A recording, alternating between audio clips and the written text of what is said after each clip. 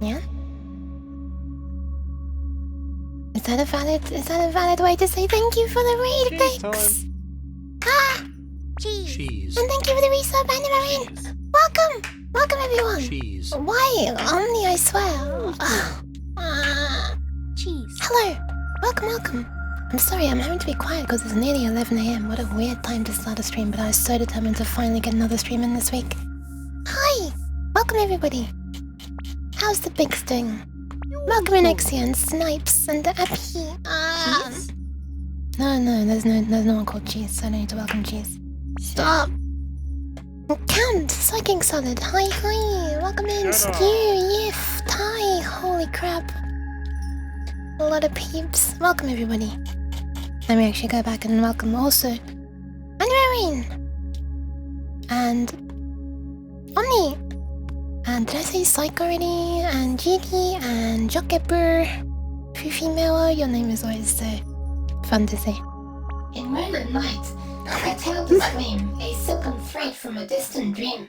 It sways and dances, soft and light, a whispered secret in the night. With every flick, a story's told. Of ancient magic, tales of old, her tale. A brush that paints the sky, a graceful wonder passing by. My tail is a brush that paints the sky? What the hell? That's actually amazingly poetic. Thank you. Hi, Nuj. I keep messing it up. I do appreciate it. I don't deserve it. I do appreciate it. I promise I do. Also, I like the way she started by saying moonlit. In moonlit night. Hi. Welcome, Nuj. Welcome, Fi. Welcome, Dread. Don't go just at the end to take a small rest after another event. Another event? Aww. I'm sorry, Vix. Your stream was fun. I swear I didn't realize that you were starting to stream. Nice. I mean that you were ending stream. When I started streaming, I promise. I was lurking for a while and I thought, okay, I can't put it off any longer. I gotta do it, but I didn't want to be like spamming in your stream that I was gonna start, of course. Anyway, I've had redeems as well. Let's get through them. One sec. Thank you for saving the kitties and hydration stream and the posture check. I saved the kitties before I started, so I refunded you that. Also, hi proud. Did I ever say hi proud? Hang on a second. You're gonna get to hear me opening this Nyan juice with the holy uke reverb, which is identical to the reverb that I manually turn on sometimes. So. Nice.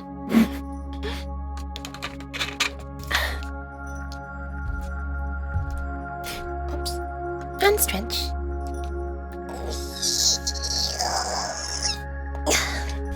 Done.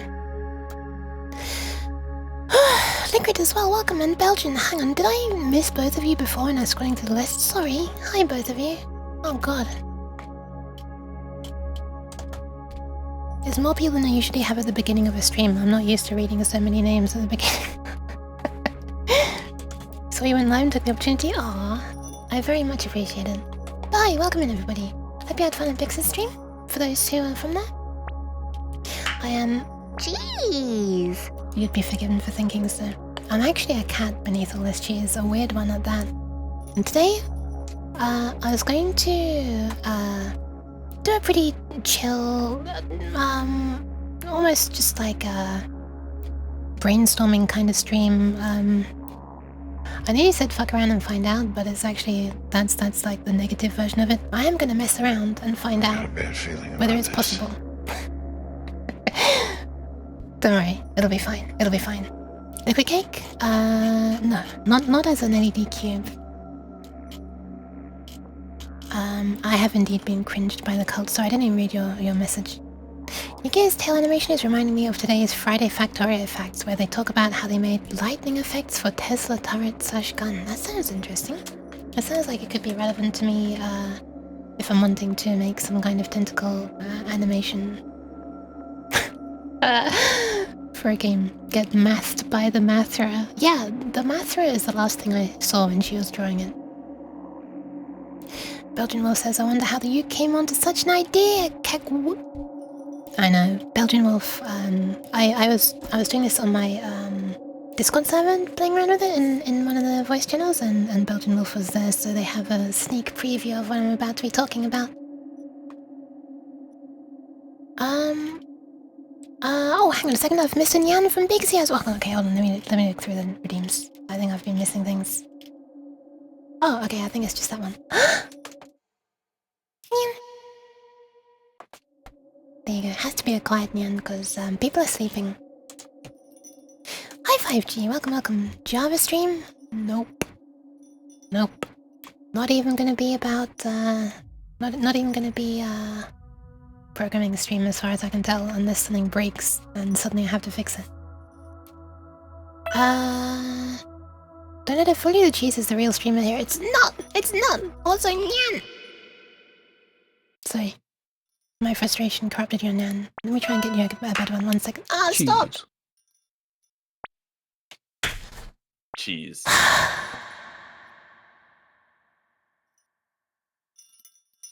too shabby. Let me pat your head. I haven't even done it yet. Nyan. There you go, I've done it. I got it in just before you patted my head. And pants. Pants there for the nooch. I only just... It was glitchy while I was trying to pan. Hi, Chris! Thank you so much, AP! Hi! Was it? Oh, sorry, Appy. Sorry, I read that as A-I-P-E. Even though previously I've already read your name and I've heard other people reading your name, I still managed to mess it up. The reverb sigh goes hard. I like why I sighed while I was reading that comment. So when you see my hand like this, I'm fumbling, I'm fidgeting with the mic, I'm sorry. And sometimes my hand tracking stops working while my hand is on my mic. And then it just gets stuck up there. It's not getting stuck up there right now. I'm trying to... Nah, it's not being fooled anymore. Sometimes it'll just keep my hand up like this. And my hand's not actually up. It's somehow, some part of my mic looks like my hand apparently. Anyway, why am I talking about this? Yuke is dying according to the thermometer. It's true. It's stupidly hot in my room. And then people outside somewhere thought, you know what? This is a really hot day. I'm sure a lot of people have their windows open and they're like trying to cool down. You know what would be a great thing for me to do? Burn loads of rubbish illegally. Yeah, let's put smoke in everyone's houses. Also, this is not triggering the sparkles in my eye for some reason. Hold on. Let me restart my tracking. Oh.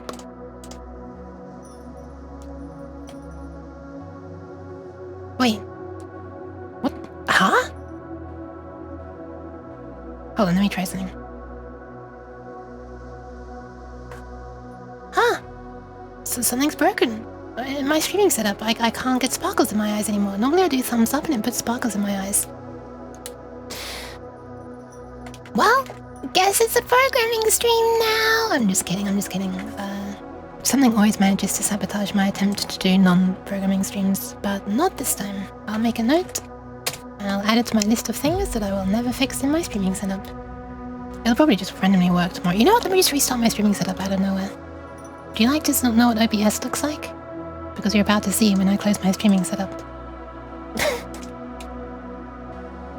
1 sec. It's restarting, I promise. Here we are. Nyan. Is it fixed? Shit. It's not fixed. It's worth a try. I recompiled immediately before stream.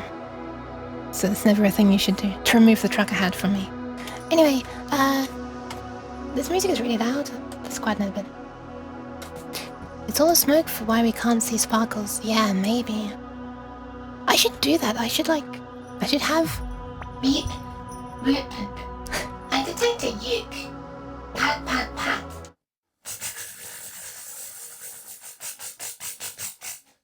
Sandwiches. The way she slows down when she's reading it is funny. Beep. Boop, boop. Hi, Cabbage. Welcome. Beep boop up. Sudo./sparkles. That'd be nice. I don't think it's even the fault of my hand tracking right now. yeah, just nothing's changing. I have no idea why that would be. I've never disabled the thing on my Unity setup that does the post-processing of this. In fact, it is the part of my code that is like looking at what my oh wait, no, that's a different thing. Never mind, I just realized. Lightning in the distance. Oh hell yes. I love lightning. But yeah, I should add a thing for my window. Why can't I point... Oh, there for my window? Thank you for the pants, Lexia. That makes black smoke billow in. Although, how the hell you get realistic smoke on Unity, I have no idea. This sounds like a thing that Stuart would want to help, to not maybe want to do in a shader. Anyway, here's what I was thinking of doing today. One sec. Where is the... Hey Sprite, where are you? I've been using you. Okay, there you are. Sorry, I just realized I've got a load of stuff that I should probably close some things on because there's too much crap in my taskbar. Did I hear stew shaders? You did. For smoke. Smoked stew. Stew with a smoky flavor might be nice, but not right now because I've got bonfires stuck in my nostrils. Yeah, so for those who don't know, this is not a shameless plug, this is actually highly related to what I'm going to be working on today. And what might become a big project going forwards. Like a long-running project. Hi F-Ball, welcome! Thank you for the pants. Nostrils are on fire. Nostrils? Pour water in them. No! Yeah, so for those who don't know, I take music commissions and I make the music using an old, like I guess it'd be called retro, but when some people, the word retro is like the most overloaded term ever. It means a million different things. And if I say retro music, people are going to be imagining like chiptunes and stuff. It's not that old, but it's MIDI synthesizer from the 90s, made by Roland. And yeah, that's what I make a lot of the music on, so it can sort of sound like music of that era and stuff. And anyway, point is, it's a MIDI synthesizer. Hang on a sec, since I restarted my tracking, did my hand alignment change? It did a little bit, but who cares? Ah, my eyes. But yeah, so I was thinking, wouldn't it be cool if I could make us like a big sort of display, but not like an LCD or something like that. Oh, my frame rate's already dropped down to 30. Amazing. My stream lasted what, 16 minutes before the frame rate dropped. Nice. I love this. I love streaming. Okay, that's a reference to a sound that another streamer has on their soundboard. Well, that's saying it. Oh yeah, it'd be nice if I could make like a big display that shows all the internals of what's happening on all of the 16 MIDI channels. Neil! Hi! Get off the computer, cat. I'm just... No, they're not here. It's their fault for not, I switched to game capture. Is that smoother? It is smoother. It's their fault for not securing the computer. 2 years. Wait, that actually is 2 years. I thought it was like the joke where you say years instead of months. Blep! Hi, thank you so much. Welcome. How are you doing? I would have sparkles in my eyes, but my eyes are broken right now, and this is not a way that my setup has ever broken before. Did I ever make that note? No, I just loaded an empty notepad. Sparkles and squinting are broken. Retro music is banging rocks together and yelling. That's my banging of rocks together, pressing a key. Yeah, welcome in Neil, welcome in Black. Hope you're both doing alright. So I was thinking, what if I make a big circuit board that is like lots of blinking lights and stuff that shows you what's happening on each of the 16 MIDI channels? Like it represents the values of all the different parameters for each of the 16 MIDI channels. And I thought, wow, that's going to be a lot of LEDs if I want to show all kinds of different things like the panning and the various ways of changing the volume, like attack, decay and release of each one, filters and reverb, chorus, delay levels, and this is for every single one of the 16 channels. That's gonna be crazy. That's probably gonna be like a lot of LEDs. Maybe even like I don't know. When I was soldering the long Uke circuit board, I can't remember how many things I soldered. How many joints was that? I think it was like around 300 by hand. I was like, wow, this might have like maybe like 500 LEDs or something. Turns out I underestimated a little bit. It's like around 1,500 separate LEDs. That's ignoring the 7-segment LED displays that I was thinking of having as well. And so yeah, the reason that I know this number is because I started sketching what it could look like on Aseprite last night, so maybe I should show you it. Actually, you know what? This is a perfect opportunity for me to quickly show you the current state of one of the pieces of music that I'm making, a current commission I'm working on. And this will be like, I can look at it, I can poke inside it, and I can show you, hey, this is the kind of thing that would be visible when it's, when I make a circuit board like this with all the lights. It also, occurs to me, this is going to be a huge amount of current necessary to power all these LEDs at the same time, so that's probably going to be one of the biggest issues with making this board. Anyway, let me just turn on some things and I'll see if I can show it to you. Boop. We'll hide the logo for a sec. Boop, boop. Boop. And boop. Nope. And if I play this, then hopefully... wait, hang on a sec, I gotta unmute something. Unmute that. And... God, there's a bunch of stuff I have to do to make me not hear it double as well. Okay, there we are. Alright, let's see what this sounds like. This is still very much incomplete, but it's slightly less incomplete than before. And here we go. Are you ready? Okay, that's not initialized properly. What the hell? Is this not sending on the correct channel? One sec. Or is it already? It was. Oh, I think this must have just sent reset messages. Okay, let's try again. What the fuck? Why is it resetting? Hold on a second.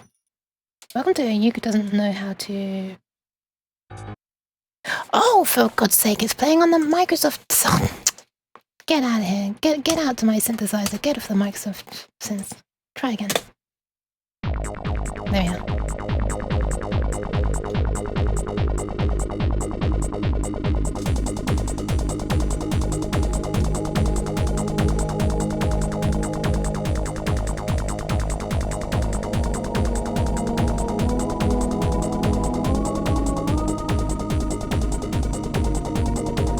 I still gotta fix the volumes as well and everything.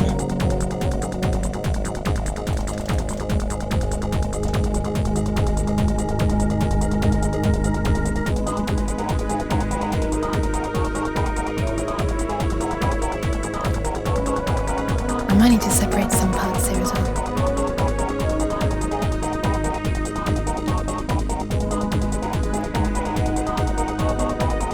Spooky.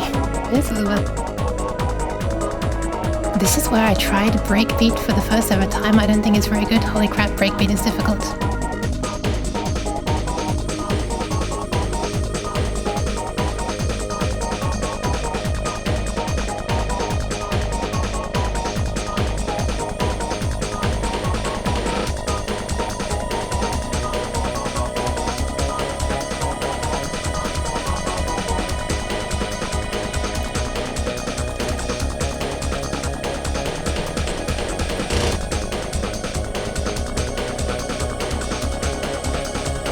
Stuff needs to happen over the top of this, of course.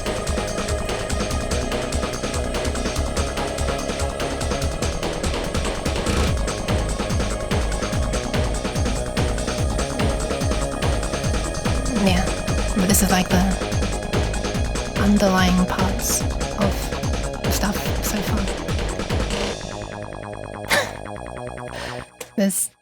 It gradually fades away to nothingness. Because it's not finished yet. Eventually it'll loop and stuff. Anyway, there you go. The end. I accidentally switched over to what I was originally planning to show you the stream. Oh shit! So why did I exit? I was gonna show you all the different things then. Ugh. Hold on. I'm being very silly. Zip. Thank you, Anima! Looking 95? Yeah, this was definitely meant to sound quite retro. This one. This, like, there are ones I've made that are not meant to sound so retro. So, the stuff along the bottom, like these graphs, this is actually many different things being shown at once. And each one of these, oh, let's turn this one off. Each one of these would be being shown on its own little display over here on this old. Where's a sprite gone? Where's it gone? There it is.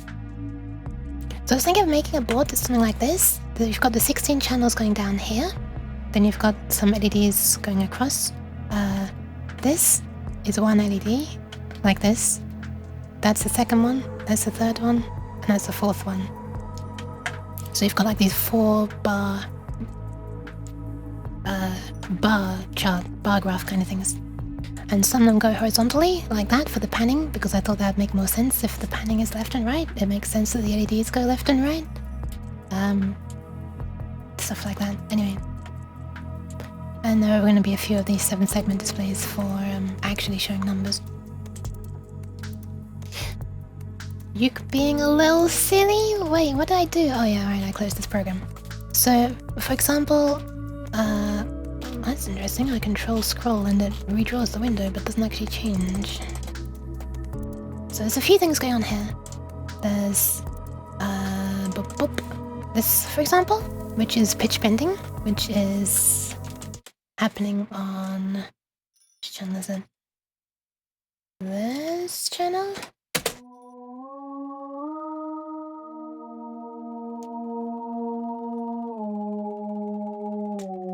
And that would be shown as... Where's a sprite? How's it keep fucking disappearing to the end of my old tab list? There we are. That would be shown on this bar graph, and then these 2 numbers here would spell out the pitch bend sensitivity. So then, basically how MIDI works is you, for pitch bends, you set a sensitivity that defines like how far you can bend for a channel. And then you have the actual pitch bend messages, which are, you can imagine like a percentage from -100 to +100. It's actually -8192 to 8191, but whatever. So this column right here is the pitch bend sensitivity. And if I were to increase that, then this would sound incredibly stupid. Let's put it up to the maximum sensitivity possible, which is 24 semitones. Now it sounds like this. I'm laughing, I haven't even pressed play yet.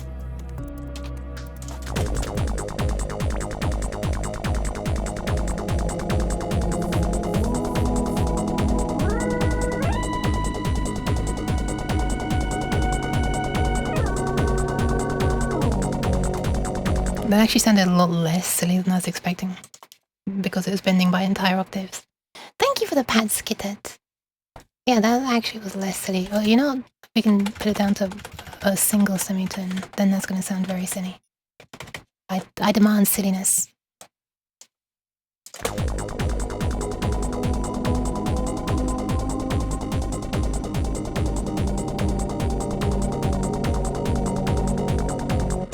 Okay.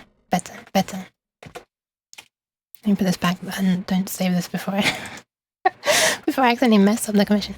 Anyway, there's a lot of stuff. If I reload the program that is exited, but this time don't open the file that I'm working on, but just use it to show all the columns. There's an overall volume for every track. I just learned that you can click and drag. I've been using this program for an extremely long time and I never knew that you could click and drag to change the numbers. Amazing. I was just trying to select the whole column. Anyway, you can change the volume of each track, the panning, so left and right, reverb, chorus, and delay. So basically this is an amount of sound is sent into 3 different processes, one that adds reverb, one that adds chorus, and one that adds like a repeating echo, and you can configure the speed and loudness left and right and stuff of the delay echo. bend sensitivity, other things, blah blah blah blah blah blah, and this should all be on hand. And I was thinking, maybe today I could start actually looking into what this would look like as a circuit, rather than just what the front of the board should look like, flashing lights wise. Like, I think I know now that it would look something like this. So now I need to like, yeah, look at the implications of that. Let's mute that now, okay.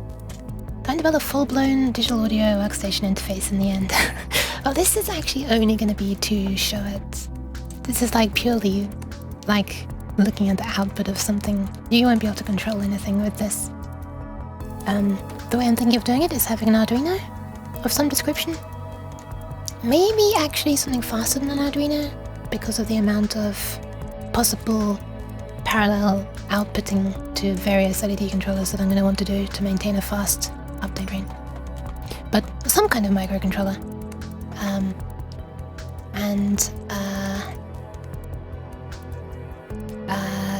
Into the microcontroller goes some MIDI signals, which is just a serial connection.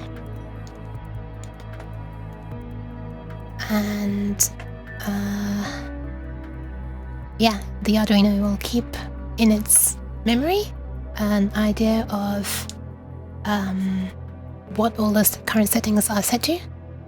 You know, so it's going to keep a record of, okay, channel 2's volume is currently 100, whatever.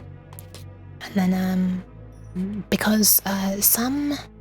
Oh, I guess I should explain as well how I'm even planning on driving these LEDs, and then, you know, let's start from the most visible, and then move to the more abstract stuff like the coding. So, bunch of LEDs, right? How do I control them? I'm sure as hell not going to control each LED individually. Even an Arduino Mega, like FPaul suggests, only has, what is it, 50-something pins? Oh, I guess you've got the analog inputs, which can be used as outputs as well, but... so, I would probably be using something that I've used before. Actually, it was used on the long Uke circuit board. Let's see if I can get a picture of the long Uke circuit board. Holy crap, have I got too much stuff open? This is ridiculous. I guess I can close that now. And this. Alright, where did I save these things? Probably in this folder. No. Where did I? It's been too long. I don't even remember where I saved the... Oh, I know where it'll be. It'll be in the PCB design area. One sec. Here it is. Here it is. So, earlier in the year, I think it was this year, on stream, I designed a circuit board, and there it is. Fabricated. I used GLC PCB to make it. Hashtag not sponsored. Hashtag I had great fun making this. And also this. And, yeah. And then that's it populated, but not cleaned. And that's the other side. Populated and cleaned. And there it is displaying stuff. That's actually working correctly. I was just trying to turn on the first 2 LEDs of each... Sorry, the first 2 displays of each 8 display segment, and the other 6, these 6 and these 6 are just random crap that happen to be in the controller's memory at power on. You might want to consider something like STM32. You can use FreeOS for real. Oh, I do not want to use something that has an operating system on it. Absolutely not. I'm sorry. I might consider using something like the ESP32, which has 2 cores, which could each be running their own code. I've never done multi-core stuff on a microcontroller before.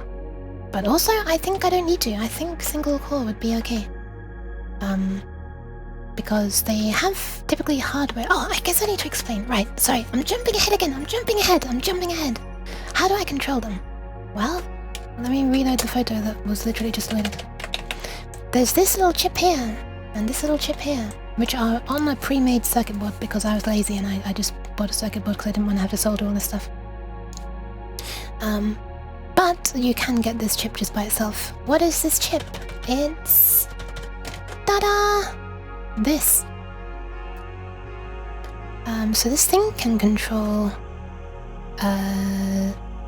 8 displays, which have 16 LEDs on each. The reason it's that way and not 16 displays which have 8 LEDs on each is because of yeah, you might actually be able to use it that way now I think about it. But it's designed so that you're controlling a display that has 16 common negative connections, and then it just switches the positive side, if I remember rightly. It might be the other way around, I'll have to check. Anyway, so I used this. And... yeah. What does this use in the end? Was it I2 seasoning? Yeah. So, yeah, if I'm not mistaken, the Arduino, thank you for the hydration, has, didn't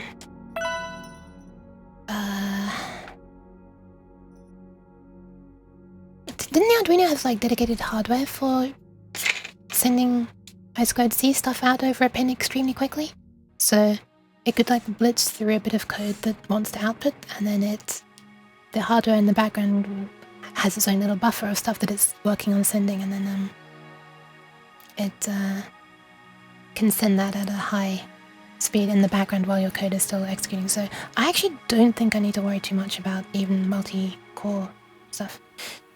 As we see specific pins. Okay, yeah, so it does have dedicated hardware for that. Okay.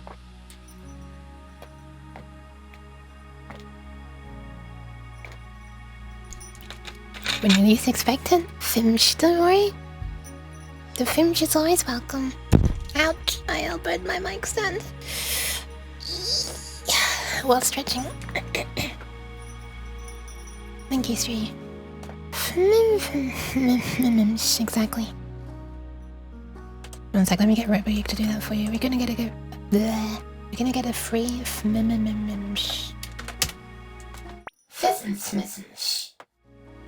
That one was satisfying. It was like she was just good on the mic. I expected that to be way louder and more horrible. So, yeah, so these grey lines, which are not a great colour,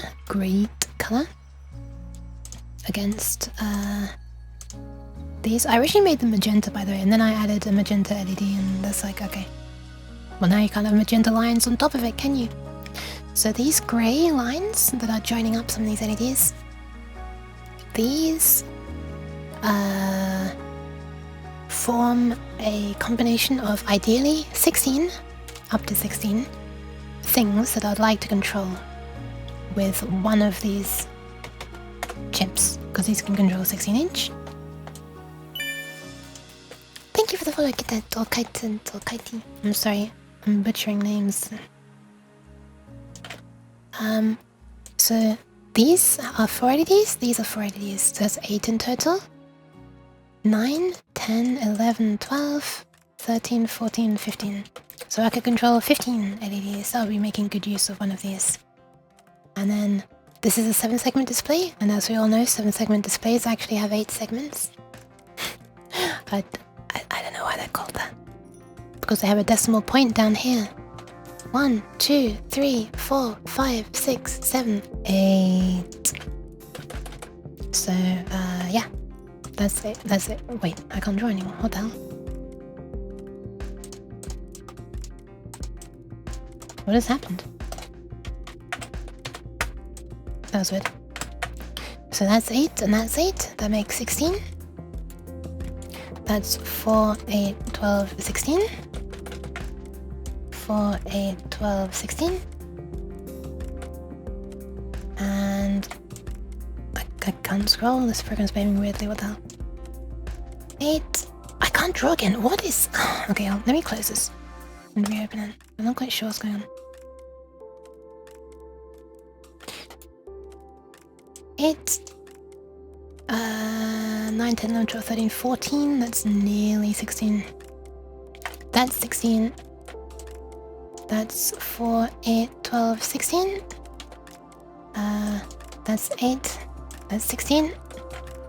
And there you go. So that is 8 controllers. 1, 2, 3, 4, 5, 6, 7, and 8 for each one of these 16 MIDI channels. That would be 128 controllers. And it's at that point that I realized this is probably never getting made. This is a pipe dream. I need to lower my what do you call it? Lower my ambitions. This is very, very, very silly.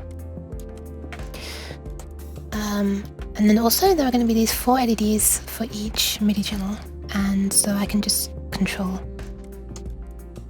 4 channels worth of these LEDs with one controller. And these ones are just going to flash when a message of a certain kind is received. So it's just like instant look at activity happening. This will flash when a note starts or stops. This will flash when pretty much any of these changes. This will flash when the pitch bend changes, and this will be anything else that's technically not a control change, but something like the instrument changing, or note aftertouch or something like that. Stuff that it very rarely happens.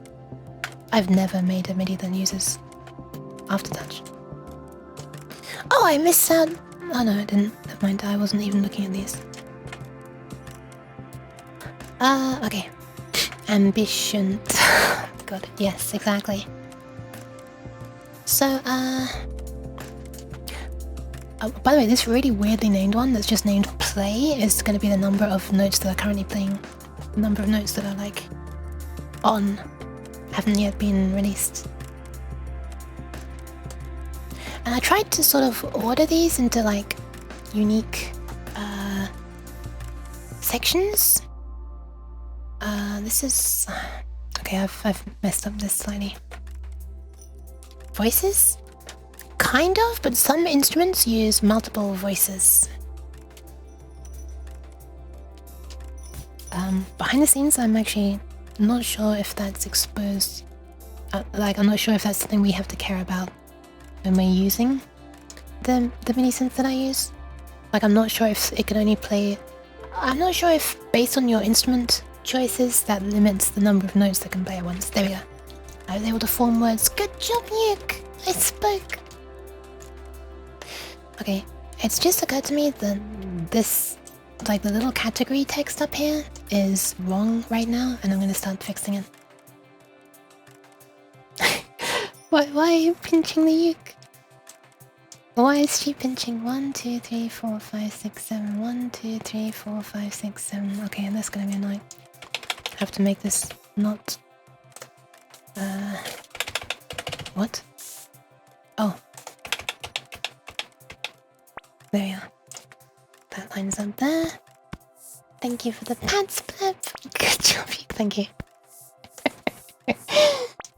Oh my god, that's a lot of pads! What the hell? Thank you. But yeah. So I was hoping this could be a little bit of like a just yapping stream, kind of. Where we can just kind of chat somewhat. Because I'm probably just going to be messing around on here and also on Dip Trace, which is what the top says above me, which is the electronics design software that I use. And it's hopefully going to be a lot less concentration needed than when I'm programming something. But yeah, let me just finish this final part of the explanation. I would pad as well, but I intend to save some points in order to say some meaningless dribble via the robo-uke. Understandable. Dribble. I wonder if I should reduce... How much does robo-uke currently cost? Oh yeah, I did reduce it recently. 400. Wasn't it 500 before? Okay, so this section here pretty much affects what I would call the instrument itself. Like fundamental things about the instrument. You know, maybe this should be somewhere else. Maybe that should be over here. But then, yeah, I'm not willing to separate too much where which things will be controlled by which controller, because otherwise I'm going to need traces running all over the place. Like, I'm actually going to need traces, all of these, to somehow be connected to the same chip. So this is how I'm doing it. So this one here is whether the instrument is set to monophonic mode.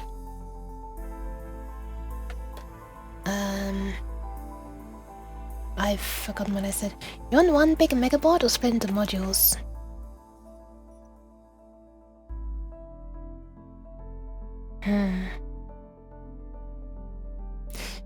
Yeah, it might actually be easier to split it, huh? Maybe less satisfying. But, I mean, if I mess the board up in one place, I don't have to completely restart from scratch, do I? That's quite significant. What if I make each MIDI channel its own board? But that's super, super long and narrow boards. I guess I could split it like that and have two designs. But for now, I'd like to just have a more practical look at the... Yeah, I'm not sure what I'm going to be focusing on right now. That's actually a really good idea. I hadn't thought about making it modules so fiffy. Like a RAM stick? Well, this is like 2 and a bit RAM sticks, I'd say. Or maybe 2, like one of those really low profile RAM sticks in terms of aspect ratio. This, I think this would be close to 30 centimeters long. This is huge, right? This is going to be like the size of a motherboard. This is by far the biggest thing I ever will have made. And this is like going to be a long-term project. This is not just a small thing to do. Like, even just soldering everything together at the end will be a long project. So I don't even know if I'm going to be able to stick with this and see it through to any sort of completion, or if it'll just be a random thing to pass the time. Either way, I thought it would be a fun thing. I don't know. I like even just fantasizing about doing this kind of stuff, and then I can pretend that I'm actually making a thing when I'm actually just wasting time. Shouldn't be an issue for the board fab. No, true, it'll be expensive though. Especially since I probably will end up needing like more than just a top layer and a bottom layer. I might need some middle layers. I think the next step up from 2 layers they do is 4 layers. And when you have layers in between, the price goes up a lot. But yeah, this here is going to be the number of the instrument. And I've been thinking about ways to display this. The obvious way is just a decimal number, right? So I make some sort of LEDs here that looks like it could be a 1, because you only ever need like up to 100 and something, so we don't need to waste an entire 7-segment display to just display the number 1 sometimes. Multi-copies of the same design is cheaper. That's true. That's true. That's true. So that is quite a good case for making it out of modules. But yeah, so MIDI instruments are split across 16 categories. Ignore these 2. These are not general MIDI. You've got 1, 2, 3, 4, 5, 6, 7, 8, 9, 10, 11, 12, 13, 14, 15, 16. And in each of these there are 8 variations, or 8 instruments, I should say, 8 instruments. And this synthesizer also provides variations on each of these instruments. And so if you're using the first one is the standard general MIDI instrument. Let's take a close look. If the bank here is 0, which the first one always is, that's the general MIDI instrument, and then this synthesizer in particular provides a bunch of variations. Let me just turn it on. I'll show you what it sounds like, if anyone's curious. So here we have the standard. Why is it? Wait a second, what's going on here? What's going on here? Oh, I see what's going on. There we are. So we have the standard electric piano 1 instrument, but then also the synth provides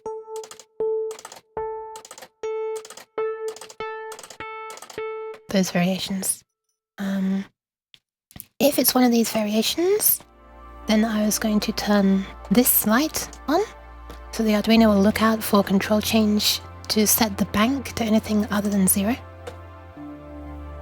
And if it's being set to percussion mode, this will turn on. You can do that actually for any channel, not just channel 10. You can assign any of these to be a drum kit. They can be the same settings as this or a second set of settings, but either way. Wait. Shit, I think I've triggered the bug in this program where it doesn't actually set the God damn it, I managed to trigger the bug where it doesn't actually send the correct sysx message to set drum kit mode. That's annoying. Okay, whatever. It is possible. Hi, Donketter! Also hi Hobgoblin. I didn't say hi Hobgoblin either. They want you to buy like 5 times minimum each design. Yes, minimum order quantity is 5 for GLC PCB, and I think most PCB manufacturers have a minimum quantity like that. Which is fine, the manufacturing is cheap enough for that to be okay. And actually this is something that I was mentioning on in the voice channel on my Discord server the other day. That how's the honketter, the long kettle doing? Sorry, that's because I started reading a message. Honketter was a mix of high and long kettle. No, yeah. And also you can set the channel to be monophonic so that when you start the second note, the first one cuts. You're good? Nice! I would be having sparkles in my eyes, which my thumbs up normally triggers, but God knows why, that's suddenly not working today.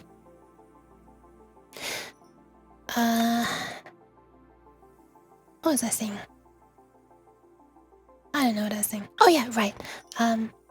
So this particular manufacturer of the circuit boards does actually offer a service to assemble the components onto the board if the components are SMD, so surface mount devices. For those who don't know, there's like there's basically 2 broad types of electronic components. These ones called SMD, surface mount devices, just sit on top of the board.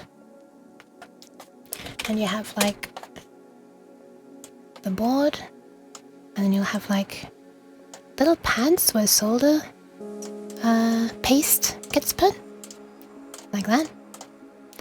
And then you have the actual component that sits, why is this so thin? That sits on top like that. This part and this part are the conductive parts, and then if this is an LED, like the middle part here is going to be where it's like shining. So normally the way these are assembled is a mask, like a metal mask is made, and with little holes cut out where there should be paste. So you might have, in this example, a piece of metal like this, and then you cut out a hole there and a hole there, and so this thing gets put on top of there like that. Did I line it up well enough? Yeah, sure. And then like the paste is just applied through the holes like that, and then it'll make sure that the paste goes exactly where it should go on the board, exactly where the terminals of the components should be. And then the SMD components are laid on top. And this is usually done by machine because these are goddamn tiny. Look how small some surface mount components are. Look at these sizes, look at this, look at this. Dimensions in millimeters. 0.4 by 0.2. Like there are so many of these who have one of their sides less than 1 millimeter. So fuck trying to do that by hand for 1,400 components without accidentally sneezing and moving them off. Anyway, and after that they're put into like an oven basically with very accurate temperature control. If we look at, for example, where was I here? This one, let's look at this one's data sheet. And usually at the bottom you'll find a graph like this, and this is this here is a time in seconds, and this is Mick, you is in your area. Deploying PATs. No, hide! Pat. Pat. Code nylon. Pipit pipit. Code nylon. Code nyan. But ask your surgeon friend. I think the surgeon friend might get a little bit tired of doing this 1,000 something times. I don't know. It's just incredibly tedious. But yeah, these ovens, thank you for the audible pads, Cabbage, even though she said pot at least once. So yeah, like, if you want to solder these LEDs in this way, you need, ideally, some kind of temperature-controlled oven that will heat up. In this way, spend only 10 seconds maximum at this temperature maximum, you know, and be able to heat up and cool down at a specific speed. And yeah, good luck doing this in your regular food oven. So for this region, I was considering not using surface mount devices. The other type is through hole. If we wait for this to do its thing. There, where you have these legs that go through holes in the board. So the holes are drilled for these to go through, and then you solder to the back side of the board. There'll be like little a ring of conducting stuff. Like this. So you have a board. Here it is. Boop. A hole is drilled. And then around the outside of the hole, you have exposed copper that you can solder onto, and then the leg comes through, and then you go with solder. But the company won't manufacture, won't assemble. They'll drill the holes in the board and everything, and they'll make the board ready for you to solder, but they won't. Ain't nobody got time for that. That's what I would do. That's what I do have time for. SMD is the best. I use hot plate and solder paste stencil. Hot plate? Really? Really? You managed to... Wait, you're actually able to do that stuff? With like a not super expensive temperature control thing, and you don't absolutely fry all of your components? But yeah, so the company will assemble SMD stuff if you use components that they can source, but they won't assemble through-hole stuff. Hi, Hakun! Welcome. Did I ever say hi, Doc, as well? Surgeon undergrad, he's already used to being exploited. No! But hey, the problem is the minimum order quantity of 5, because instead of just paying for a mere 1,500 LEDs, I'll be paying for roughly 7,500 LEDs.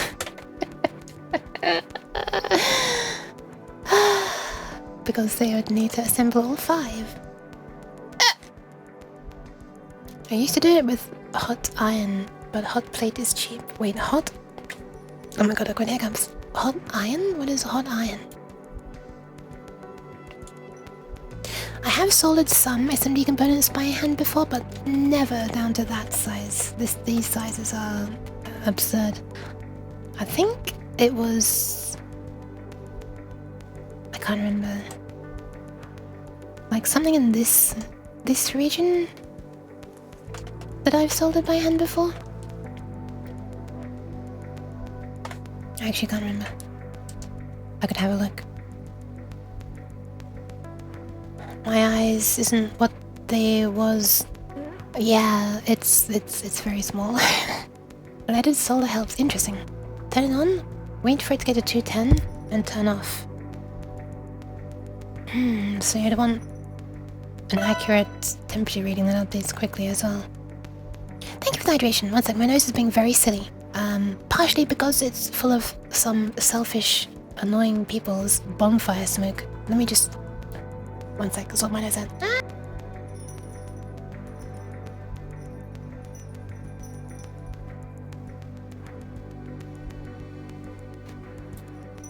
Bonfire.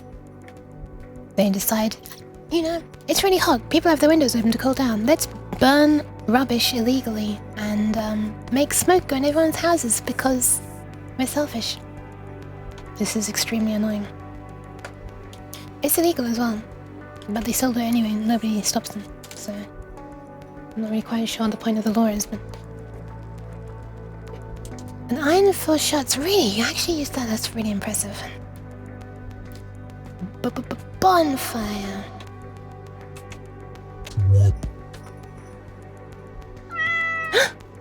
Young. Oh, I guess I should actually do the hydration now. We have a small oven that is converted to SMD oven at our makerspace. That's so cool. Neighborhood marketplace. That's so cool, Hakun.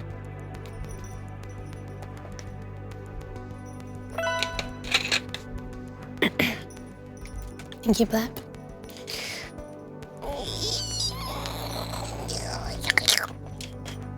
Done. A 603 is doable, a 403 is getting pretty difficult.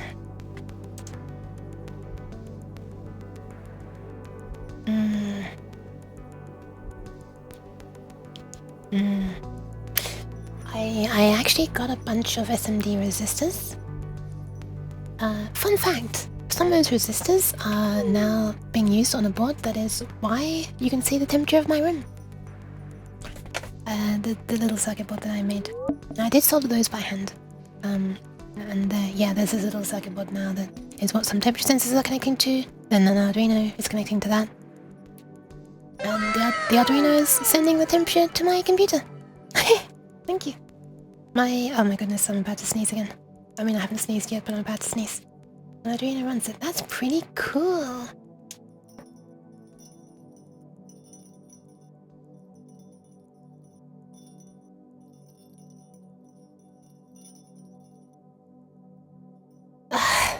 I'm dying so much.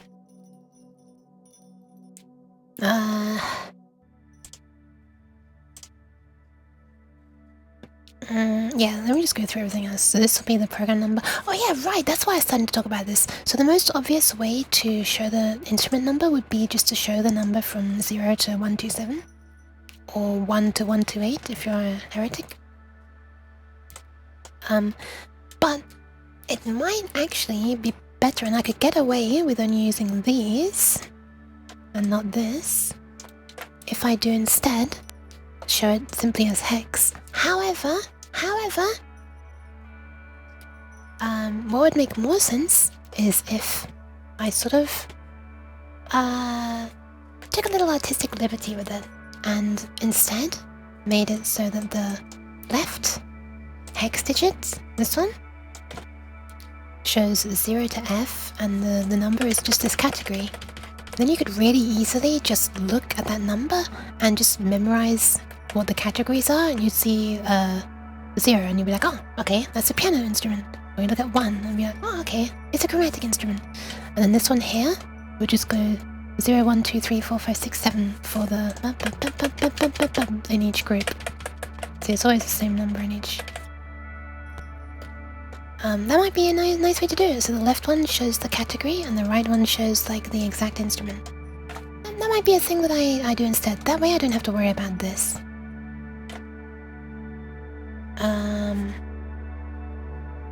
D and 0 is same on 7sec. You can do it like this. You can do lowercase d. You can manage to show all letters, and you can differentiate. Like this would be an A, this would be a B, C, D, E, and F. I guess you could also do this for E, but then it's like, okay. Well, actually, no, that's alright. That one's not ambiguous. That's not ambiguous. I was thinking that might look like a 9, but no, this is a 9 nuke, please. I guess you do A like this as well. Does anybody actually write A's like this? Like, I've never actually seen any handwriting that draws A's like this. This is like purely a computer thing to me. Like, people always write A's like this. At least that's how I was taught to at primary school as well, and like everybody who I've ever seen, anyone, all the handwriting I've seen writes A's like that. Does anybody actually do that? Like, how would you even, is that what you're meant to do? Is that how you're meant to draw the strokes? If you want to draw this shape? Or is it like this, and then you just draw this on top. It's very confusing. I don't know how that became the standard for computers, but I guess some people must actually draw it that way. The room is very hot, DJ. F-ball. Ah, I'm sorry for my sniffing.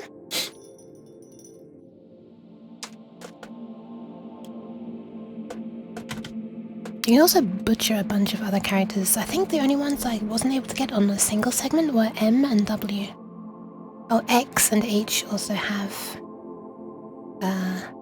yeah, like I can't get those to look different. I think most others I can. You can get G, lowercase h.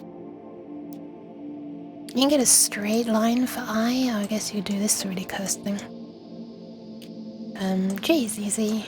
K you can't really do, can you?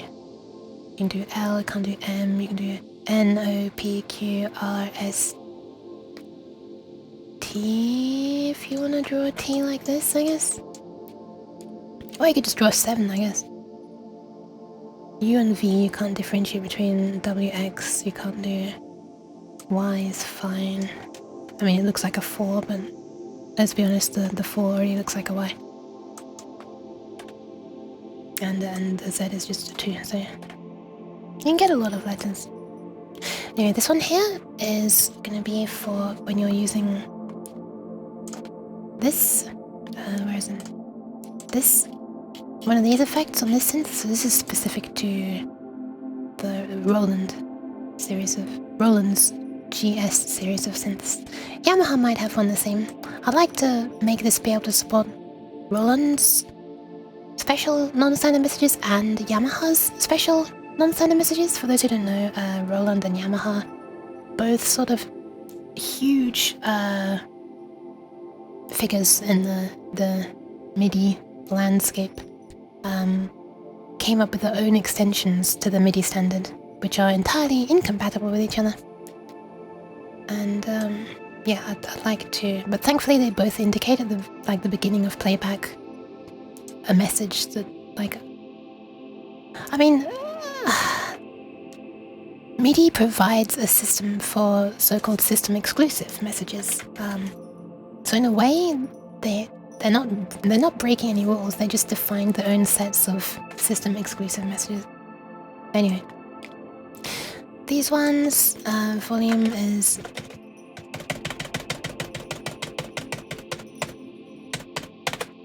the volume.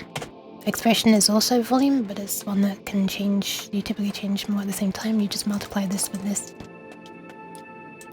Attack, decay, and release are here. 1, 2, 3. Delay, reverb, and chorus are here. Cutoff and resonance are for the filter, which are here. This is pitch bend sensitivity, and this is pitch bend, which you set here.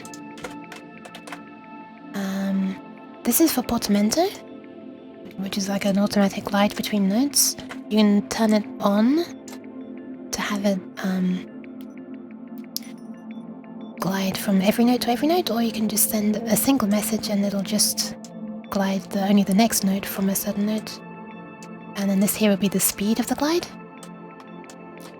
These are for vibrato, also known as modulation. So this is just a 4-bar thing which I split up, and maybe I shouldn't do that because it looks crap. And this is the speed of it, how intense it is, the depth, and the delay, which are this, and this. The panning, which is left and right, which is this. Also, GS Roland's thingy has a special thing where if you set the pan to 0, it becomes random. But only if you do it through C6. There's the number of notes that I'm playing. There we are, I finally covered everything on the display. Oh, wait, I didn't cover these two. The saucy little baka and the saucy little baka. This is the sustained pedal used for pianos, and then this is the soft, I believe it's called sostenuto pedal.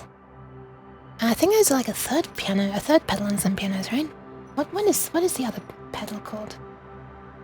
What is the other pedal on a piano? There are sometimes 3, right? What are they? What are they? Maybe I can see it down here in the list. Bye bye blip, sipa sipa. So we've got the sostenuto. Wait, sostenuto and soft are different? Wait, these are different and the hold pedal there, also known as sustain. Wait, okay, hold on a second. Okay, hold on. Research time? What's going on here? By the way, I'm stopping using start page now because for some reason it always looks like this now. And even if I go into the themes and I change it to any other theme, it's not paying attention and it always looks like this. So fuck that. Relationship ended with start page. DuckDuckGo is now my new friend. Alright, so MIDI, specs, sostenuto. What is the white lines traces? The white lines are just showing the group. Oh my god, where is it? Showing the groupings of which up to 16 LEDs are controlled by one controller, LED driver. So these make 16. These make 16. And there will be then traces running between them effectively, yes, but that's not what they're indicating here, it's just to show the groupings. Usually 14 seconds used for whole alphabet. True. Have the W sideways. True. How is sustain in front of using MIDI? Where is like the actual MIDI specs there? I haven't downloaded somewhere, I don't know where they're.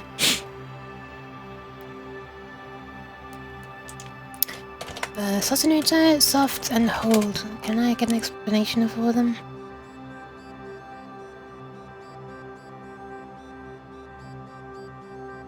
This one looks like it. Here we go. Why are they not? Hang on a second. Why is 64, the hold pedal, not shown? Oh, there it is. Oh, damper pedal / sustain? Wait, they call it damper? Okay. Control sustain. See also sostenuto. Like the sustain, however, it only holds notes that were on when the pedal was pressed. Oh, wow. That's cool. I didn't know there was a difference. People use it to hold chords and play melodies held over the chord. Only holds notes that were on when the pedal was pressed. How the hell does that work mechanically inside a real piano? What the hell? How does that even work? That's black magic.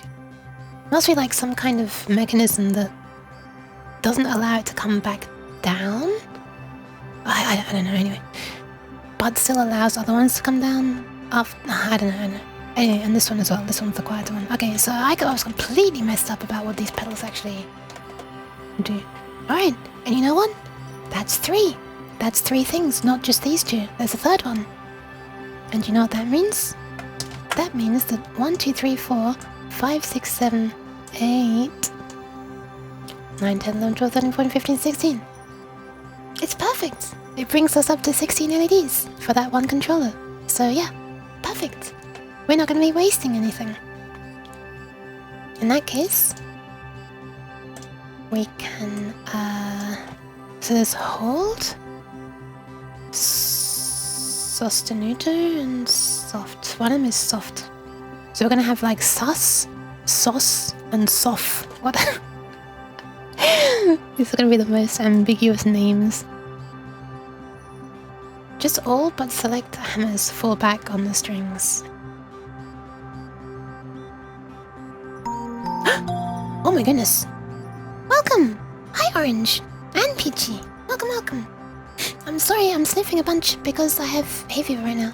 I always have it. Welcome Choco! I know you! Hi Ethercube as well. How are you all doing? Welcome. I'm gonna shout you out. What were you up to?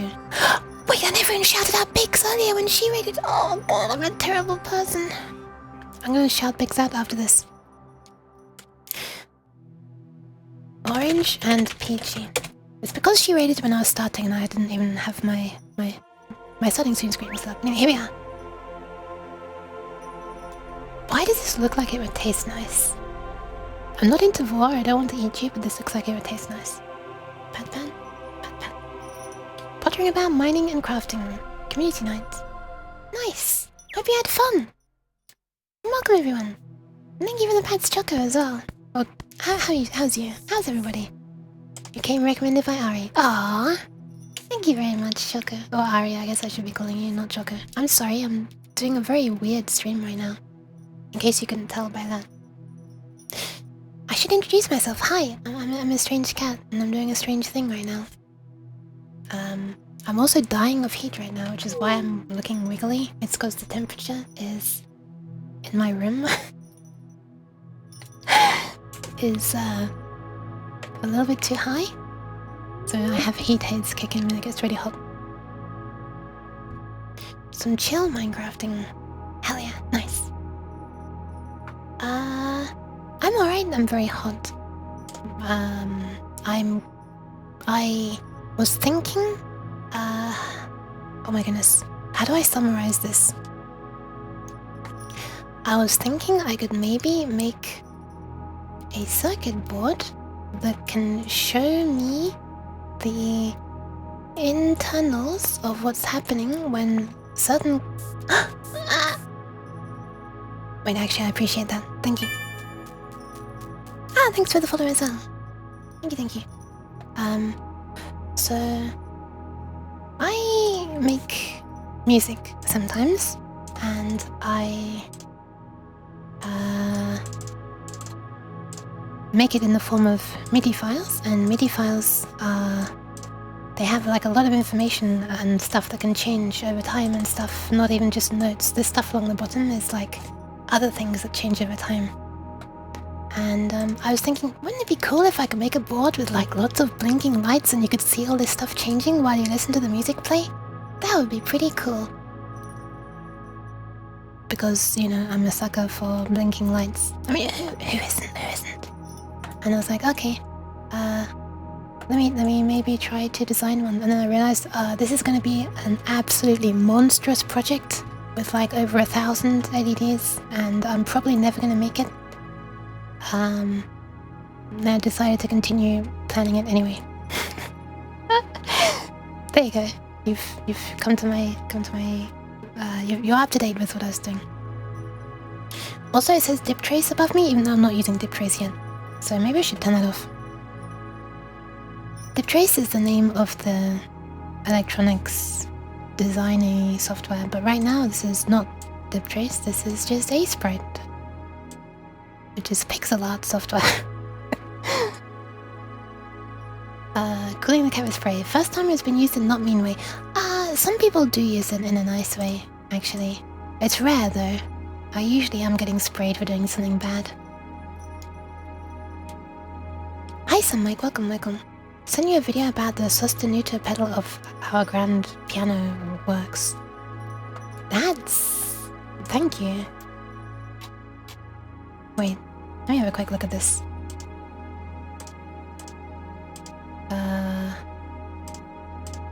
Does it? Yeah, I think I'll need to watch this after stream. But I'm gonna drop it into the chat actually, in case anybody's interested. Boop. It does look like it could be interesting. It's not super long, but...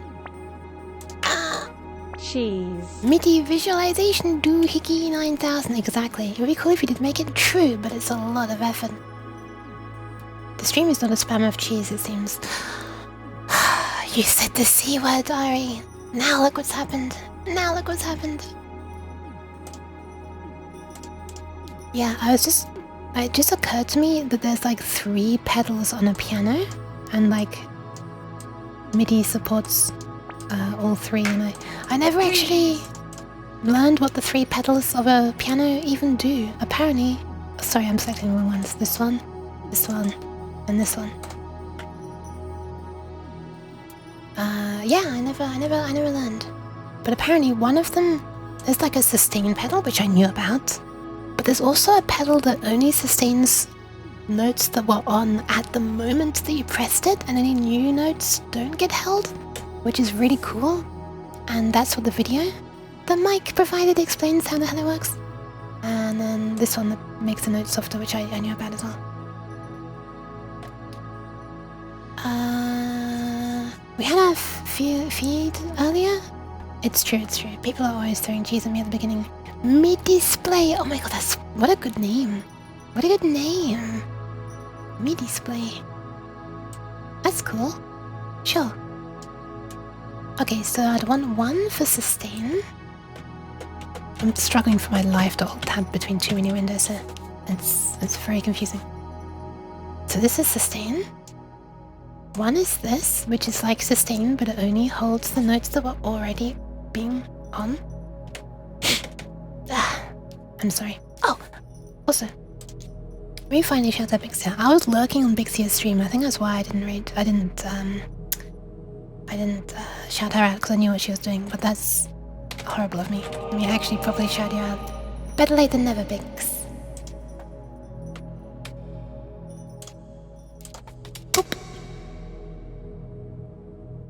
Ta-da! Here's where we got rated by in the starting student screen, which is also a cat girl. Professional yapper gets the yapping done. She did. Pats to the pics. She's cool as well. Very cool. There we are. I'm sorry I forgot to shout you out earlier. I'm sorry for being such a terrible person and you're such human.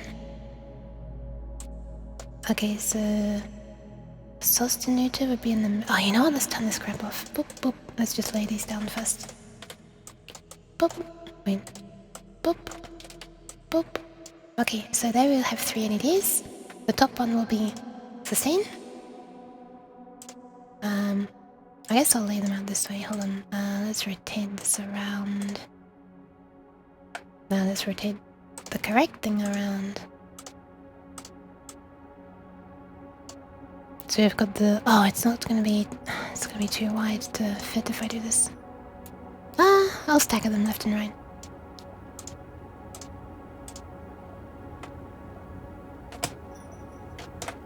I'm getting confused. That's one, that's the other, and the final one is soft.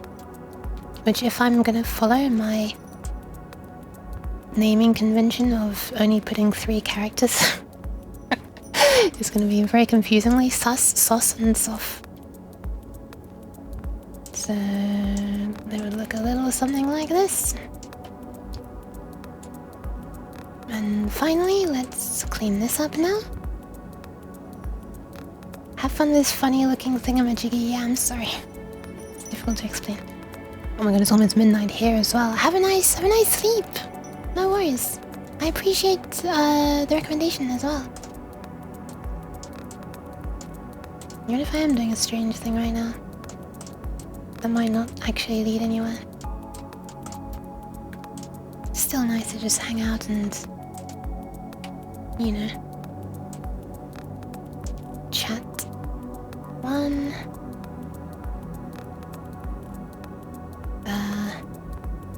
Sure, let's do it this way.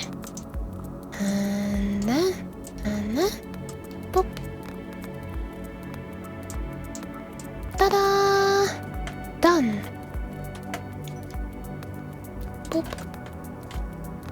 Okay, it might actually be time to start looking into these details now.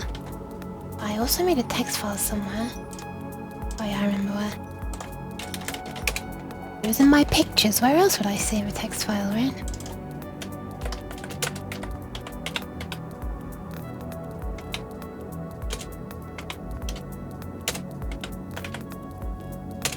Here we are. Look at this.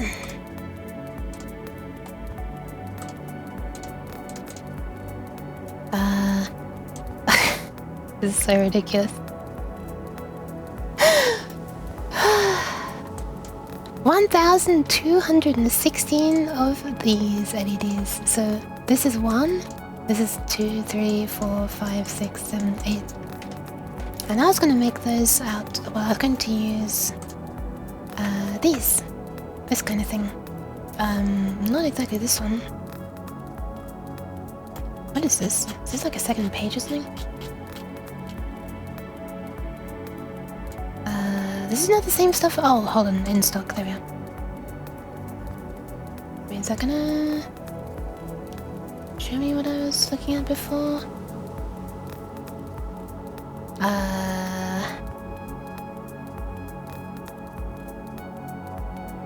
This is not showing me the same stuff as yesterday.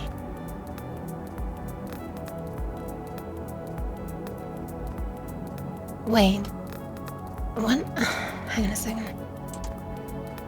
This. Okay, here we are. It's on the wrong thing. Get out of here.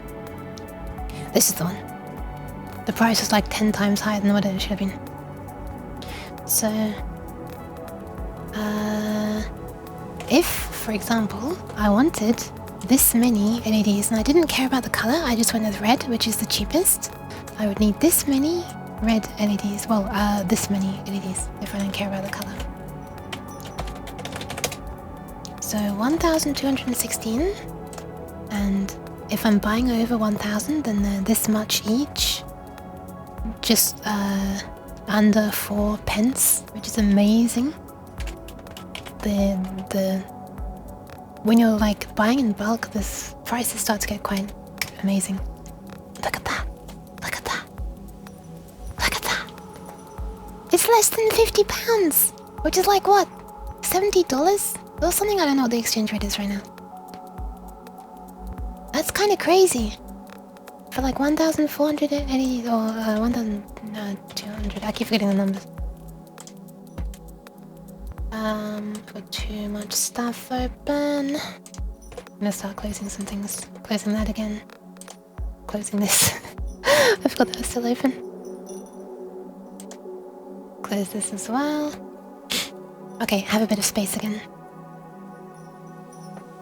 But yeah, the red one is like the cheapest. Also, this is pretty small, which is nice. Well, 2 by 5.25. I actually wonder if Diptrace has details for this exact specific LED. Probably not. I usually have to design stuff myself. But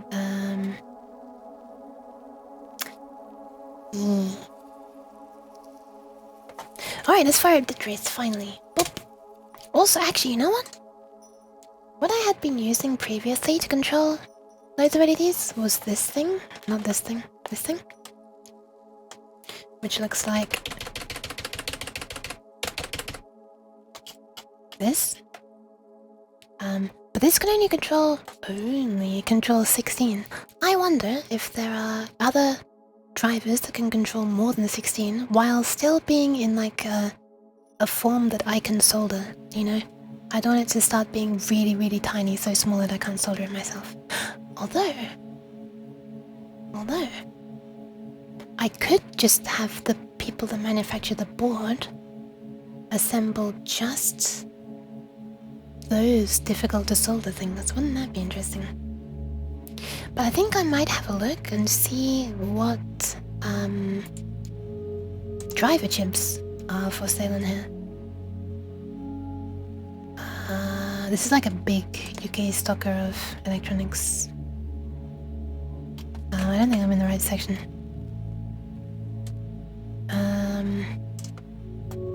Let's see. Do they even sell drivers? They must do, right? LED driver. LED driver ICs. There we are. Rectangular through-hole LEDs have a nice retrofit. That's true. Do you need individual brightness control or just on-off? Just on or off. I was going to drive them in a slightly interesting way as well, so that I get more than just 4 different positions. My plan was to have them be completely off like this, and then the next step in brightness. Thank you for the follow, Blaze Knight. The next step in brightness would be this one's on. Wait, this one's on? Wait. Okay, whatever. This one, and then I'd have this one and this one. and then just this one, and then this one and this one for when it's properly centered. This one, this and this, and then just this. Oops, well, you know what I'm trying to do. I'm struggling with my controls right now.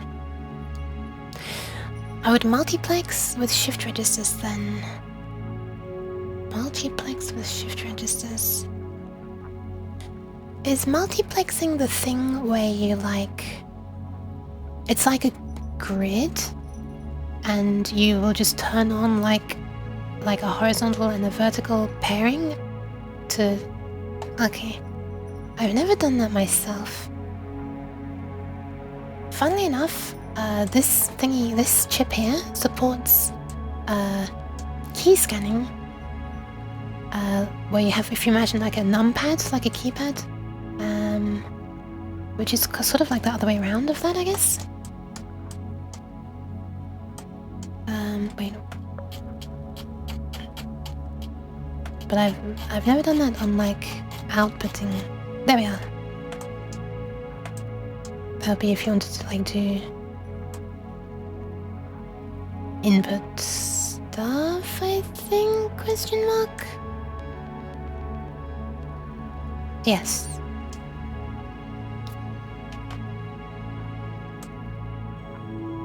But you're talking about output. If you do that, the 74HC595 is a shift register, isn't it? That's a number that I recognize. 74HC. There's also the TPIC 5. Was it TPIC 6B595, I think? Which is... I think it's discontinued now, but that is a shift register that's designed to drive LEDs directly. Wait, I'll just search on it. 74HC595. So there was this also... This? Hold on, let me get this up. Shift register. Here it is, TPIC 6B595.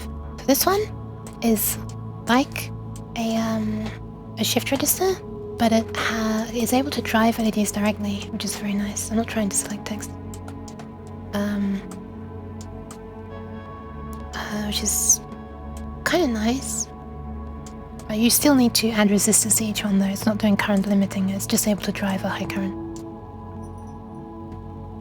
I've used this one in the past. I haven't used this though. Oh, this looks like it's a solderable size. My god, they're cheap. But you have to minimum order of 100 by the look of it. This one is minimum order of 5. Oh, to be honest, I will probably be needing a lot, won't I? So minimum order of 100 might not be too bad. You send 1101 to a shift register and all but output 2 will be set high. Yeah, I know about shift registers, I just don't know about multiplexing. SOIC is easily doable by hand. Is that the same size as this one? SOIC? I guess not. I know I can do this size. Why did it tell me the size? Wait, I think it was on the original page that I was on. Oh yeah. SOP A. SOIC. I need you know, you can actually buy like these little circuit boards that have pads on them. They're not designed for you to actually solder anything on. They're just sort of like a guide, and they've got lots of actual size pads on them, so you can say, hey, this is how big a 1206 SMD LED is, for example, and this is how big a 1210 LED is, and you can just like put your component onto the markings on the board, and you can figure out what size your component is. And you can also use it as a reference for what size it is. I think I need to get one of those. I could just make my own, I guess.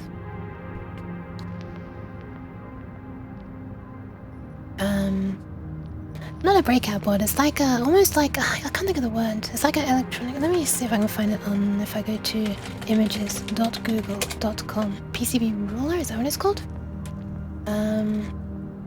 Is that actually what it's called? Holy crap. Yeah, Yeah, this is like it. It's actually a ruler as well. Oh, this is a nice close-up. Can we do this? Yeah, there we are. So they've got like all the different sizes. Oh my god, even BGA stuff. There's 1210. 0603. The difference in size is huge.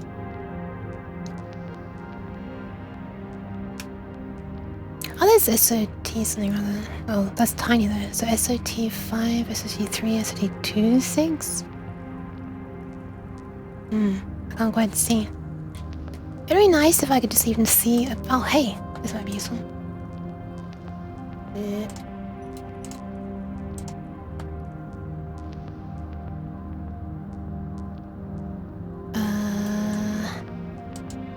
I even got like a PCB trace sizes on there. That's pretty neat.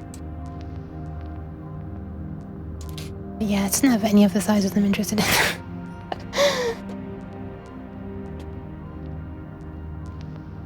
The useful rulers, DigiKey cells?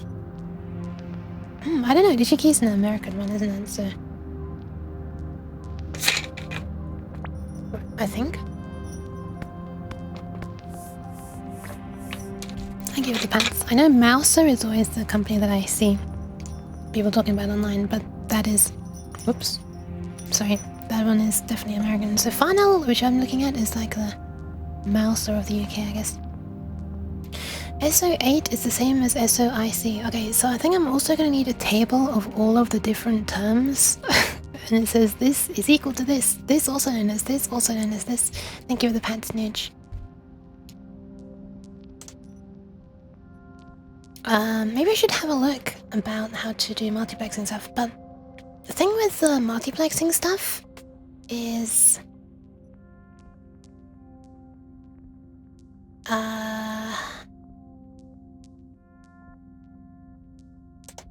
I'm only gonna be able to have certain combinations on at a time, right? In the example of this, I would only be able to scan, for example...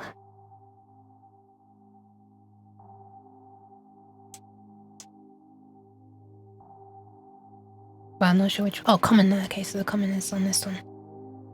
So if COM1 was on, then I'd only be able to read any of these inputs. So if you're looking at an output, I'd only be able to power any of those outputs. And then I'd have to power this combination that I want, and then this combination that I want. You can scan it fast and persistence sufficient. Yeah, I know, but like this is... That's a lot of stuff for an Arduino to be driving, like... Because we're gonna have to like... The switching of this... We're gonna have to be doing this a lot! 1408 divided by 8. If we need to be doing this for 176 shift registers, that's a lot. I need to be shift registering the shift registers. And I don't know if this is like why I would rather just use a driver that's designed to do that and has its own CPU and stuff. That's like can just keep on doing that in the background. And I don't need to like burn the CPU cycles just on trying to keep persistence sufficient. Also, I'm a little bit scared that if my code crashes and it just freezes with a sudden bunch of LEDs on, they're going to quickly burn out because you're probably going to have to be driving them in a higher currents. House run DigiKey is US based. LSCS? ISCS? In China, cheaper but low quality. LCSC. ICSC. What is it? LCSC. I've never heard of that actually. Oh my god! The water looks correct! What the hell? The water was no longer slime! So all it takes is my eyes being broken and then suddenly the slime looks like water. That's the first time that's ever worked in a compiled Unity program for me. Yeah! I didn't change anything. One thing broke, one thing fixed. LCSC is synchronous GSC P2P. Oh, okay, okay. Thank you for that, for the everything, Stewie.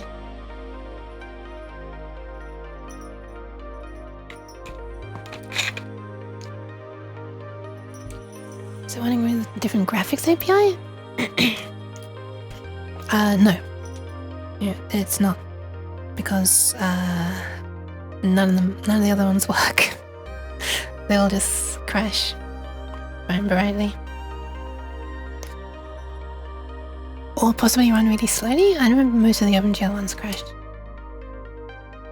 I don't know why. I think I might have a look and see what they have for ADT drivers. I'm a bit scared about how that looks. Okay, we do have ones that don't look like that. Oh, it looks like they only got... Oh no, there are ones with more. 24 channels. That's nice. The bunch with 16 channels, and I might as well already use the ones that I know how to use for that one. But 24 channels. What does it look like? Oh god! Oh god! These are too small for me to solder. These are too underneath for me to solder. Let me just do the posture check as well.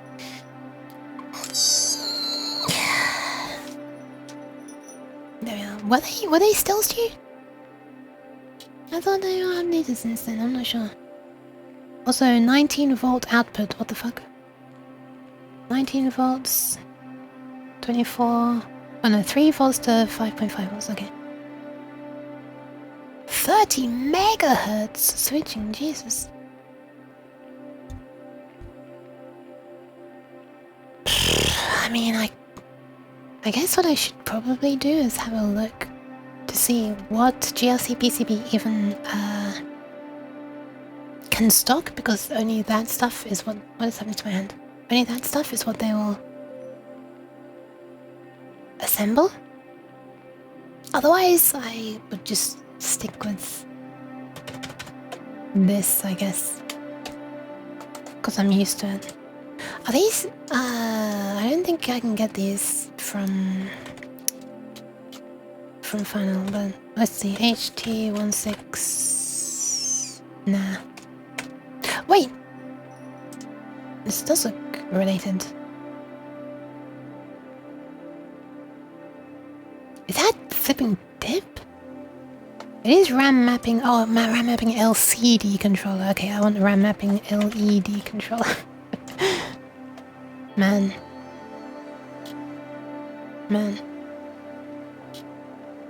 I guess I should make sure that I can still obtain these.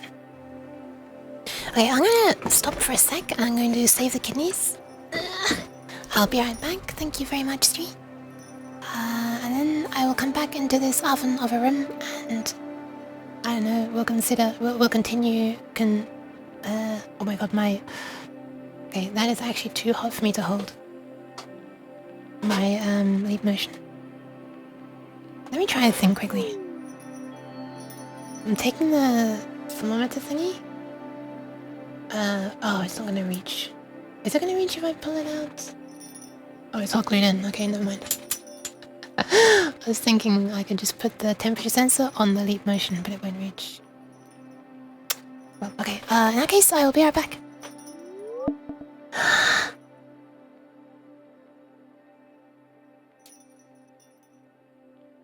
Pew.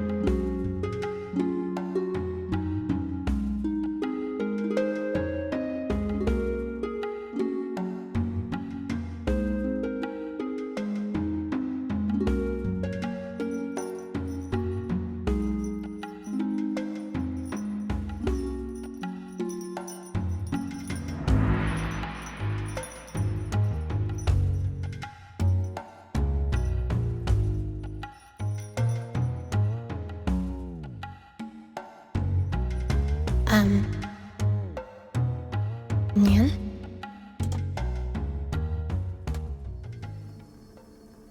Hi. I've returned. Welcome, welcome. I mean, hi, not welcome. Not welcoming myself. Hi, and then. Hi. Stream aware, panic. I'm right here. Hi. Thank you for the pass. Oh my goodness, thanks, Stu. Thanks, Fall. Thanks, and then. Cheese is an order? It's not. It's not. I've not ordered cheese. Please take this back to the restaurant. In that case, I'm just gonna have a quick check somewhere else. I'm gonna... What is... Why am I spooky now? It's not that spooky. Shader order? No, not like that. I know. It's rude. It's very rude. Oh my god, okay, hold on. I can't concentrate.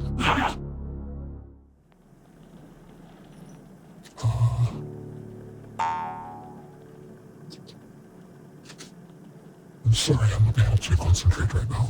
Oh, what's happening on stream? I'm looking at something else. Stop.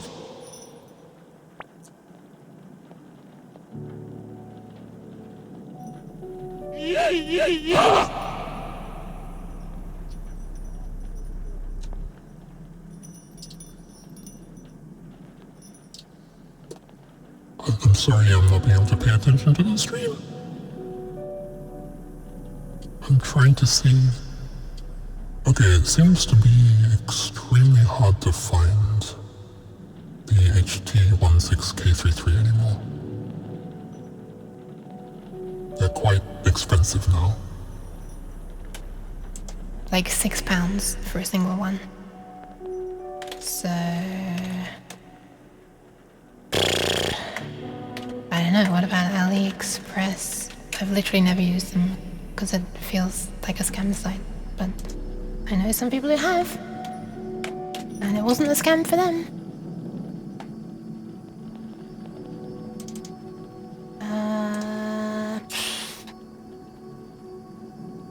I can find it for less than £1 here, but I would still need over 128. I mean, I'd still need 128. We should still be like around £100, which is a lot. So maybe I should not use a driver. Would it be sensible to just do it myself then? Oh, I can find. Hang on a second. There is someone selling 5 for £2 something. Oh my god. Holy crap, what's going on? EXO! Hi! I just realized I had this up on my screen the entire time. I guess that's a kind of interesting thing to look at. Hi, welcome! Welcome, EXO! What are you up to? The only times I didn't get what I ordered there was when the local postal service just disappeared with the stuff. Nice. Oh, it was you, Proud, who was doing all that stuff to me and throwing me away. Welcome! Welcome, everybody! Hi, EXO as well. Wait, I'm gonna shout you out. EXO Drifter _ Hi, I'm a weird cat and I'm attempting to do something that I realize I probably can't do. Escape room game dev! For 5.5 hours, sheesh. Oh, congrats on reaching triple figure days as well. Day 106. Look at this, look at this, look at this, look at this patable head. We're gonna be submitting the demo to Steam soon, very exciting. Oh, that's pretty cool. Yeah, for in case anyone doesn't know, Drifter Exa is working on a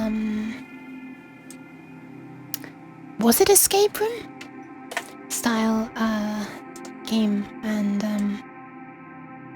I think it literally just said in the shout out, but my brain has already forgotten. I'm sorry.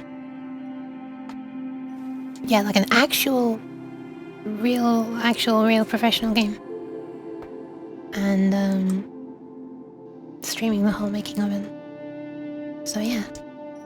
Cinematic as a real-time black hole shader. Yeah, I remember that. I remember seeing you porting it. The playtests have been going really well. Nice! You've been having playtests as well. That's pretty cool. Pretty cool. Oh my god, I just noticed that stuff is going through stuff. Let me change this. Ah! Stop the cheesing. Hold on. I just noticed that this is a mess. Let me stop it being a mess. Oh.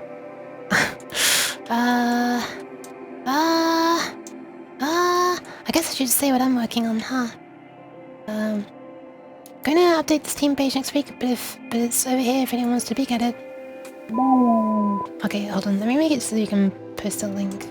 One sec. Do I have this page loaded? No, I don't. Okay, hold on. I should have had this page loaded already, but I didn't. I forgot. I knew I was expecting a page that I normally have loaded when I'm streaming. The moderation page it was. I couldn't work out which one it was. Anyway, shade of a black hole. That sounds disgusting. Try again next time. It might work now. Hey, there you go. There you go.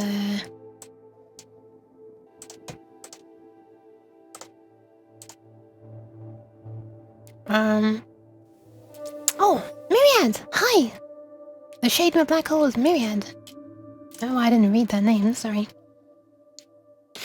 I thought it would be fun to try to make a, huge circuit board that would be like, I didn't realize it would be this big, but it might end up being like the size of a motherboard in a computer. That has a load of LEDs on it and shows the internals of all of the parameters for 16 different MIDI channels. So while you're playing a MIDI file, such as the music that I create, it could you could be seeing flashing lights representing all of the stuff that's happening inside, and I thought that'd be really cool. And then I realized, wait, 1,400 LEDs, blah blah blah blah. So I was looking for LED drivers, and because apparently the LED driver that I'm used to using and I used in the long nuke board, it's kind of hard to get hold of now, so that kind of sucks. Maybe I should have a look for like alternatives to this. What happens if I just search for HT16K33 alternative? Not on Google. HT16K33 alternative question mark? electronics.stackexchange.com. Much more expensive. This one is a good option, and this one's apparently an option as well. TM1640. What is TM1640? It's also Chinese, so it's not gonna be for sale on Funnel then, is it?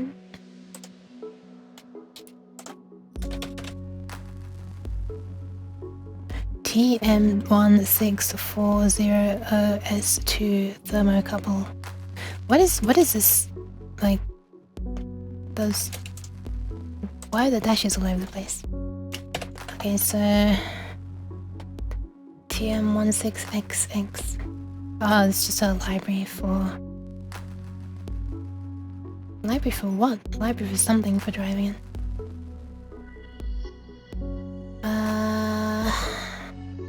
Oh, these are for the other side. They were hoping for something with a common negative connection, but they've got a common positive connection. Okay, never mind. These wouldn't even work. Is it 1 year, 4 months ago? So I wonder.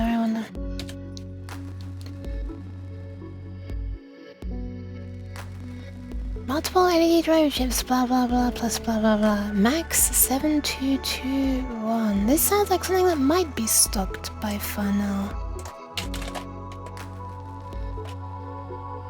It is! It is!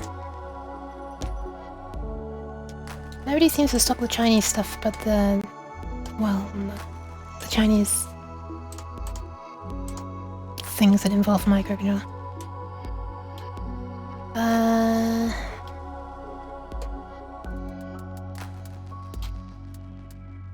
I mean, this is huge. Serial interface 8-digit LED display driver. So it controls 8 7-segment displays. I was hoping for something to control 8x16, not 8x8. Otherwise I'm gonna need 256 of these chips, which is absolutely absurd. As if 128 of these is not already absolutely absurd. Okay, let's just look through the drivers, okay? Let's just have a look. We can sort by the form factor as well. Like, which ones can we not do? Well, I don't really understand what any of these are, so I'll just scroll down and look at the pictures, I guess. Let's just filter by 16 channels, I guess? That would be an alternative to the 16x8 one. Boop. Oh no, it wouldn't. No, it wouldn't, because this is...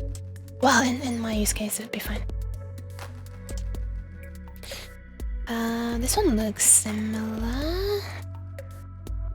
It's actually smaller. There are fewer pins, I think. Are there not? 28 pins there. Oh, this is even more expensive though.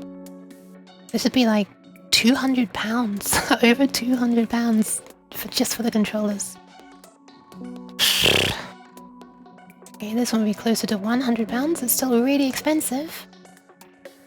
Let's sort by increasing price. Yeah, I'm not gonna get a bulk grid array one. Thank you. Hi Faffinaboot, howdy Yuki, how's our strangest cat today? I'm not too bad, I'm extremely hot! But apart from that... Okay, here's a one. No longer stocked. Let's how about show ones that actually exist, that'd be great. How's the faff? How are you faffing today? This looks promising. Minimum order of 100, I think, is what that means, but that's alright. The heat is murder. It is. It really is.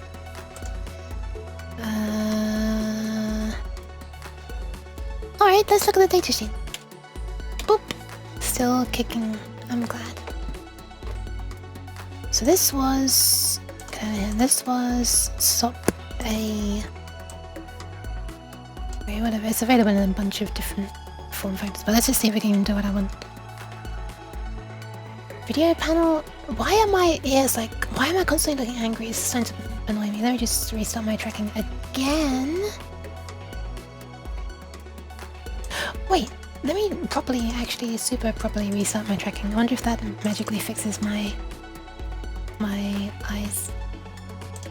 One sec, I'm coming back, I promise. The soul is gonna come back into me. One sec.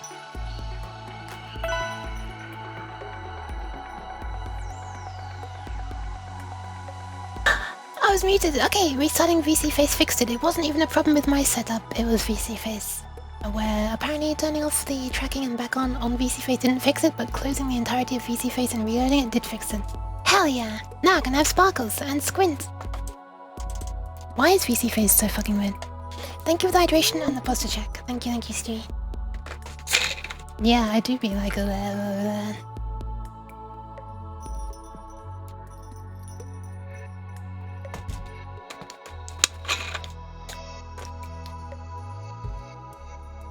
and posture check. Oh, I've got bad news. This thing can only survive 170 degrees, so it wouldn't work in my room. Because it's an oven in my room. I was cat sitting for the last 2 weeks and my little buddy went home about an hour ago. Aww. can't wait to find out this broke the water material. Wouldn't that be hilarious? By hilarious, I mean ridiculous. Pat Fef there. Okay, let's have a quick look. Not quite sure what I'm wanting to look at. Apparently it can drive 16 things. I'm guessing it's common negative? Common. Really? The word common isn't used anywhere inside it? What the fuck?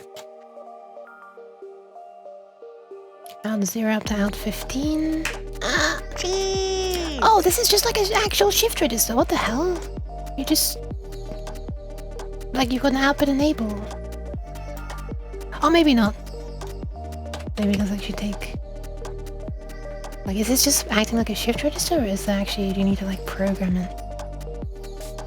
Shift... I just type shift register. The device contains a 16-bit shift register. Okay, but like... do I write to it directly?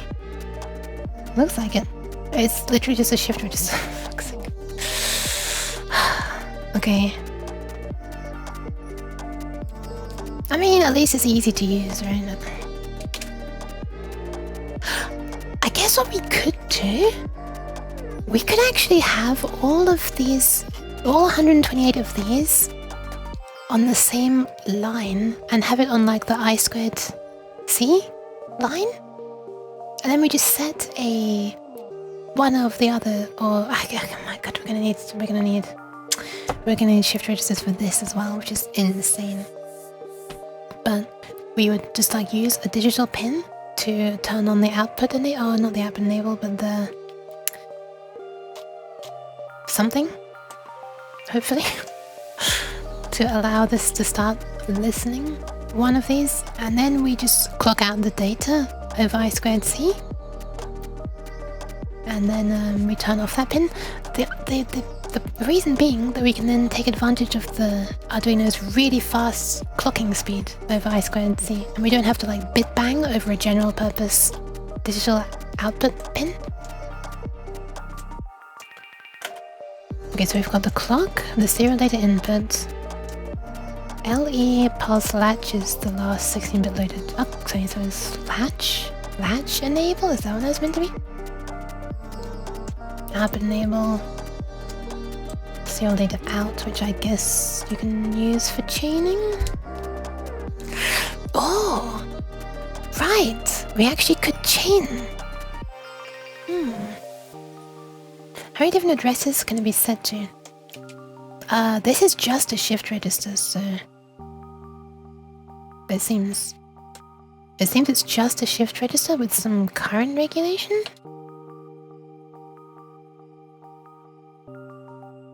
But it actually doesn't even mention, does it say it? Oh, in the output stage 16 regulated current generators, nice, provide 5 milliamps to 90 milliamps. That's a lot of milliamps to drive any of these.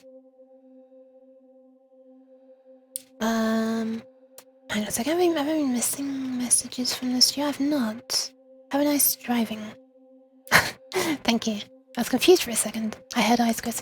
Yeah, just because I was thinking of connecting the clock. Okay, I always get squared. ITC is the one that has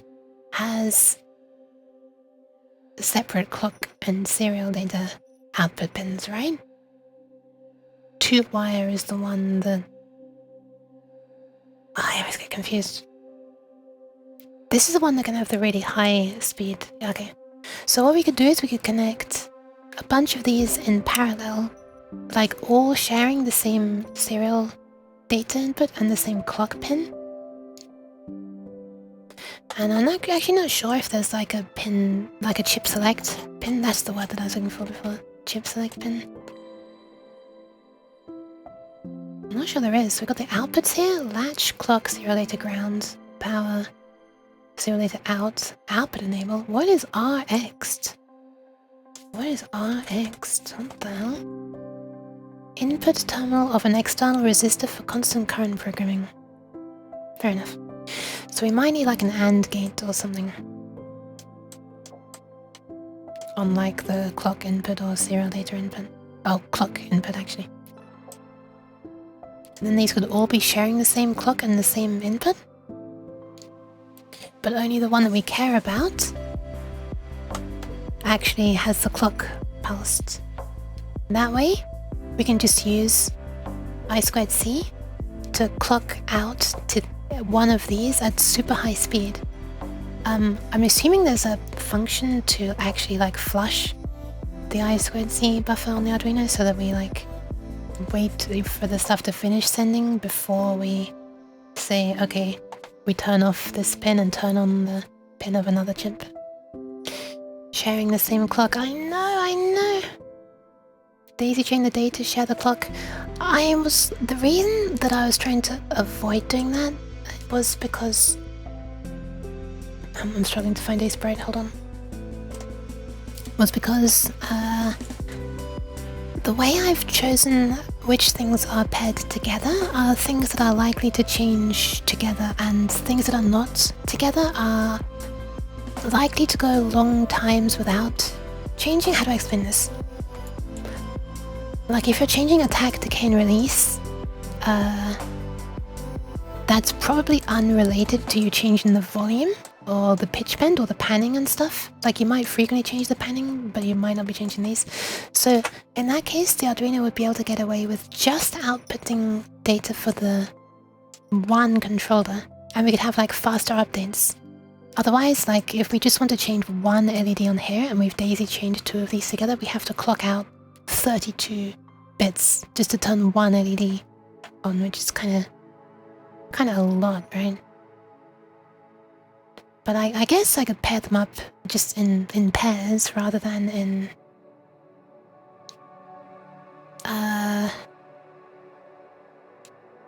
rather than keep them separate, we can have them in pairs, I guess. It's probably like some kind of nice balance between having them all completely separate and having every single one chained together.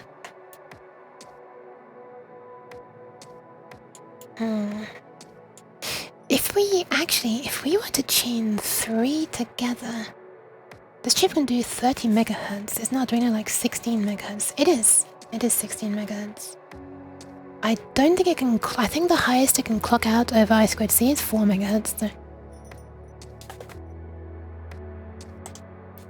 The SPI would be best. Oh, SPI, is that what I'm thinking of? There are so many of these interfaces, I always forget which one is just the simple goddamn clock and data. SPI. SPI, is that what I'm looking for?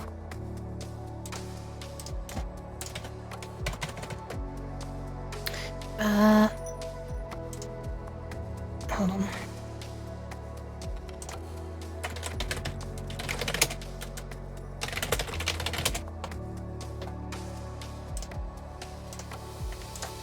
Boop.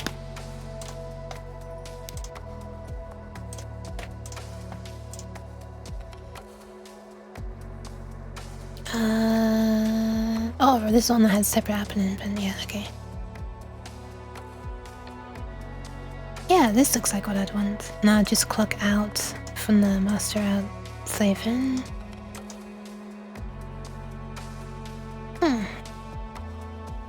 Yeah, okay. Then I'm just worried about one more thing, which is capacitance. If I have a huge number of these all sharing like the same data thing, and obviously they're gonna be physically spread out over a huge board, will I even be able to have super high speed clocking and serial stuff, or is the voltage gonna be like instead of nice sharp up downs? We do one chip select per long board and tie it to LE. LE was the latch enabler, right? Oh my god, I've lost it again. It's too much shit open. Was the latch. We do one chip select per long board and tie it to LE. Tie it to LE. As in use LE as chip select? Is that what you mean?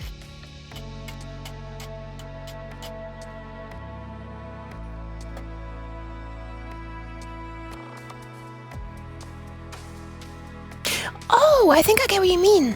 You mean so that when you enable the receiving of the clock, the chip select, if you like, is saying that they can receive this, but also once it's finished receiving, we can like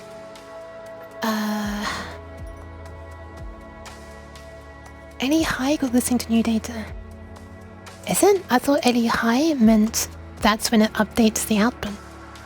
It's a latch, right?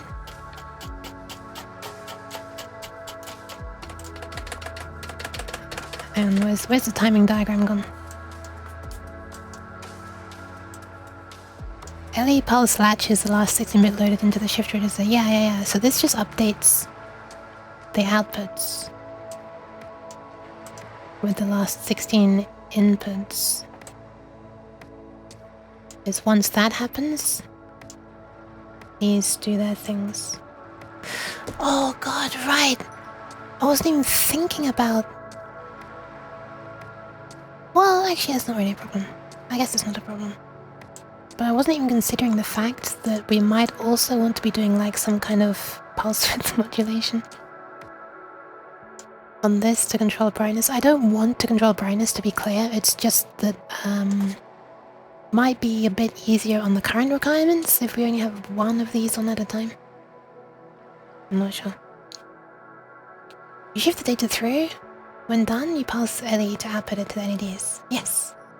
Yes. Yeah, Hobgoblin does seem to be experienced indeed. LE and OE are level sensitive. Level sensitive? What does that mean? And not synchronized. Level sensitive. When LE is at low level, latch holds previous data. When it's high, yep. When OE is low, the status depends on the data that's latched. When OE is high, all outputs are switched off. Every rising edge of the clock, a new data is blah blah blah. Okay, and they're independent of the clock. Yeah, okay. Nice. So STO is the data output, right? That's the bit 17 basically, right? And that's what goes into the next shift register. Right. Yeah. Okie dokie. Okie dokie suitor.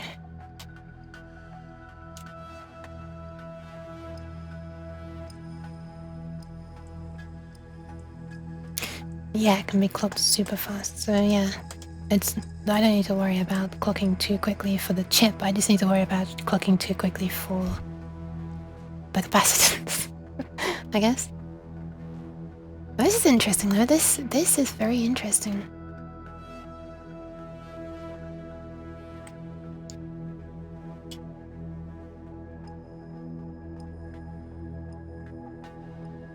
Really nice that it has a thermal shutdown thing as well. Not that I would ever want it to be reaching anywhere close to 170. I'd be very disturbed if it was getting any hotter than 60.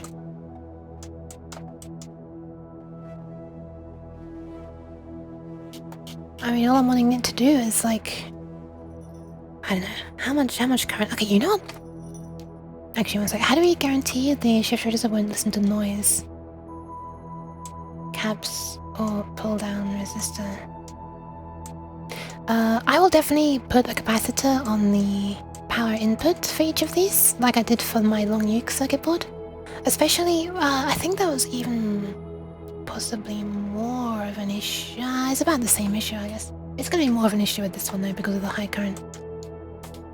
But yeah, when it switches, it will, you know, especially when it suddenly turns LEDs on, then the voltage will dip for physically nearby areas on the board. I was thinking of having like one huge power plane and one huge ground plane, just as two dedicated layers of the circuit board. I was also considering it might be worthwhile on the board simply having like like a little screw block thingy every now and then. So like, you know, there's like an input here that powers, say, these four, and an input here that powers these four. And that way, you know, we're not having to rely on the board for like the stuff to radiate outwards and power everything up. We can just get it straight in through thick wires where we need it.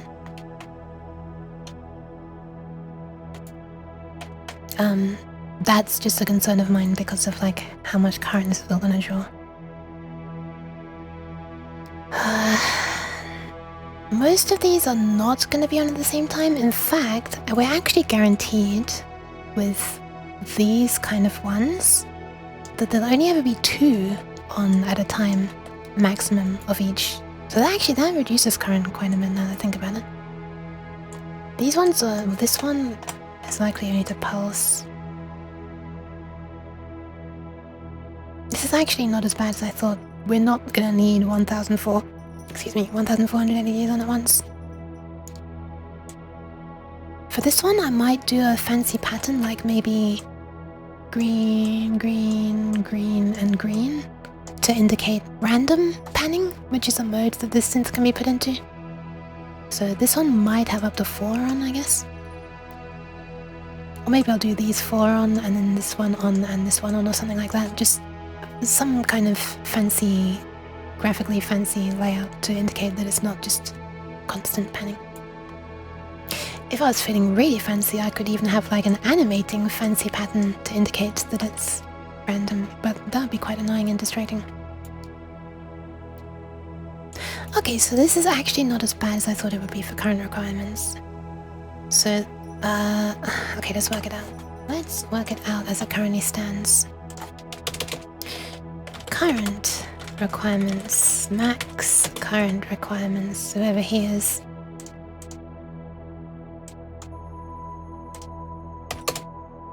So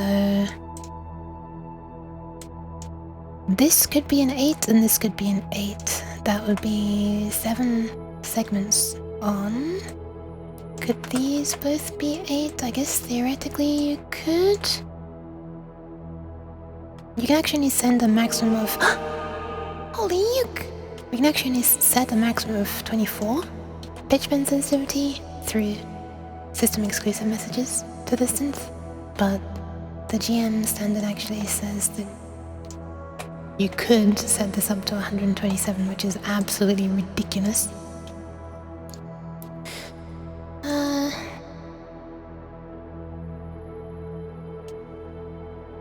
Which obviously we can't represent with 2 of these, but I'm not going to add a third 7-segment display on the off chance the one SETI MIDI uses 127 semitones of pitch bend sensitivity. I'm glowy! Hi, my eyes can be glowing now as well. Take a close look at these eyes.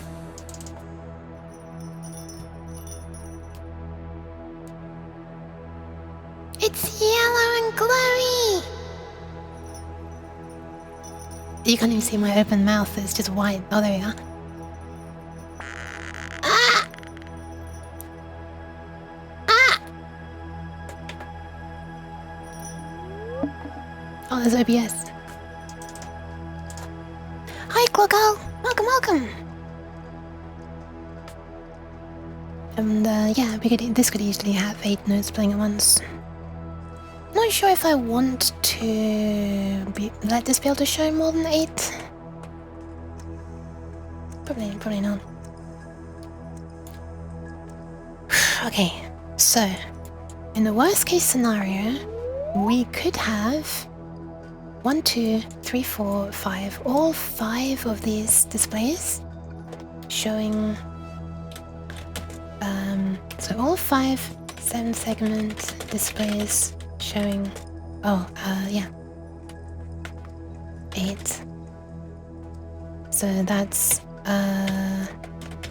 7 times 8 or 72, right? No, 56. Fuck, that would be 9 times 8. 56 LEDs on, and then we'd have 2, 4, 6, 8, 10, 12, 14, 16, 18, 20, 22, 24, 26, 28, 30, 32, 33, 34, 35, 36. So 36. So bar graphs. 36. 2 max. 4 for pan. Thank you for the pan scammage. And then you'd have these ones could temporarily be on. It's very rare, but you know, we've got to calculate for worst case scenario. So 2 of these. Let's just say MISC LEDs. 1, 2, 3, 4, 5, 6, 7, 8, 9. Faff!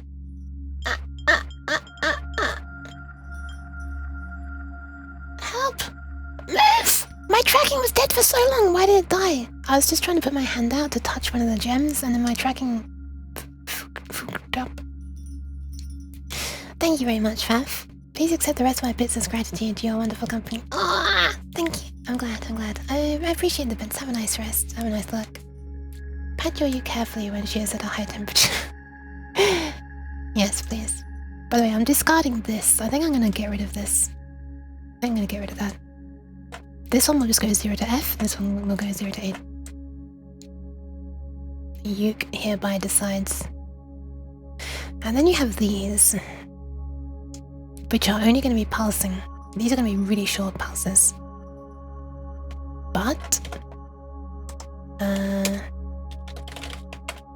so MISC channel LEDs, and these are like instant LEDs. There are 4 of those per channel. So this is in total per channel.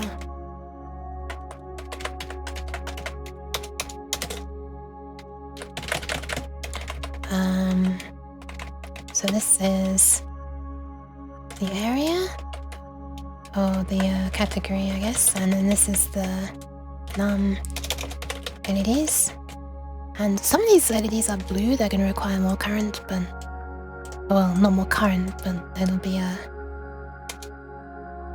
it's a higher voltage, right? A higher forward voltage, so doesn't that mean the wattage will be slightly higher?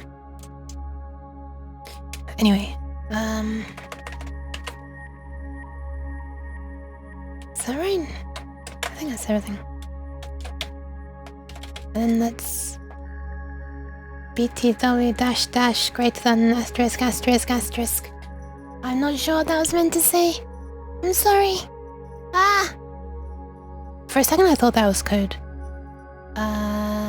What, may I ask what you're trying to link to? Also, you don't have to answer because I know you're wanting to look. So this is total per channel. My clip. Oh, I have a clip? Okay, one sec. You're hereby authorized to post it. However, you might be nuked if you try really quickly. I don't know if you want to wait like 20 seconds or something for Twitch to update.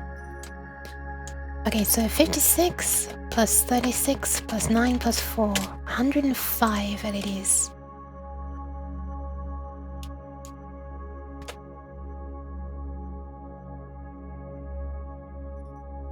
Angel stretches.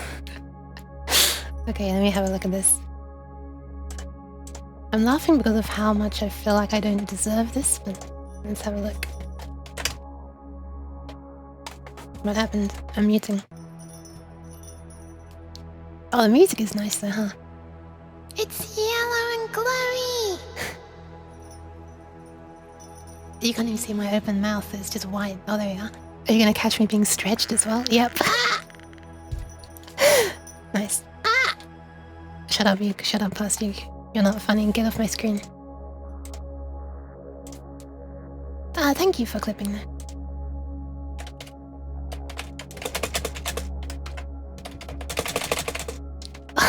That's so cute, Cabbage. What the hell? Why is short Uke really cute as well? Back to lectures. Yeah, bye. Also, if this is 105 LEDs... Oh! I never... Oh my god. I never even calculated the total. It would be 80 times 7 in addition to this. Oh my god, it's gonna be more than... It's gonna be like 1,600 in total. Godverdomme. So that'll be 560. So that'll be equals 560 LEDs. And in total then that'll be 1408 plus 560. Oh, we've almost reached the 2000 threshold. And this is total over entire board would be 105 times 16, 1680. Jesus Christ, that's a lot of LEDs. I love that you could bring that back. Nope. Nope. Hi Al. The price for this is actually not too bad. It might be when the drivers are involved. Hi Linted. Yeah, the thing I'm really scared about is the current requirements. So if you have 1680 LEDs and each one is running, let's say we're gonna under current it, right? I mean, I know it's like a safe rule of thumb that you aim for like somewhere around 18 milliamps or something, but let's say we're aiming for 10. We could probably even aim less than that. Well, I wouldn't be able to see them with my bright lights on if they're less than that, probably, but if we're aiming for 10 milliamps and then we divide it by 1000, 16.8 amps. That's a lot of amps. Sheesh.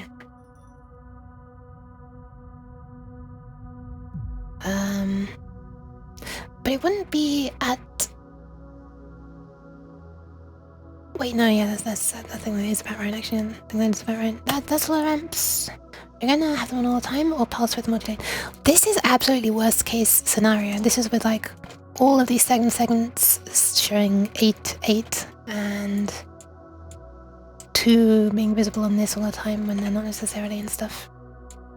All of these on, which will normally be off, they'll normally only be flashing for a fraction of a second each. But I can have them on all... Oh, I just read that. I guess I could...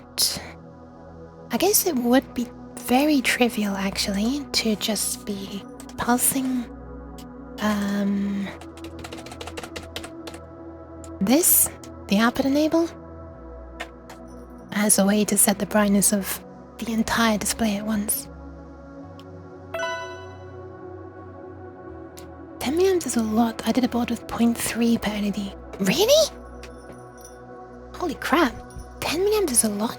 Really? Would you say that? This one, the LED controller, sorry, this, not the LED controller, this one can only even go down to a minimum of 5 milliamps. 0.3 milliamps per LED, really?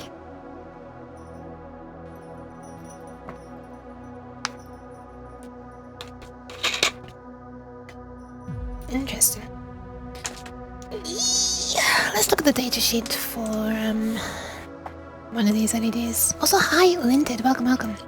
If anybody is, hang on, here's a diagram, but I'm thinking, let's have a look.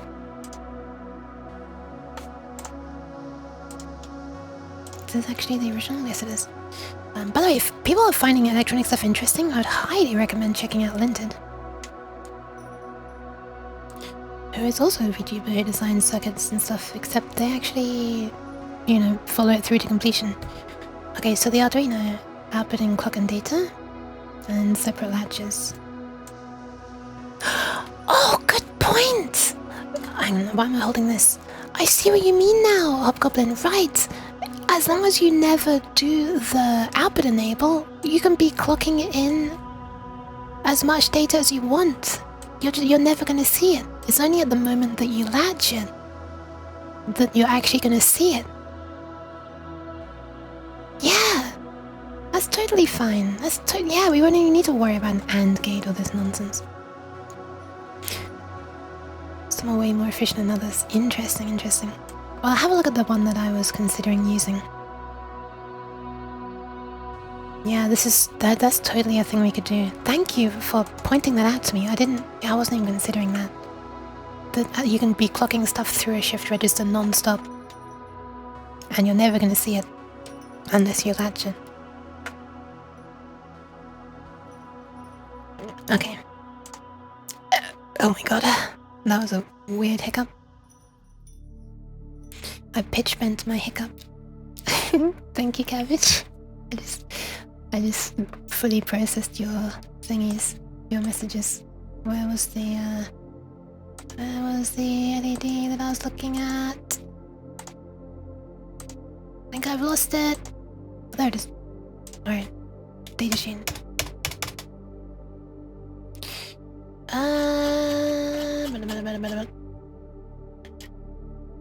Forward current.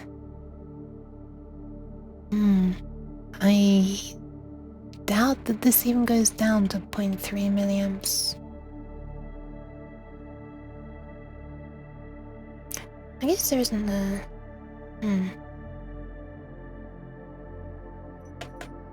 Sometimes I like it when they show when their graph for brightness versus milliamp, it looks like they've made the graph in one sitting, and like what it looks like is... Hang on a second, how do I clear this out easily?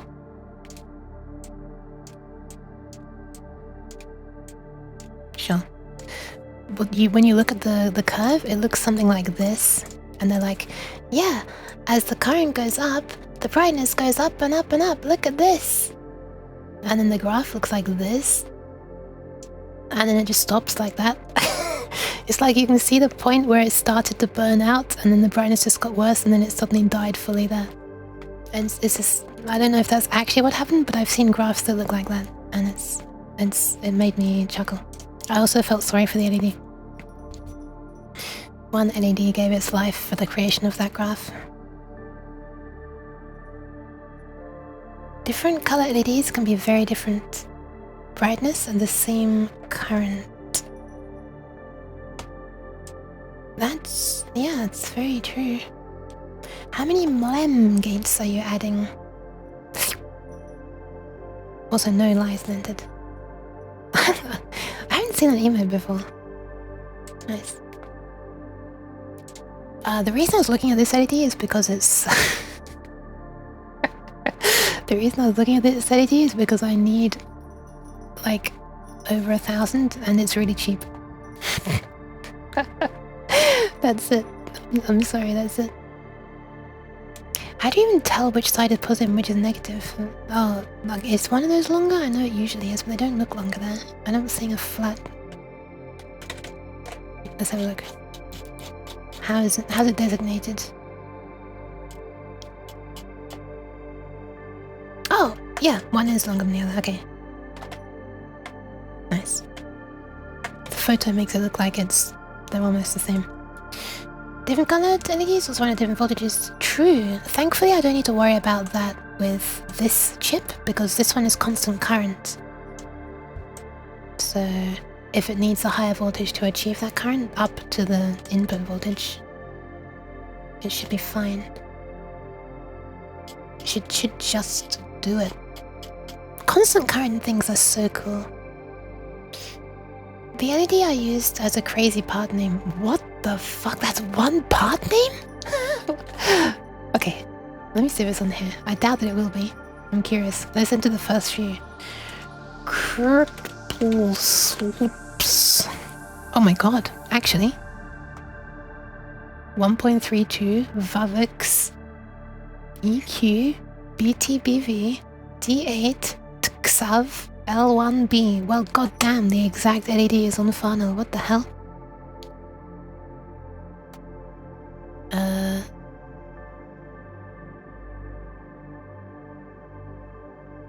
What's the difference? There's 5,191 of both. Oh, one of them is each and one of them is unreal. Okay.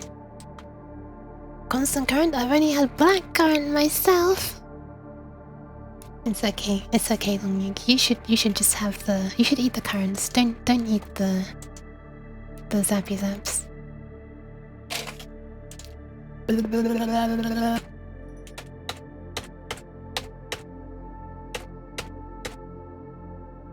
Oh my goodness. This is a fancy datasheet. This color! Look at that! Why am I... There we are. This is interesting as well. So pulse length versus... Huh? Pulse length versus blue? What? Oh. Pulse length versus blue. Huh? What is IF? IF equals FT red. This graph is confusing. Current, forward current equals FT time? Is that? Anyway, I'm not interested in this. I was interested in current versus brightness. Dominant wavelength. Milliamps, blah blah blah blah. Oh my god. Okay, this is really fucking hard to digest, this datasheet. I don't know which table I need to be looking at just to see brightness versus current. Forward current versus forward voltage. Okay, whatever. I'm sorry, I'm not going to be using this LED if only because it's surface mount and not square. And it's also 10 times the price?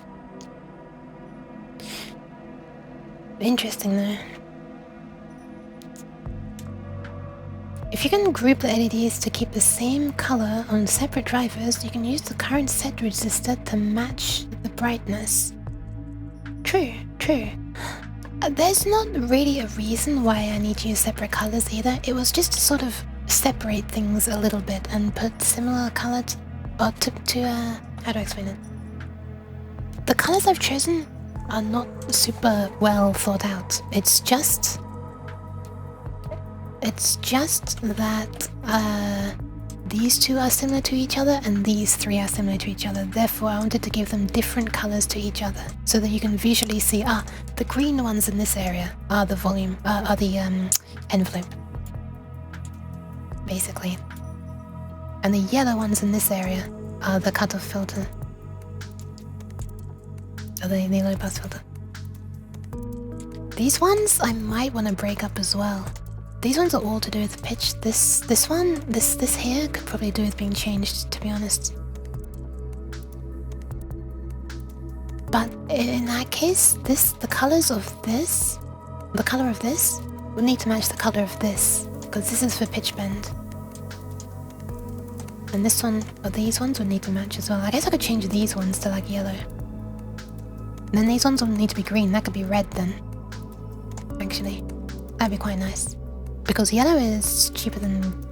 Wait, is it yellow that's cheaper than green? Or is it green is cheaper than yellow? I can't remember. Red's the cheapest, anyway. It's like tiny fractions of like a pound. But like when you're ordering thousands of them, it actually starts to make a difference. 0.03 is already expensive for an LED. 0.22 is crazy. 0.03 is crazy, really? Wait, where was I? This one? This one?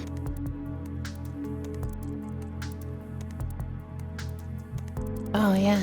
Yeah, it is. It is that one. Yeah, I'm pretty sure I could find someone, you know, not on like an official site like this, but like a Chinese seller selling these for less. But like I'd probably more feel the desire to test every single one. Just get like a little coin cell battery and go pink. Just see if it works. I could even use that as well. No, it'd probably be easier to use like length to determine polarity. The square LED is a rare shape.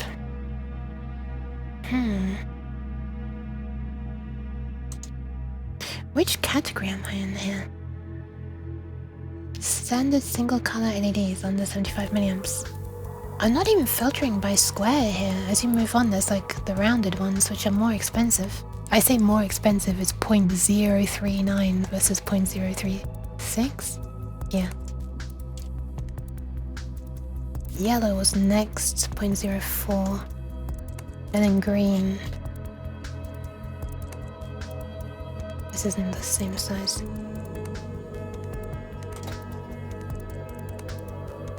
I wish on the... Why does this page look the same? Items, what the hell? This color looks nice, what the hell?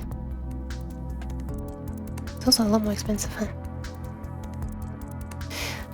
It would be kind of nice if on the page for this, for example, it would link to related ones. I guess you can filter by manufacturer. But like it'd be nice if it showed like, hey, also yellow, green, blue. Same size. Anyway, what is the exact size of this actually?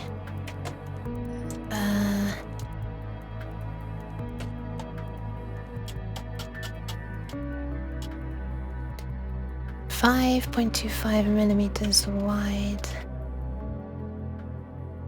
4 tall? Wait, what is this middle part?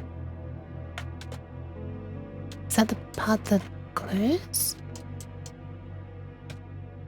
Oh, it's the base of it. The base of it is thicker than the tip of it. I see, I see. So I wouldn't be able to get these closer to each other than 4 millimeters.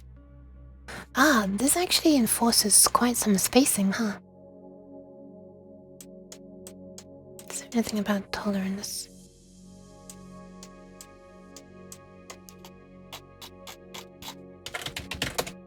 Doesn't even mention tolerances.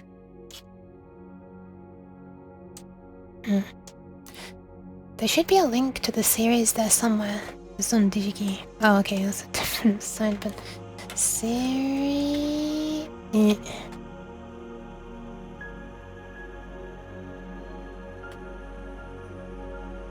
Yeah, maybe this site is not as good as DigiKey, but it exists in this country. So, I wonder if it'd be cheaper to buy LEDs from America and get them imported than to get them from somewhere in England. Probably not, because the delivery is going to be $30 or $40 alone, and then they're probably going to catch it in customs. And they'll need to pay 20% again, plus a handling fee. So it probably won't be worth it. LCSC. LCSC. You're the second person to mention LCSC. I hadn't heard of it. Let's have a look. I still need to actually change that image. LCSC. Heard comical things about UK customs. It's fucking awful. So their system is so stupid. Okay, so on the surface of it, it sounds like, wow, we're living in the future. They know what a computer is. This is the... Wow, look at that. Holy shit, look at that. Look at the colors. Sorry, I just got distracted by an advert, which was clearly doing its job well. Anyway. So, here's the thing. Let me remove this advertising from the screen while I tell the story. Which isn't really a story. Unfortunately, this is not fiction. If only it were. Anyway. So, you buy something from outside the country. It comes in, and you can see the tracking, right? You can see, okay, it's sitting in customs. Great, you say to yourself, because you're sarcastic as fuck. And then you're waiting for it to get something that will allow you to pay them, right? To get it out. Sometimes you don't have to pay, but it will usually stay in there for about 2 weeks, or 1 to 2 weeks. At least if it's from Japan, it will. Or China. No, China stuff usually doesn't get caught, which is weird. Anyway, yeah. There's a system online that lets you track it, and it will say that it's in customs. And you can click a thing to pay the customs charge, okay? The fact that you need to is already weird. I mean, I get it for VAT and stuff, that tax, but the handling fee is ridiculous. You're having to pay for it to touch their godly hands. But here's the silly thing. You can't pay online until you wait for this little piece of cardboard to come through the post by fucking horseback, I'd guess, by how long it takes to be delivered. And the little piece of cardboard tells you a code that you need to type online to be able to pay the fee. It's so stupid. Why do you even need that code? They already know that the money that you pay for that is gonna release that item. Like, what, are they afraid that other people are accidentally, like, the other people are gonna, you know, hack in and pay the parcel charges on your behalf? I mean, I wouldn't mind if someone did that, but I don't think you need, like, to send some kind of special code by post to allow me to enter the thing. It's so stupid.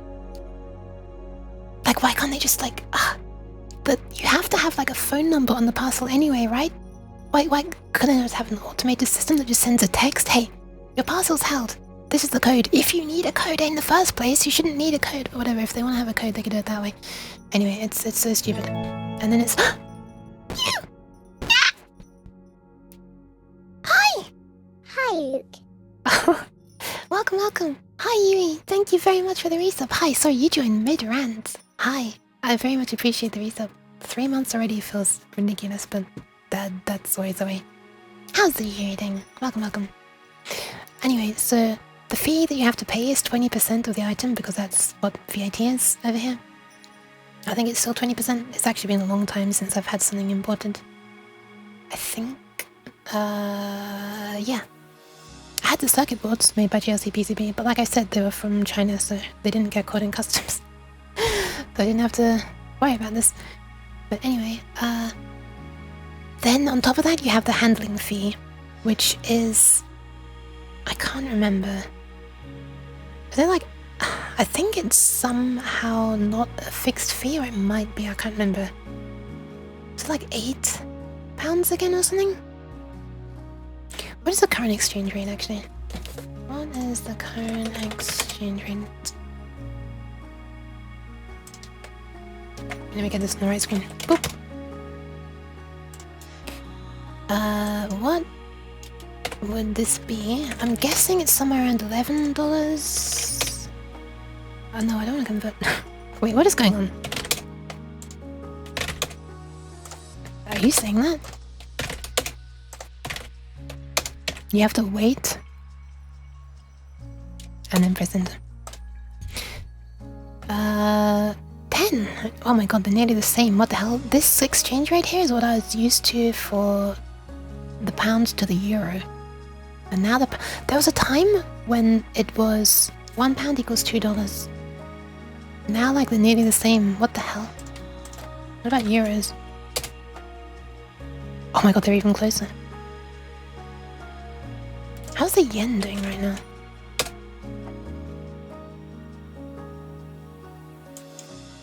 Oh, there. Oh, sheesh! That's pretty good for me. That's good for them. Yeah, that's pretty good. Oh, why am I moving the window? So good. How are you? So hot is how I am. Would you like to see how I am? Why am I pointing to cheese? Why is the W pointing to cheese? It's 1:30. And it's 32 degrees! Which makes me realize I should probably stop soon, even though I don't want to stop streaming. Just because my room needs to cool down. Anyway, let's have a look. Let's look at LEDs. Where are we? Optoelectronics, LED...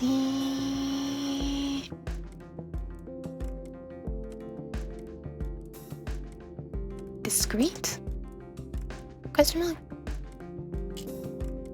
These are great images that explain exactly what I'm going to be getting.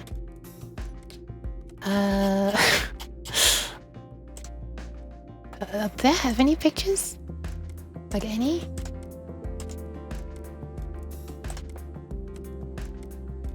Oh, there is a tiny thing there! I didn't realize. Look at... There's a little tiny blob. You got this giant image, and then, like, the tiny little part of the image is actually a picture of the LED. What the hell? Okay, let's So you gotta mouse over every one to be able to see it, I guess. Anyway, let's filter to through hole. See if we can do that. Package.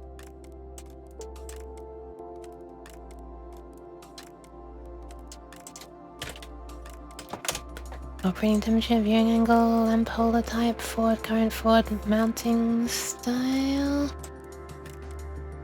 Side sticker, though. Small LED. It is really small. You probably need to filter by package. Yeah.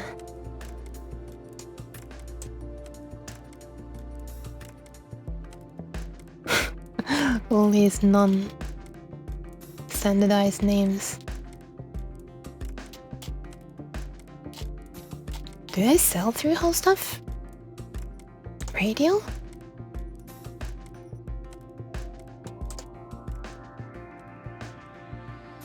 Oh, that looks right.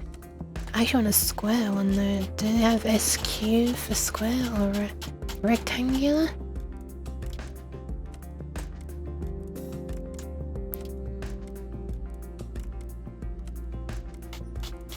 Like panel? Bar or something? I'm trying to work out what they're naming. What are these plug-in ones? D is probably diameter, right? So it's probably round. Oh, there's a single one that's probably not right. These don't even have pictures. Oh, they do when you mouse over. Or is it just the same picture? Dome lens type! My favorite package type. I'm starting to think this picture is a placeholder. I'm starting to think this is the generic LED picture that it shows whenever it doesn't actually know what it looks like. Dual inline package for an LED? Wow, what the hell? This is interesting. That's kind of cute, actually. That's kind of cute. I wish this was like green, yellow, and red, and you could just have a little plug-in traffic light. That would be cute. Who decides on these color combinations? Green, green, yellow. Red, green, green. Okay, so these are all going to be surface mount. And to be clear, I don't have anything against having surface mount LEDs on this board, but I don't have the facilities to actually do the soldering myself. And like, this is a lot of LEDs, and if I try to do this like in an, you know, I'm gonna fuck up, is what I'm trying to say. And I wouldn't mind. Yeah, it would. I mean, I wouldn't want to do them with a soldering iron, but even just positioning them on the paste, like, would the paste dry up before I even position 1,000 or 2,000 LEDs? But obviously I can pay to have it manufactured, assembled, but then they've got to assemble 5 boards, right? Because that's the minimum order. That's a lot of money. That's a lot of nuts. Unless I want to sell this board, I guess. These are all assemblies. I'm gonna be honest, I'm not finding... What is an SS type LED? I guess... Oh. Is it just showing the last image that was in this position? I think it is. Yeah, it's just always showing this little red dip LED now. Amazing.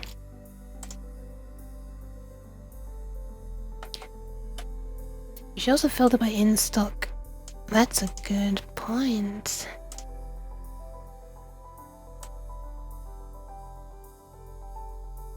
Like, mounting style sounds like what I'd wanted, but there's nothing there.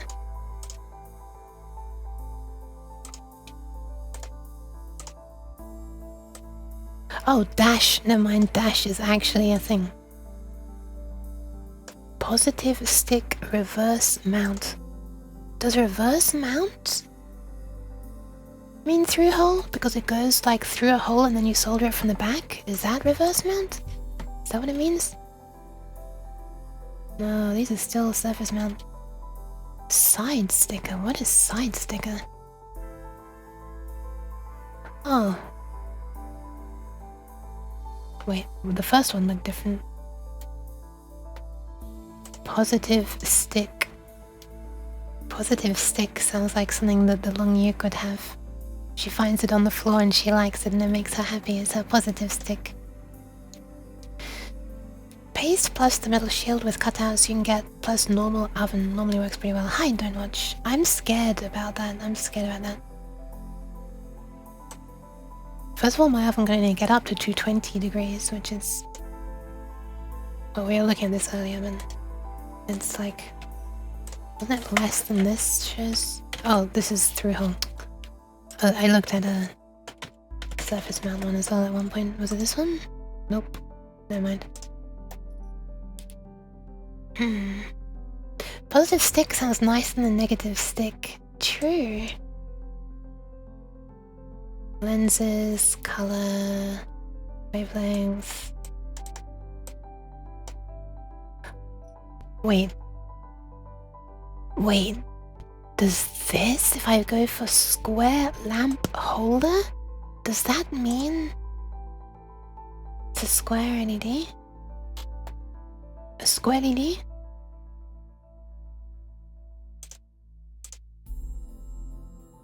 There they are! Oh my god, I fucking tracked them down! Holy shit. Alright, we have a square red LED. 0.02 per thousand instead of 0.036. It's not a huge difference. Oh, they're dollars though, actually, that is more of a difference then. Interesting. Interesting. And the yellow one is cheaper. Mind you, this yellow one's more expensive. If they're pointing up, they're expensive, but if they're pointing down, they're cheap. What is the difference? Why are these pointing down ones cheaper? What the hell's the difference? What's going on? Let's compare them. Let's compare this. So this one's the... Oh my goodness, no. This one is the more expensive one, and this one is the cheaper one. Oh yeah, I should sort by price actually. Right. Of course, I'm gonna have to... Oh, there is actually English, okay.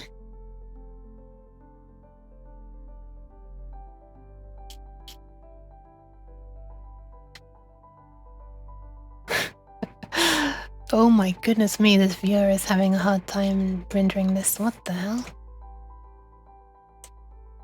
How many light? Oh my god, don't tell me. Don't tell me that this black thing is actually a huge number of individual lines. Should we zoom in? Should we see if this black is actually a million little black lines?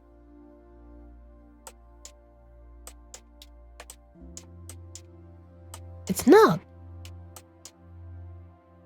Why is it having such issues rendering then?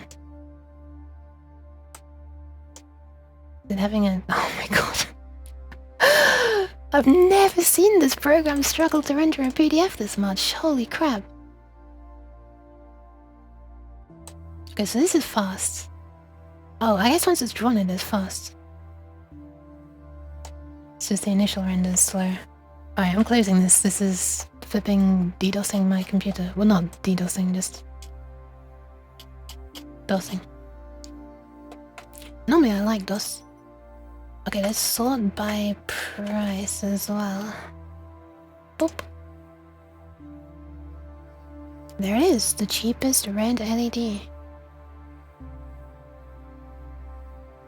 Yeah, that is less than half the price of the one on Funnel. I mean, it's not the same LED probably, but it's the same width. This one is actually slightly narrower. 2mm wide, 2.7. This one was 4. Oh, it's actually slightly narrower as well. Or shorter, I guess. I love this JPEG.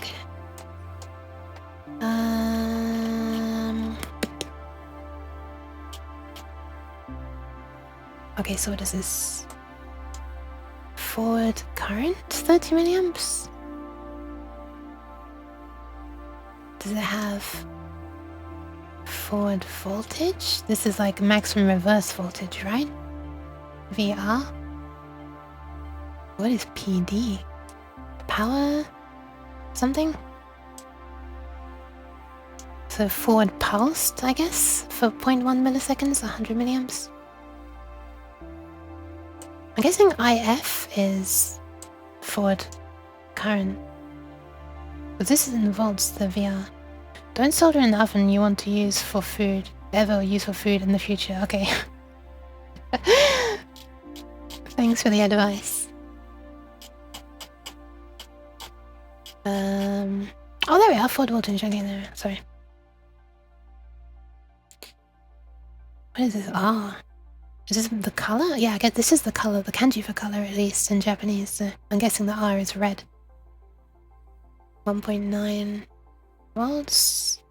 This is the kanji for small, this is the kanji for large, so I guess that's like average. So 1.9 to 2.4 volts at 20 milliamps.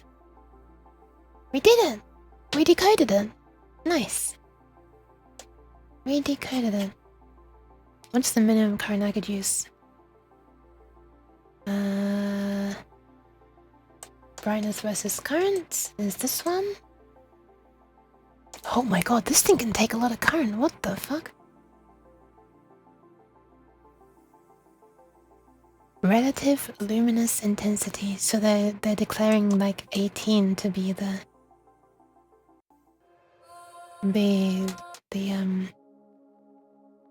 thing that other things are based on. Okay.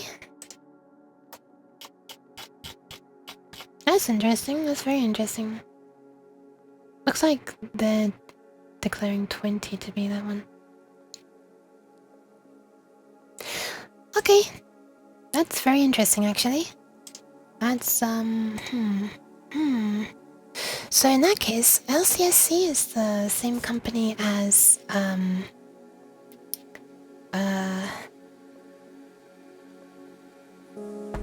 JLC PCB, right? Was that the right word? JLC PCB? Hold on. Yeah, JLC PCB. Did you ever see this, Linted? I don't know if Linted ever saw this.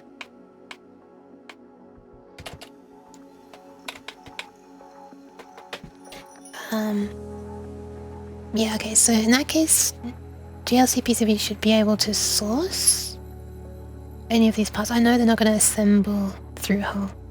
No. Okie dokie.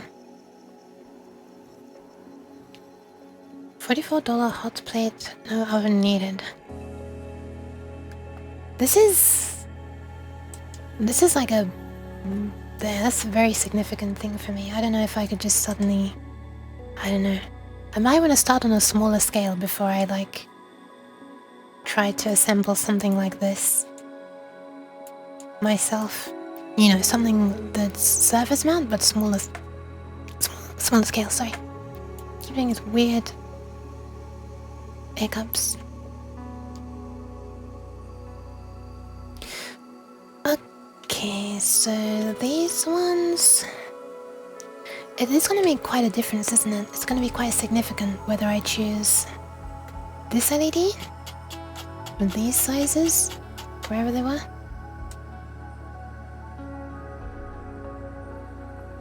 There.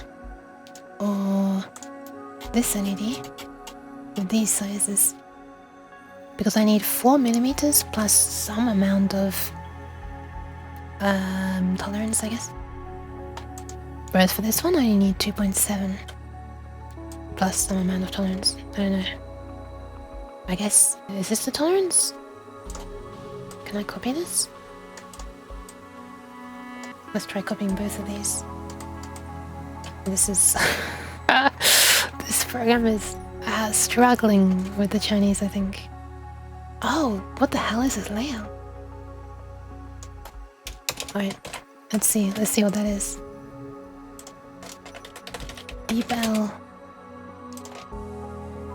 Tolerance range of bracket length is this, and this one translates to multi-glue cannot exceed. Tolerance range of something length. There's nothing in brackets. So plus minus 1mm, I guess? Wait, what is this?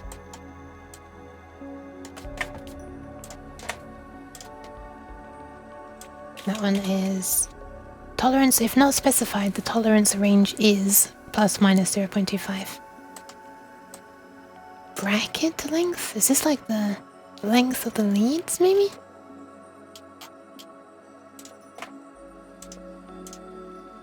Google Translate will translate a full PDF. I tried that once, the results were hilarious and not usable. Let me see if I can find it. Actually, one sec. I took a screenshot, I think. Where are we? Google Translate. I'm just searching my Discord now for it. Yeah, here we are. So the last time, which was when was this? In March this year, when I tried to translate something, this is what it came out as.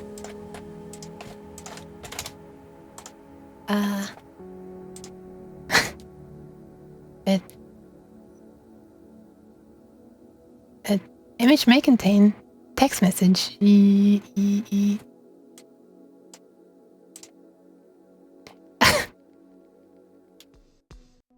I don't know what the problem was. Obviously there were images in some places, but this was text. So, I don't know. Well, let's throw this datasheet at it. Let's see if it's any different, shall we?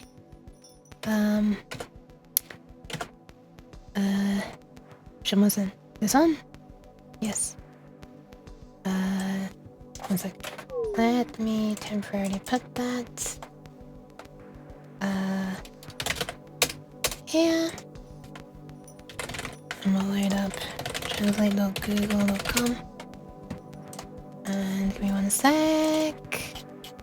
This file. Oop. How do you do this? Can you just drag this? One second. Oh, you can. Okay. Here we go. This PDF. Boop. Have they fixed it? Was it a temporary whoopsie?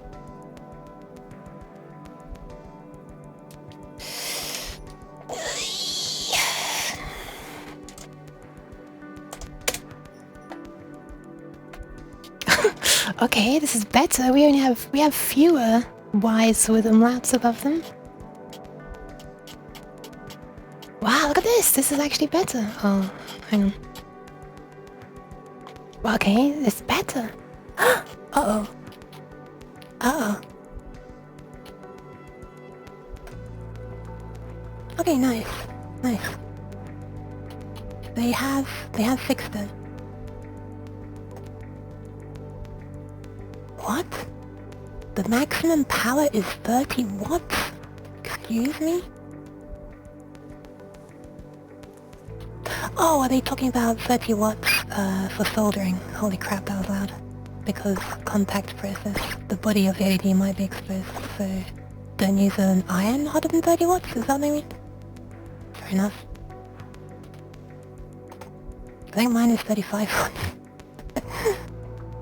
Or was it 25 watts? Was it 20 watts? Or was it 30 watts? Somewhere around there. Anyway, that's interesting. Why am I retro now? Ah, I'm back. When this is done, are we gonna add a compact PC keyboard and touch monitor and make it a standalone instrument? No. A synthesizer is a whole thing. This is just a monitor stuff. You could connect it from the MIDI through port of a synthesizer, and then you could see stuff. Put 30 watts in case of emergency to start a fire. Is that what it said? Is that what it said? Hold on.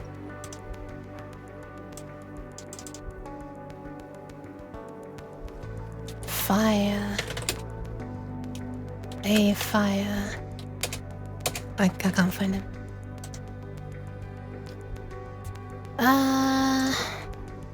Okay, that's these are indeed some thingies.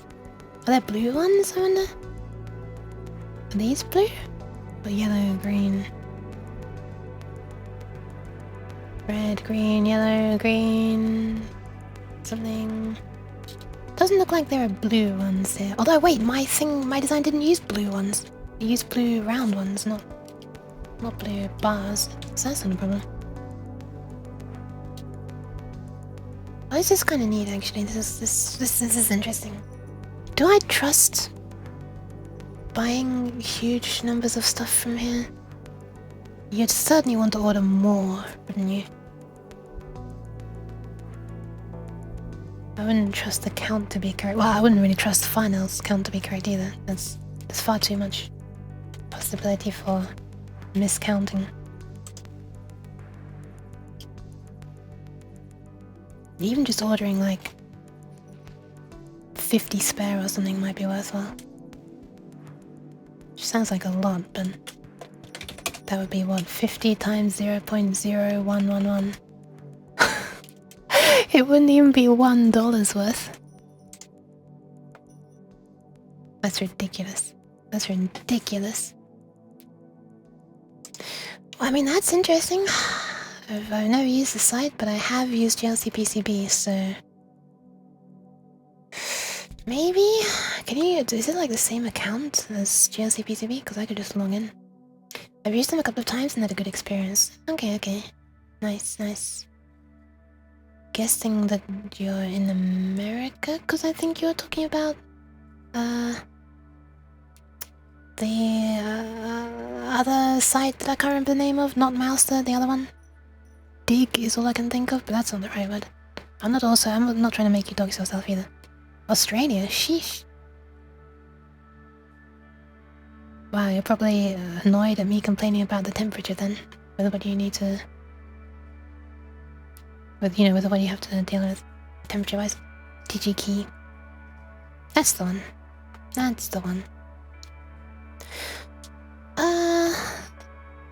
Okay, I'm gonna keep this page up. I'm gonna fire up another one. And filter to show... Well, I want to look at the 7-segment displays. Optoelectronics... Would it be there? Optoelectronics? LED indication, not discrete. Accessories...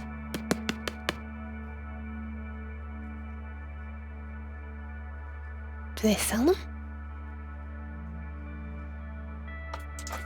7-segment.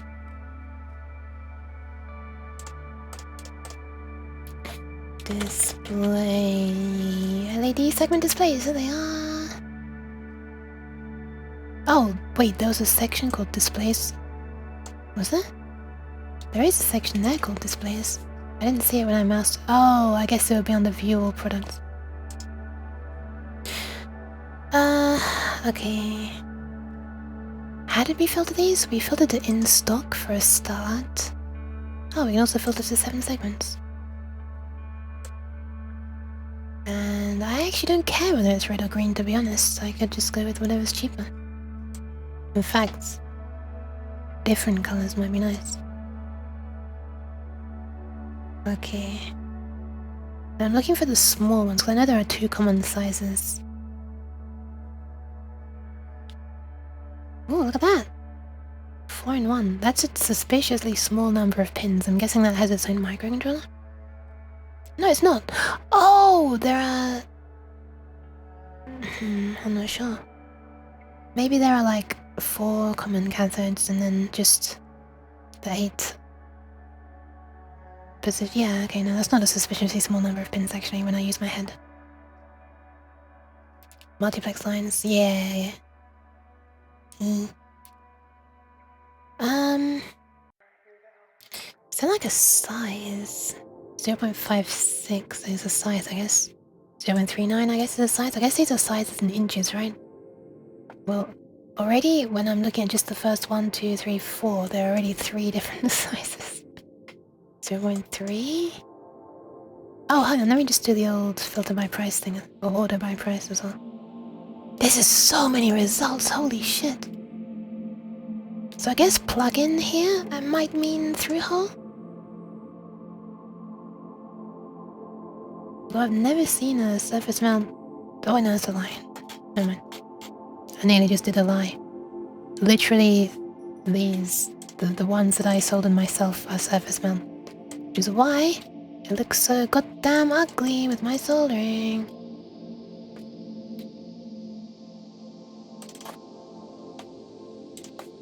Anyway, at least it works. Holy shit, this is cheap! What? Okay, this is really cheap for a 7-segment display. What the hell? When we compare it to this.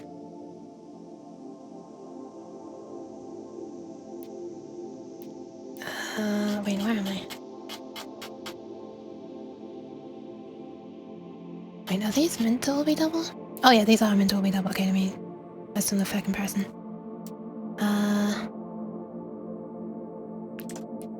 Let's look at single. Oh, the China. Yeah, no, I've bought a lot of things from China before, but I've never bought in bulk electronic components. Not this much bulk. Not this much bulk. But wow, with prices this cheap, I feel like I don't even care if I, oh, you know, never mind the, 11 plus. What a bizarre minimum order quantity. 11 plus. But the price is as cheap for doubles, I could just go for doubles, huh? In terms of price, rather than getting a single and a single and a single and a single. Okay, this is red. These are all red actually, so it does always seem that red is the cheapest. But there was green at the top. Oh, never mind. So I guess that's not. Is it just red? Oh, there we go. That's green. It's bigger though. It's 0.4. Oh, yeah, they're basically all red.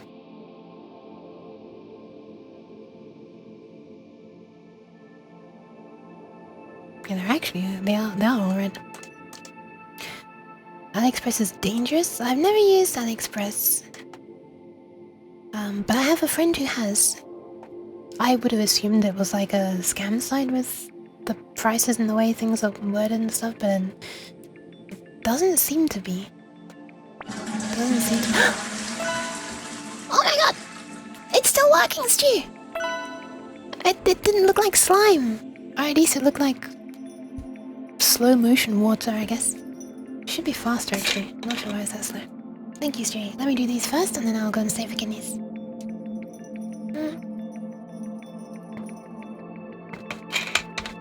This thing is gonna end up looking like the Back to the Future time clock. Hell yeah, it is. If I ever make it, which I'm quite sure that I won't. Alright, I will be right back. Oh, hang on a sec, let me stretch as well. I was gonna stretch anyway, but let's do it on stream. Okay, I'll be right back. Saving the kidneys. Please hold. Creaking the chair, please hold.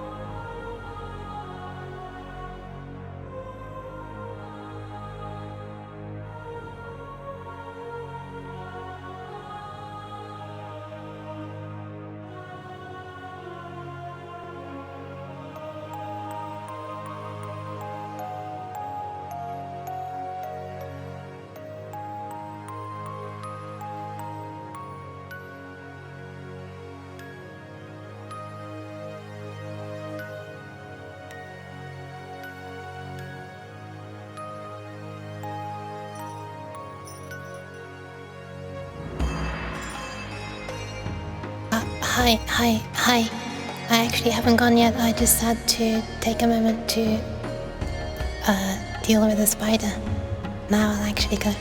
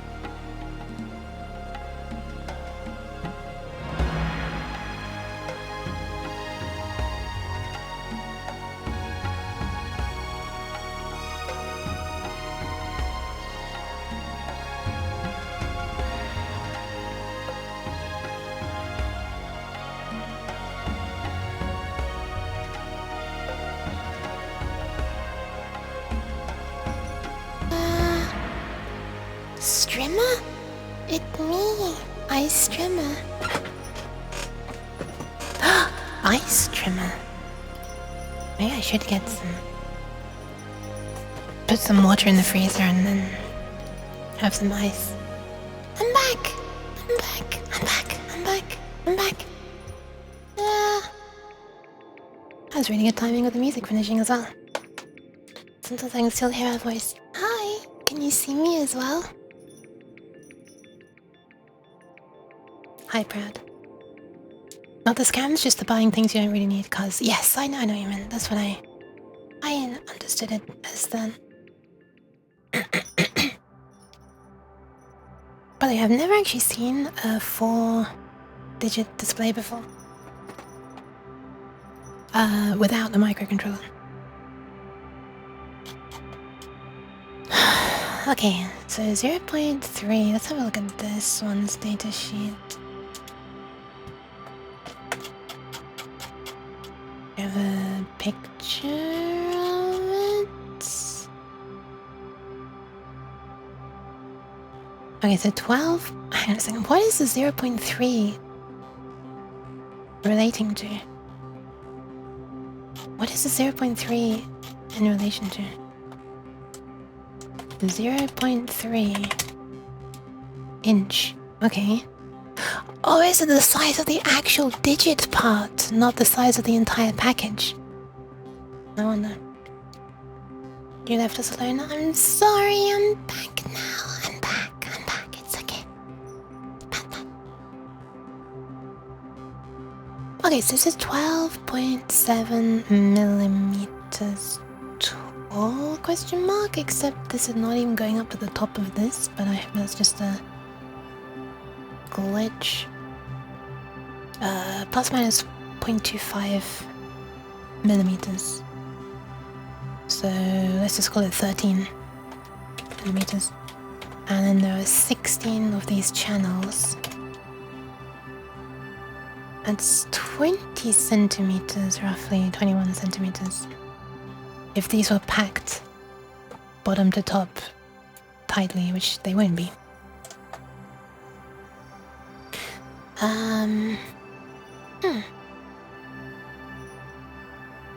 Okay. Okay. And this is a common negative as wait, this is common positive, isn't it?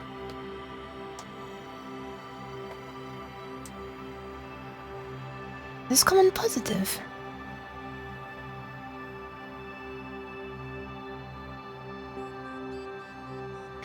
That's annoying.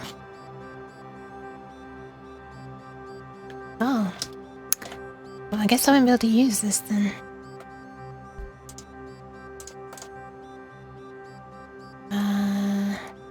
Yeah, common anode. I didn't see that. Whoops, I wasn't looking at that. Common cathode. This one's common cathode.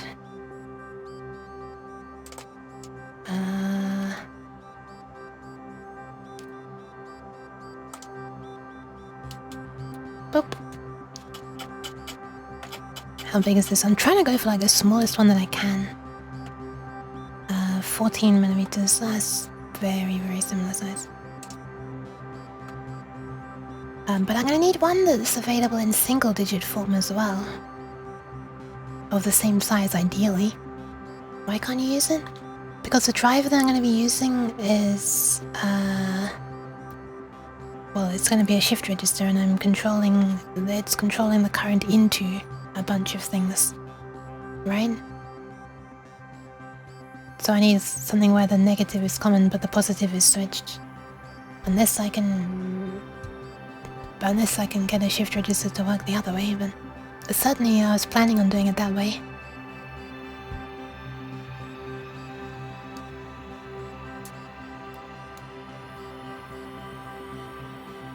Okay, so 0.36. Is this the only 0.36? Yeah, that's the only 0.36. So we won't use this one, but we could use 0.56, because that seems to be a very common size that's available for both single digit, such as this one. Let's fire up the... why is it appearing on this pointer now? And another 0.56 common cathode, like this one. Boop. Boop.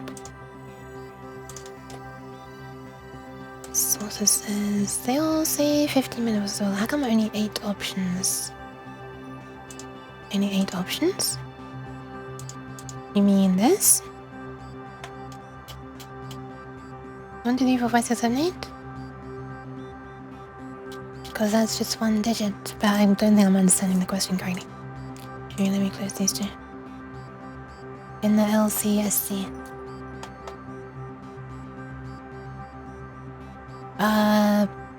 What have I filtered by? I've filtered by in stock and 7 segment. But I guess there are some other ones that are not. Also, there's way more than 8. I don't know why it's saying 8 remaining. It's just like there's loads. Started with like 2k. Yeah, I don't know why it says 8 remaining. There's... I don't know. I don't know how many there are, but it's more than 8.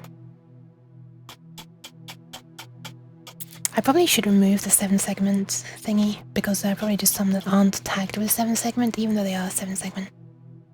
Plugin package. Am I still filtering? Oh, I am still filtering by then. Okay, let me remove that one in a sec. Anyway, this is more like what I was expecting. This will be a problem though. This will be a problem.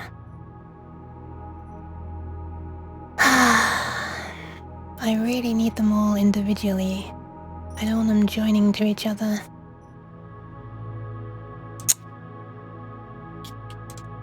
Meow electrical engineer. Could just get 2 7 segment ones. Thank you, Apple. Oh, I just removed this. Now there are 22, which probably means like 80 or something.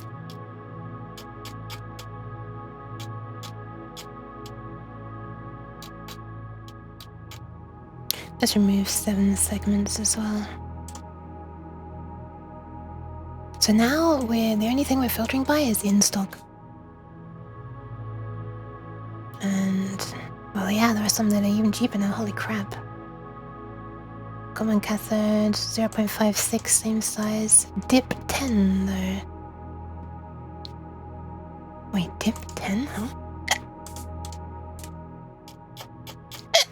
Sorry. What is it? Okay, whatever. That's fine.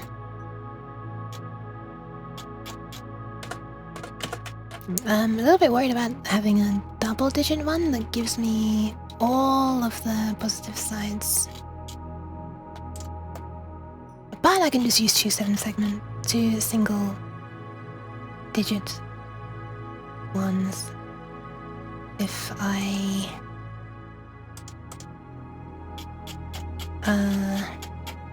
if push comes to shove. That's the same. That might even be the exact same object, the same item, as I checked before. This one doesn't even have a size, apparently. Boop. LED polarity filter available. Okay, this one is also split off. There are lots of filters available, but I'm a little bit worried that there are items that are not going to be tagged for that option, and so that's going to filter out all kinds of items that might actually have been possible.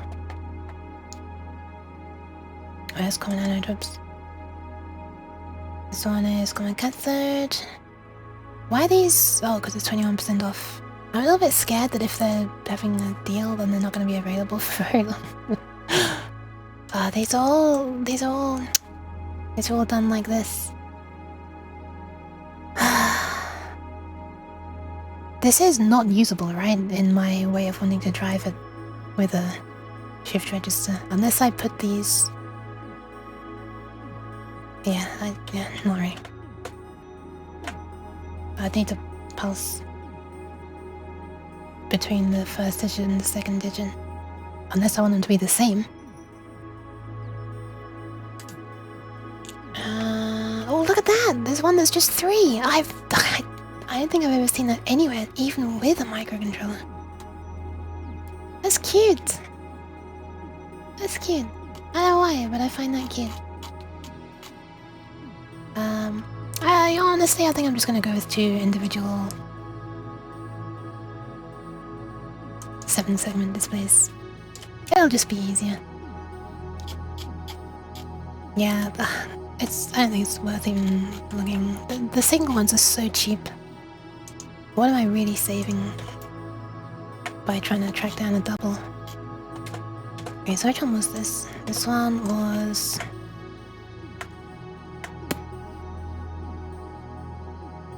SM420561N? Is that what I'm looking for? Oh, hold on, I need to put the filters back on. Nope, this is now individual LEDs. 7-segment.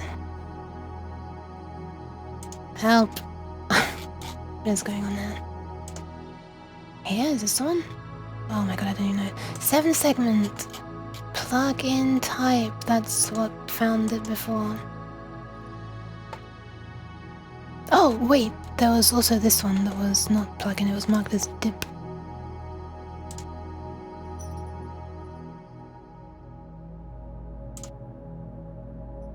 Was it this one?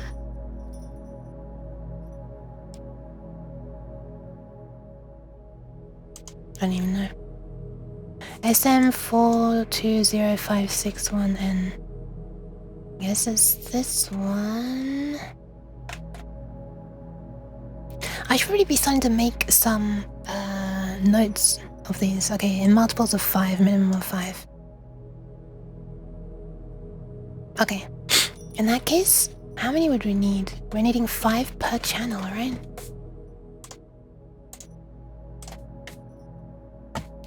One, 2, 3, 4, 5 times 64. Sorry, 5 times 16. 80. 80. So we just qualify for the 50 plus price. Wow, that's quite a jump. Dip stands for dual inline package, i.e. 2 rows of pins. Okay, when I hear dip, I imagine the pins that are sort of a bit rectangular, like a plane rather than a straight line because of the chips that are like that.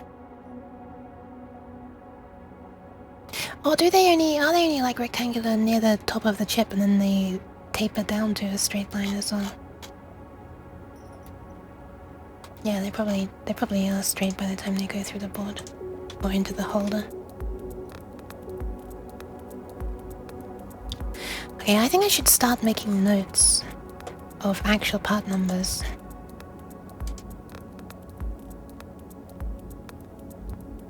So this is the number of LEDs, and this would be like at 10 milliamps would be 16800, so 16.8 amps.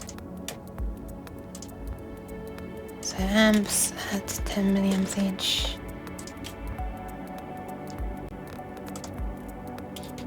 Dip IC leads are stamped out of sheet metal. Oh, okay. So they are kind of flat, like rectangular. Or wide, I don't know what the word is. 2D rather than 1D. You heard it here first. These are one-dimensional. Okay, so part numbers. This thingy, we can use this. Possible parts from LCSC. 7-segment display. So this is like an actual bill of materials, right? I've never made a proper list like this before. Well, actually I think I have, but I've never actually made something from this. So this is like item, and then this is what do they call it? mfr.part hash. Manufacturer part number shown. MFRPART hash. 8 characters. Very satisfying. So 7-segment display is that. Which is... I guess I can put details somewhere here as well. And then this is 0.56 inch red.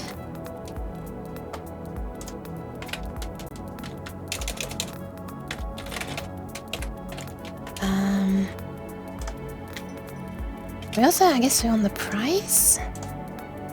The flakes are somewhat spread apart. There are tools to make them parallel. Spread apart. Like not just the cylinder, but like a flat thing. And there are tools to like squish. I wish I had access to Alkaline's emotes again, then I could use the new squimsh emote. If the owl's still here. We need the squimsh.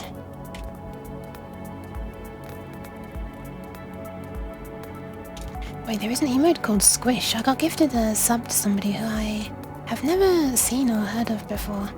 That's the person though. This is called... I see why it's called Squish now. I see. Pocky1898. I see why it's called Squish. I couldn't work out from the thumbnail, but when I saw it big and floating across the screen... I see what's being squished. And by what? Okay, that's that.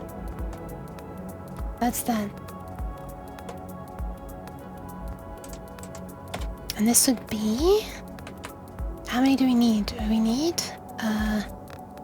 So the quantity we need is...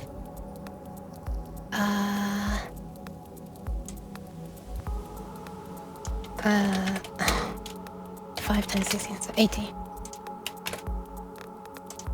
And then price each, and then price total, I guess. I guess I can do pound each and pound total. Then I don't need to put the symbol in each time. Right. We're using a pound symbol now, UTF-8.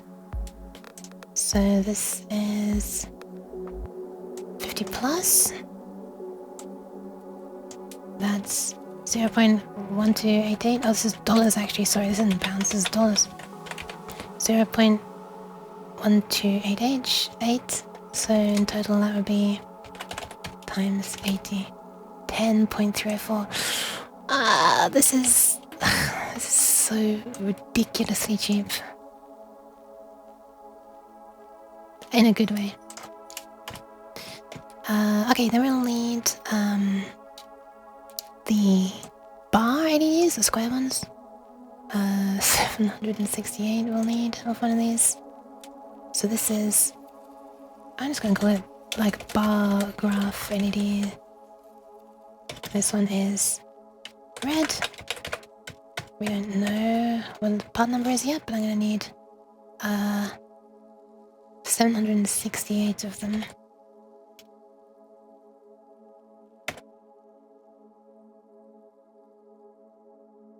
Okay. I think I still... yeah, this one. So I guess I should look for the manufacturer part number and look for ones that are really similar to each other. And that's probably the same series then, right? For example, here we've got 25FY, 25FY, 25FY, and just this part near the end, 120, 140, and 150 are changing. Then down here we've got like 257F. Oh, this is 257S and 257S as well. So this, and this are the red, green, and yellow. Okay, well, this is a really long part number, so I'm gonna have to expand this. Is that wide enough? I wonder. So this is red. It is wide enough. Need 768 of those, which is crazy to say, but that's how it is. Unfortunately, we don't quite qualify for the 1000 plus.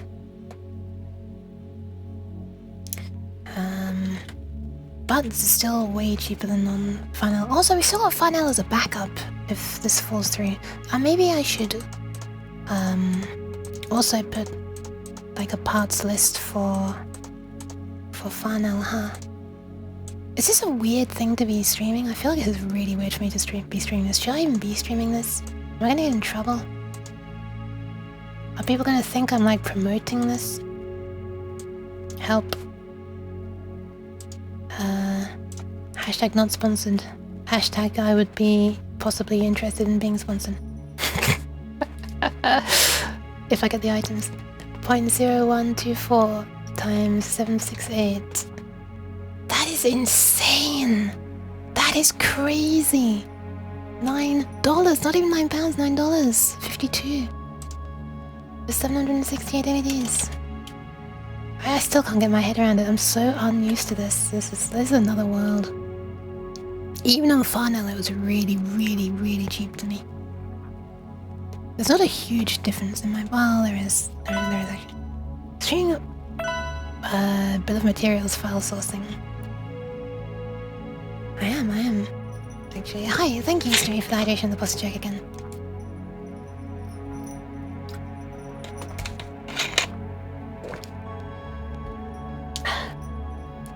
I thought I was actually going to get to circuit design today, which is why I had this logo above me. But maybe not. But I mean, it's important to decide on... well, it depends. I'd like to get decided on the items first so that I can design the components of the correct size.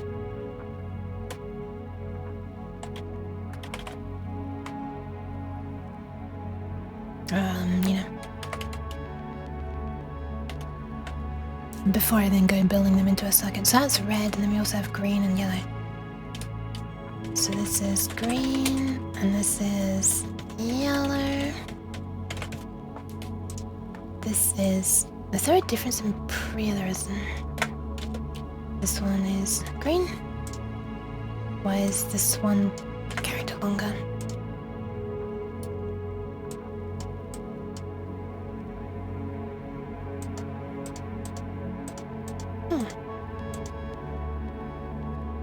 YG, I guess this is used for red ones, and this is used for yellow and green. Wait, red? Yellow, green, yellow? No, never mind. I was trying to work out what the letters might mean.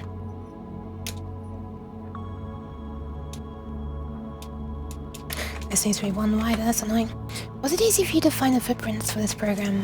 I don't think, for most items I have not actually found footprints. I've usually made them myself. So no. But, they actually do now have a, what's the word? Like a kind of like, what's the word? Like a... What's the word for when like a map is generated at runtime? Generative? I can't think of the word. A way of making a character based on parametric is what I'm thinking of, which is not the word I was thinking of. Oh hey, since I restarted VC Face and this works, the alignment of my hands to my head is different. And before it was the weird alignment of my hands to my head that was stopping it from working. Anyway, they now have a parametric way of designing components. So you can like enter width and height and stuff and you don't have to. Procedural, that's the word, thank you, that I was thinking of before. But I think parametric is the word for this particular one. So 128 and 320.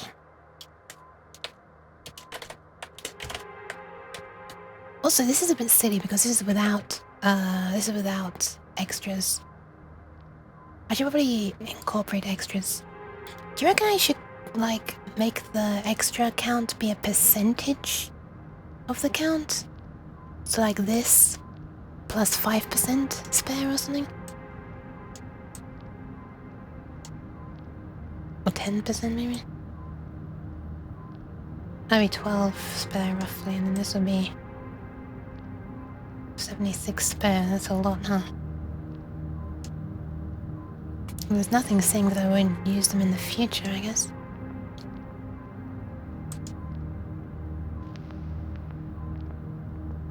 I'm gonna be so scared when I'm making this board that I'm gonna fuck up the what do you call it? The place that you solder onto on the board. Did you try Easy EDA? It's a PCB design that is integrated with GLC PCB. I have not tried it. I've seen it promoted on GLC PCB site. I've never used it.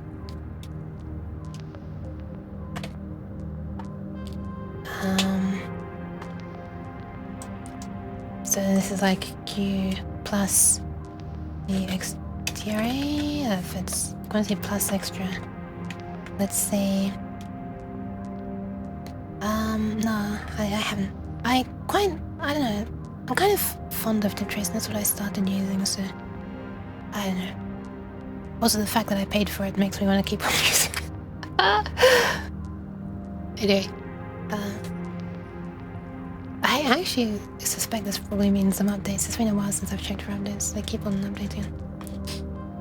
Even though I bought it many years ago. So I guess we should we get spares of these? I guess so. 10% feels like a lot. 5% maybe? 80 times 0.05 is 4 spares.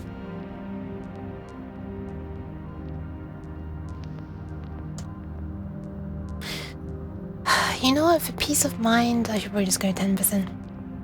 It's time to look for symbols and footprints. Fair enough. Yeah. I don't think I've ever found any. I've not looked super hard. I just kind of assume that there won't be any most of the time. And it's been true every time so far.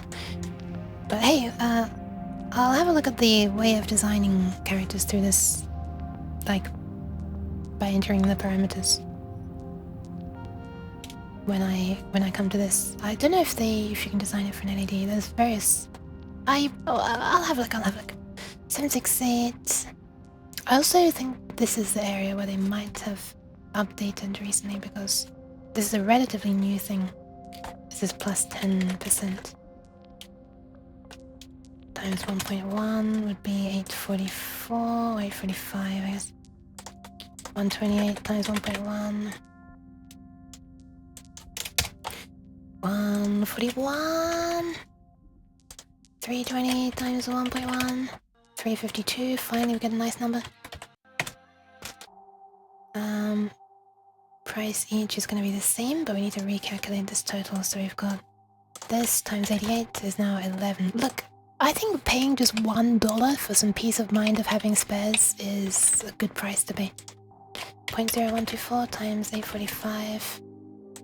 10.478. 0.0128 times 141. 1.8048. 0.01. Oh, I haven't even worked out what this is yet. Yellow. Hang on a sec, I've been looking at the wrong thing all this time. I've been looking at the wrong price thingy. 0.0124 for 1000 plus was also incorrect. What? I've been doing this all wrong! What am I doing? 200 plus is what I need. 0.0144. How did I do that? I was misreading all the time. Like I was always looking one row too low. Oh, this one's actually 2 rows too low, huh? 0.191. I wonder if it might work out. Okay, what would that be? If I buy this, that would be... What am I doing? 141 times 0.0191. Okay, so that would be 2.6931. But if I were to go up to the 200 plus,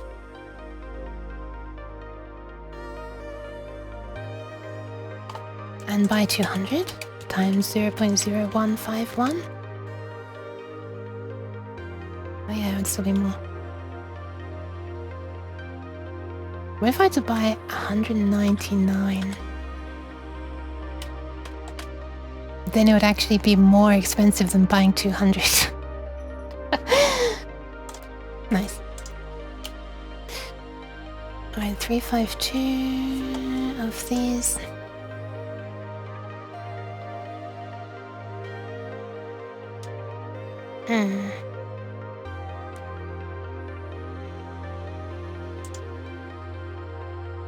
I wonder if I should mention inside here. I feel like I should mention per. This was per 50. This was per 200. This one is per 20. And this one is also per 20, and it's 0.0204 per 20. What is happening with my alignment? Can I just fit on the screen? 0.0204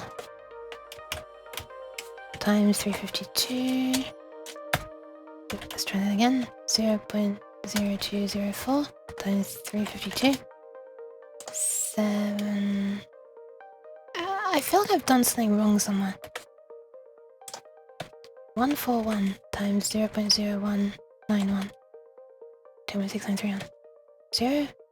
0.0204 times 352. 7.1808. This feels like a big jump and not much price, but okay.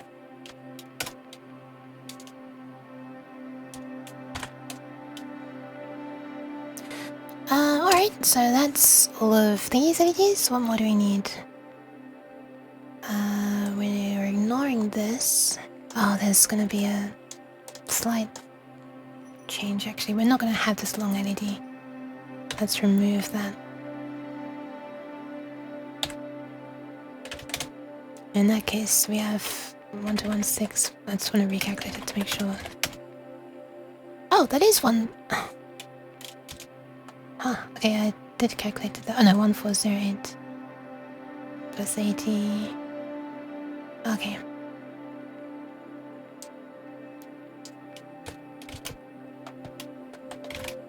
Sorry, 80 times 8. Oh, 80 times 7? Yeah. Never mind, I accidentally did it correctly. Before. Okay, now I only care about the round LEDs. This is the only kind of LED that I've ordered in semi-batch before, and I think it was not even a big batch. To me, it was a big batch at the time. I think it was either like 20, maybe 50. But now it's... well, it's a similar amount actually. Unfortunately, I don't have them anymore, I think. Hang on. One sec, let me test them.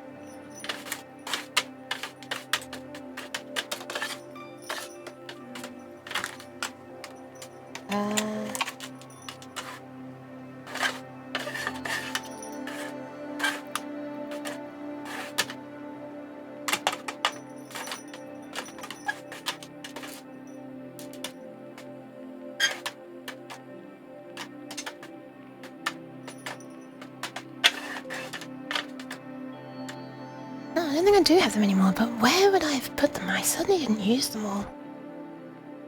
Where would I be storing these?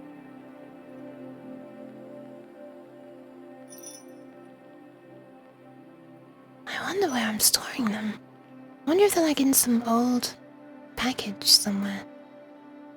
Where would I have stored them? This is before I'm thinking back to when I had these... when I bought these LEDs before, I had like the big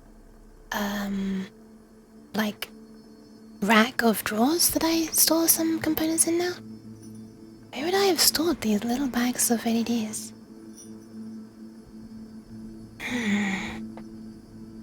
I know I didn't use them all. There's no way I would have thrown them away. That's like absolutely not even a possibility. I'm bad at throwing things away. I wonder where they are. This is gonna have me... this is gonna be going around my head for a while now. I might actually not even need to buy these. This one I will. There are not enough of these. But I know I have some magenta LEDs and that should be enough. And I probably have some red LEDs and that should be enough. Actually, I'm not sure if I have red. I have blue. It's probably not a big deal. Okay, let's just see what they would cost from here then, I guess. At least we can get ones from the same manufacturer this way. Okay, so... LED indication. So we do want in stock. We don't want square. I guess we want round. 5mm. Is 3mm the default small LED round size? Is that what I'm thinking of? I ever find components that I bought previously, they have to be in a very small closet, but they cease to exist as... right? So weird. Yeah, this looks like the small kind that I'm thinking of. Holy crap, you can buy 4,000 plus for 0.0099. 1 cent LEDs. Okay, so green, blue, magenta, and red. Let's sort, I guess, by price? Feels a little bit weird sorting by price, because normally I don't like to buy the cheapest of the cheap. But like in this case, it's... they're very basic components, so I'm wondering how much can be bad with them for being cheap. I mean, I guess they can be dead on arrival? Why are these so expensive? Or are they not? Did I... oh, I ticked most expensive first by mistake. That'll be why they're so expensive. Where do you see how much SMD resistors cost? Yeah, I have actually bought a batch of SMD resistors. I said this earlier, but resistors are the only SMD components that I have bought and sold it before. I think they were... oh, I'm gonna have to find out the size. I think they were 1206 size? Does that sound right? Yeah, this is definitely a solderable size, I think. I can't remember. I don't remember what size it was. I don't have any way of measuring such a small size either. Unless I had one of these. No, not those. These things. Right. Then I could put it on there and find out. Maybe. Except not actually because there's... Oh, there we are. RLC. Is that resistors, capacitors, and inductors? Is that what that means?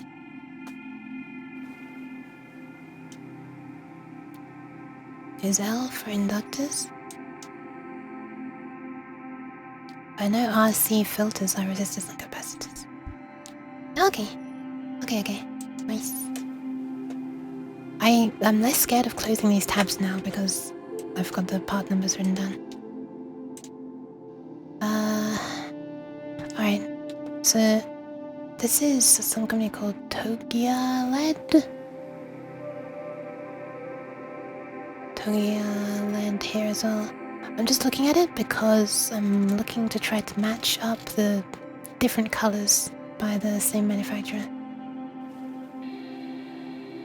How did this price compare over here? Actually, I can't remember. 0.03 for that. Okay, no, that is. I gotta remember that this is dollars and the other one's pounds as well. So, although the numbers might sound bigger here, they're actually worth less, which is a good thing. Red. We've got a whole load of red and greens. Oh, there's blue. Oh, it's actually blue with a blue cap thingy as well. Like a coloured blue case, not just... Am I filtering by in stock as well? Yeah, I am. There really are this many. Okay, what manufacturer was that? I'm just trying to look for like one manufacturer that makes all the colours I need. This one is Zing Light. Well, they're showing up a lot as well.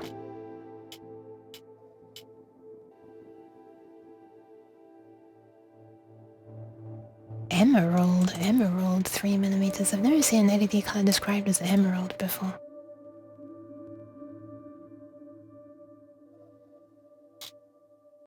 Sounds much more fancy than green. Okay, what if we go for Zing Light? I would like them to actually be colored the color of the... You know, the color that they light up. Because I know they can be like transparent, but... It would be nice to be able to look at the board when the LED is off and see, okay, that is the blue LED, therefore that's the one I should be looking at for this. I mean, I'll try and include some markings. Damn. Oh my god, I just realized I'm just alt tabbing. I can't show you the alt tab because the alt tab's on my other screen, but I have 5 calculators loaded. Okay, let's close that one, that one, that one, that one, and that one. You can switch to euro if you want, top right of page. I mean, pounds would make more sense to me, honestly. I think I'm more familiar. Yeah, no, I'll keep it on dollars. Because they don't have pounds. Alright, let's see, so... Zing Light has red. I'm probably not pronouncing it correctly, right? It should be like Zing Light. This one has... Oh, these are all transparent. Okay, there's blue.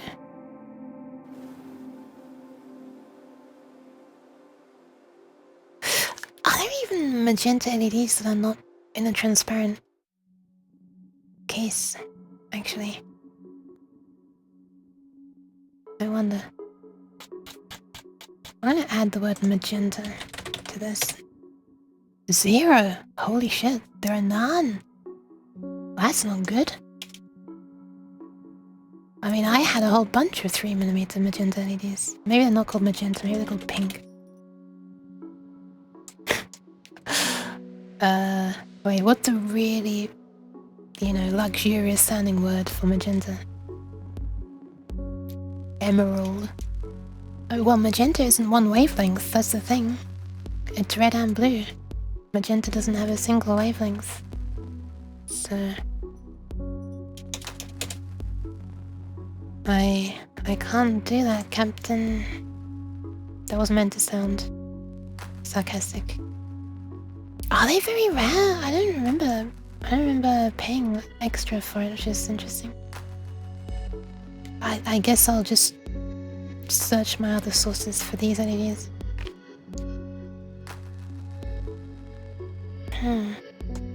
What if we... It's true though, I hadn't seen them before. But they didn't cost much more. Magenta. It's phosphor to generate the second one. Right. Makes sense. Oh, here we are. Red.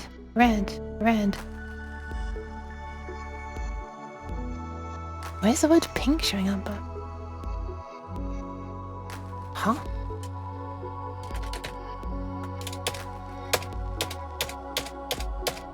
Nowhere. What the fuck?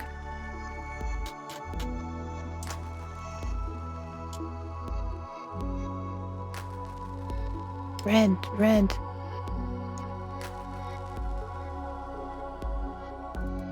I'm kind of confused. What's going on? So what size is this? 3mm. Why was it not showing up when I... Oh, because I guess it wasn't called something round 3mm. God. Okay, maybe there's another column where I can filter by size of 3mm. Doesn't look like it though. I think I'm not going to use these. I'm just going to type in here. I think these are kind of shit. Let's just search this way, 3mm. Yeah, okay, this is more than we had before.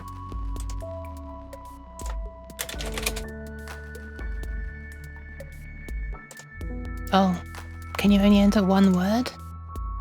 I guess you can only enter one word and it just searches for your first word?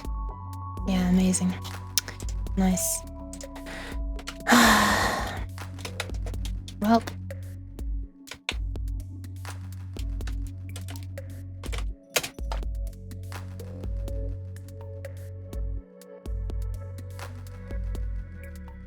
We have a bunch of SMD ones as well. Okay, I'm just gonna... Let's click on this. Where is the word... Why is this showing up when I search for pink? The word pink is nowhere in here. Is it in the datasheet? No.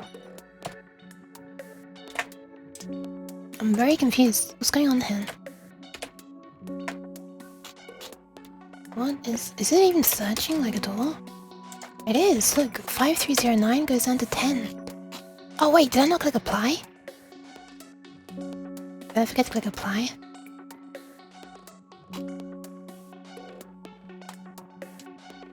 One, 2, 3, 4, 5, 6, 7, 8, 9, 10. Okay, it's actually showing 10 items this time. They look like they're all SMD. Yeah. Okay, whatever. I'll get the common round ones elsewhere. That's okay. There aren't too many that I need. I'll get them from somewhere else. Let's look at the LED drivers.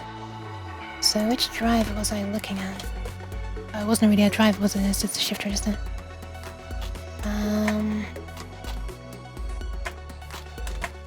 This one.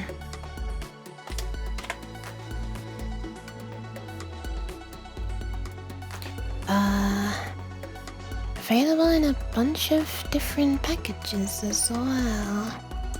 Well, since I'm on this website, let's see if they sell this. Boop. I guess not. Oh, it does. They do. Okay. Nice. It's gonna be quite expensive still though. That's gonna be like $50 at best. More than that actually, but Did I look it up on here? I can't remember if I looked this up on here actually.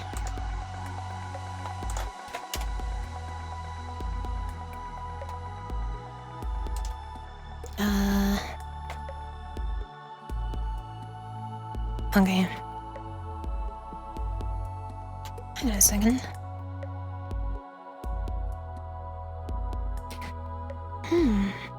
It's actually not. Oh, never mind. They're no longer in stock. Why can't I filter by in stock? Oh, this way? No. What the hell? Why can't I filter by in stock? What is this nonsense? Anyway, this one shows. Oh, that is actually more expensive. It's not as much more expensive as I was expecting though. They're pretty similar, huh?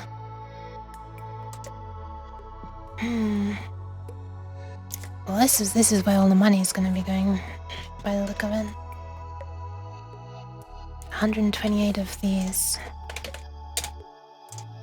Well, apart from the manufacture of the board itself, which is probably gonna be quite expensive. 0.5312 times 128 is $68. Oh wait, but it's dollars, it's not pounds, it's actually less. So I'm guessing other people have this as well if they go to a country where they have a different currency to what you're used to. You just hear the number and the number sounds big in your head and you've got to do the exchange rate in your head and you're like, okay, it's a bit less. I have that when I was in Germany as well. Because of euros, of course. I wonder if, you know, out of curiosity, I want to have a look at funnel and just fire up another one of these tabs. What is this? Oh, right, that's how I found this chip in the first place. Let's close this and this. What is this? Oh, okay. Let's search for magenta LEDs here as well. I'm very curious. LED products, standard. Yes, search within. Magenta question mark? Okay, why are you taking me to a completely different page? Pink? Couldn't find any projects. Okay, what if we just do this global search thingy? Really? Holy shit. Alright.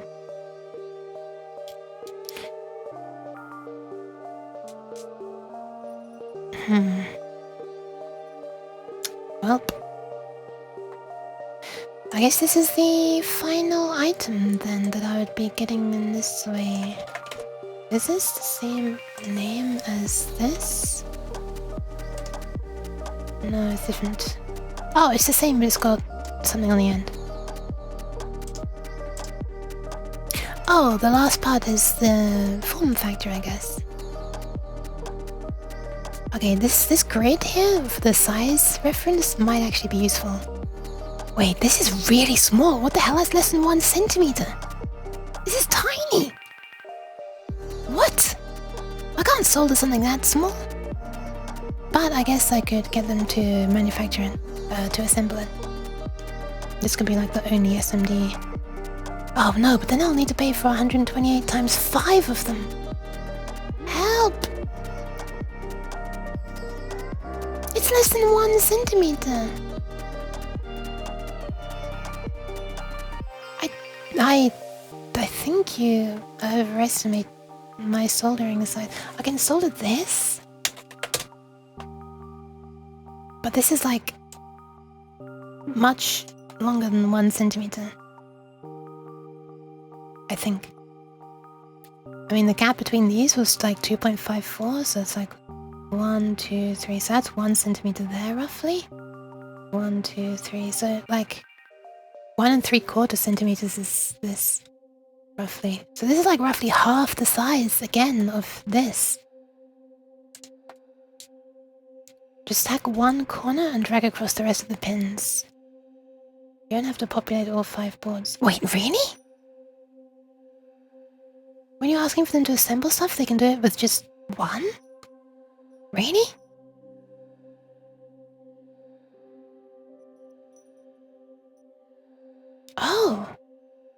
Okay. That changes things. That changes things hugely. I could just use SMD components all around then. What the hell? That's huge. Oh my god. Flux and solder mask does the rest. Ah, interesting. Yeah, I've never used solder paste before. How long does it like last? Like I'm assuming it comes in like a little pot or something, and you have to like keep the lid on or something. Most of the time, if you open the lid, does the whole thing start going bad? I have zero experience with this. I think I've seen it in like a video once or twice. 1 to 2 years. Oh, interesting. Okay. Solder mask is the layer of the PCB. Wait, what did I say? Solder paste. Did I say solder paste? Keep yours in the fridge just to be safe. Okay, well the people I'm living with are not gonna put up with that. Mind you, you know, whatever. You don't even need paste. Just put some solder on the iron, flux on the pins, and drag.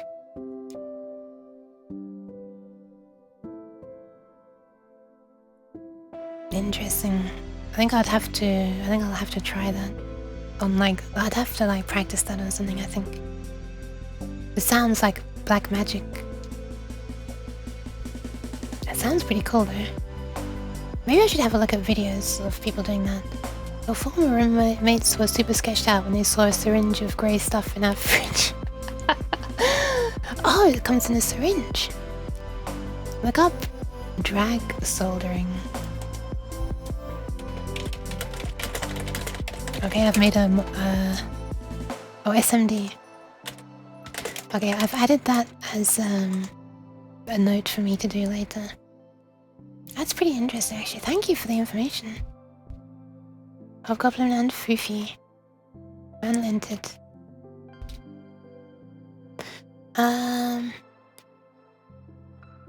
Interesting. Very interesting. You know what?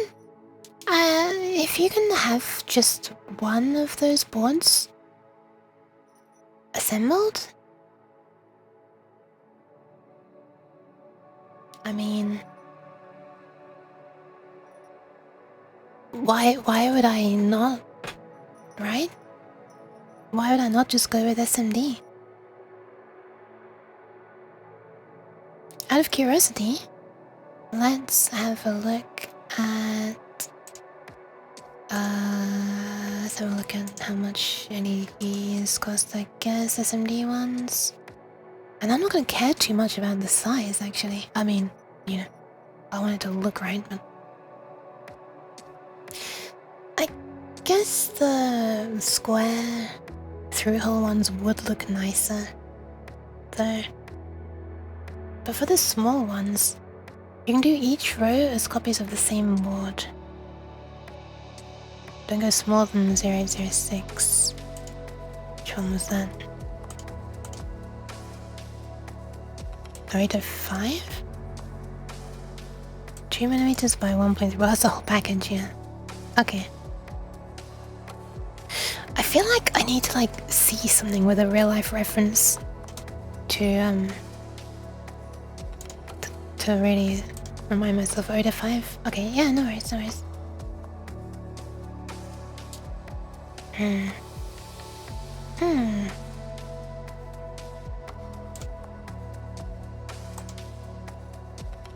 kind of just want to see what LEDs of... Well, there is a 0806 actually just in there. It's rare though, apparently. Kind of curious about... As the package size increases... What the fuck? As the package size increases... How the LED How do I explain this? How the visible little glowy part of the LED scales relative to the rest of it. How high can I take this? Okay, let's take it up to like here, I guess. Sure. Show me 6,300 LEDs, please. Here's a tiny one. Why don't I just go into like one of these? Sure. In stock as well. A whole two LEDs. Look at that. Is that 3 pads on the back? Oh, discontinued. Availability discontinued. But in stock? Question mark? Huh? The fuck? This one. Okay, what I'm doing now is I'm just pressing up and I'm looking at this number. When it goes to a big one, okay, that's a bit higher. 1206 is pretty big for an LED. Fair enough. What is 1206 again? 3 by 1.5. Yeah, the square ones are 5mm wide, the visible parts, and they're quite wide, yeah.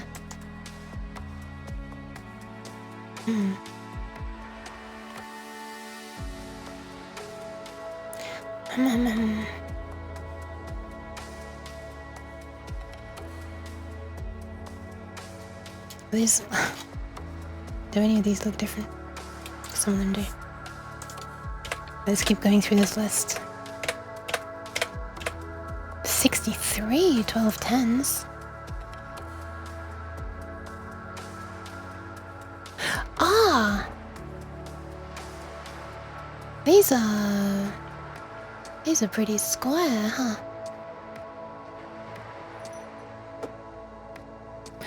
Ah, that's a point.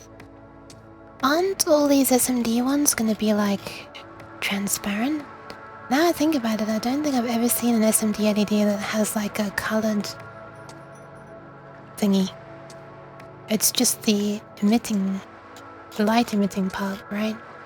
And then some kind of transparent protective thing over the top. I don't think I've ever seen like an SMD LED whose color you can tell but when it's not even on.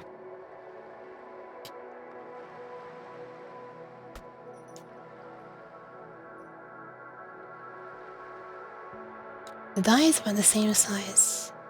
Okay. Okie dokie. Usually lens is clear, but lens, that's the word, thank you. But some are colored. I wonder if there's a filter for that. Lens color. White, foggy, or colorless? Okay. 1206, okay, this is a lot there. Lens color. Oh, there are some. Not red though. Green. I want to see what it even looks like. A green lensed SMD LED. Yeah, I mean that is green, huh? Not quite sure what I was expecting. Orange. Oh, that is orange, huh? I would call that yellow, but okay. Cyan. Oh my goodness, fancy. Okay, I wouldn't call that cyan. This looks like tennis ball yellow. What does yellow look like then? The same, actually the same. Ah, yeah. Okay, let's keep on going through the sizes. Let's see.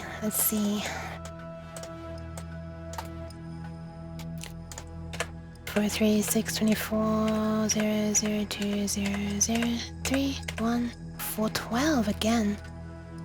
0805 was the size you suggested to not go smaller than as well. Okay, so 0805 and 1206 was it? Yeah, seem to be about as popular as each other. Out of curiosity, let's keep going down. Holy crap, 0603, there are loads.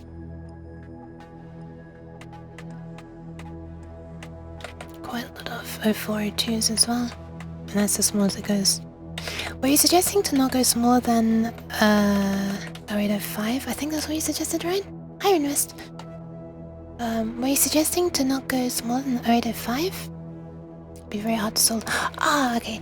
The only reason I'm considering going SMD is to have them manufacture it, assemble it. Hope the rain rest is alright. Hi. Hope you're not dying of heat. Speaking of which, I'm gonna hydrate.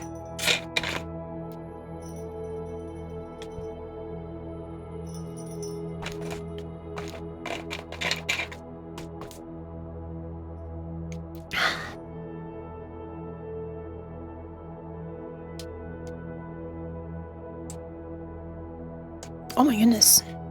Look at this. So we're searching 0805 right now. This one, oh, it's emitted color, sorry. Lens color. What does a red lensed SMD LED look like? Oh, there's a single one of them. Oh my god, look at that! That's good! That's really clearly red. That's nice. Hey, look at the Zing light again, or Jing light. Interesting. Interesting. Why am I still holding the bottle? Get out of here.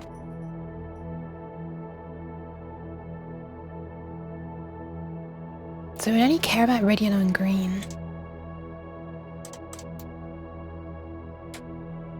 We have this one again. Yeah, that looks yellow. This looks very yellow. This one's nice. It's cheap enough as well. This is interesting actually. This is very interesting. Well, it's 50% off as well. This one scares me. Oh, it's 5% off, sorry. When I see this something percent off, I think, wait. I said this earlier, but I think, are you discontinuing this? Are you stopping? There's only a single one there, and it's Jing light as well.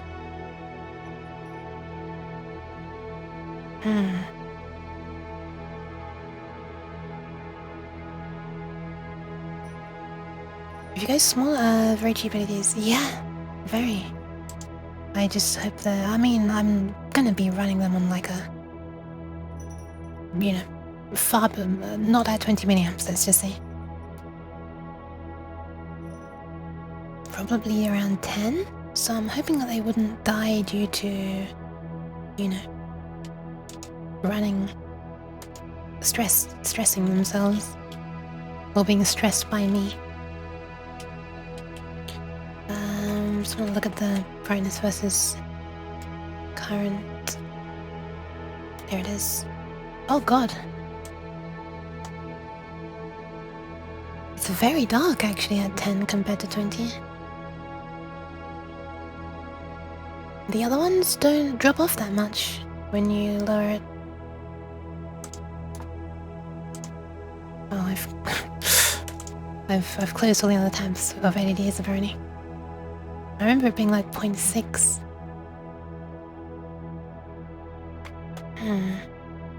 Maybe that's why they're so cheap. Oh, also it's possibly because they've got a coloured thing over them, right?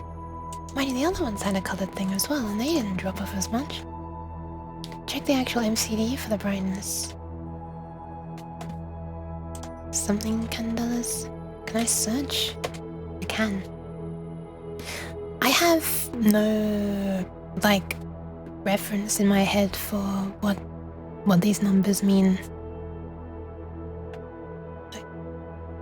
Yeah, same for lumens. Same for lumens. I don't have any good reference in my head. I never like learned. I feel like the only way you can really learn about them might also be through exposure to them. I guess people could compare it. Light is really hard to reference. Yeah, right? Because it so depends on your surroundings as well. Like, I've got a really bright light on my face now. I know there are some LEDs that will be hard to see.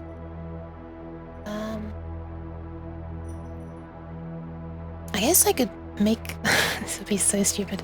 I could just make a board with as many different LEDs as I could find. This would probably be so expensive. And just, Stu! Thank you! Okay. I just hydrated, but I'll do it again. I could make a board with just so many different LEDs, and the only point of it is to compare brightnesses.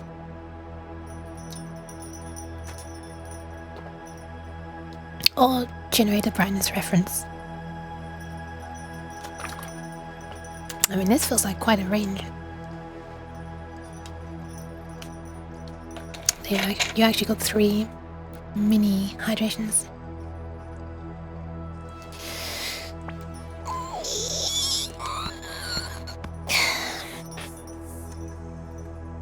Hi, Nikonayo.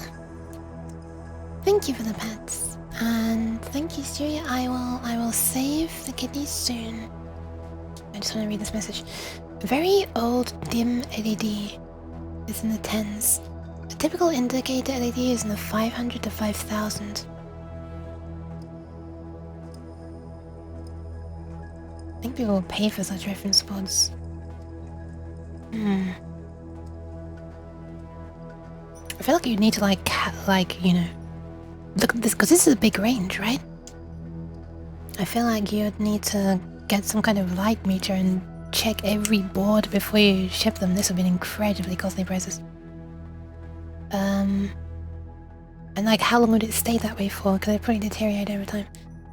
500 to 5000 range. That sounds huge, but again, I don't know like what kind of scale this is.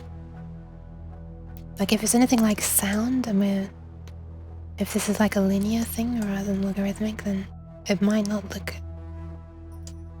as crazily different as it sounds. Oh, it is, okay. 500, 5000, blah blah blah. Ones like blue and white can be more than 10,000. High efficiency ones. But I'm glancing up at the top of my desk area right now, and I'm seeing a few LEDs. Like there's a yellow LED and a blue LED on the Arduino. They're both SMD, of course. And then there's also a 4-digit display showing dash dash dash dash right now. That's yellow. That's much dimmer. But I think I'm running it at a dimmer brightness actually. I can't remember. I might be using PWM. It's probably being multiplexed anyway, so.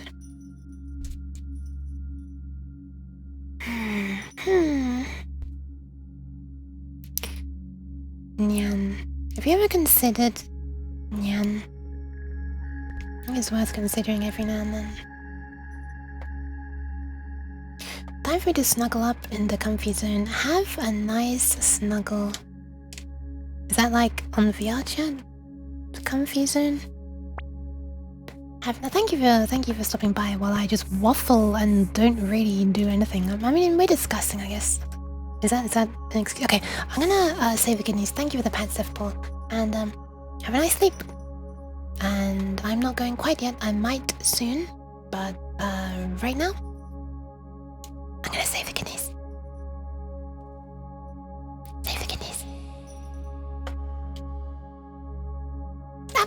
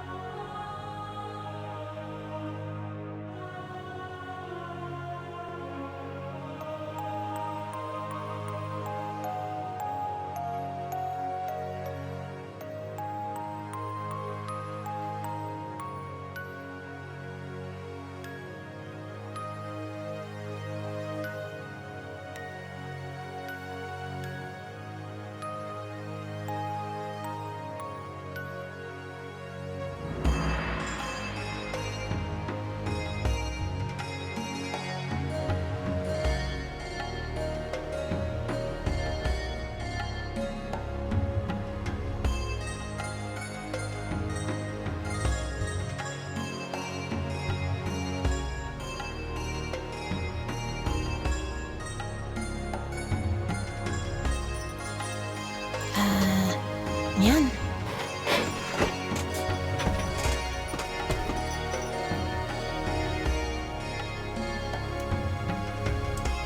Hi. I'm back. I'm back. While I was gone, it occurred to me, if I have this manufactured, in like a modular way, so not this entire thing in one go,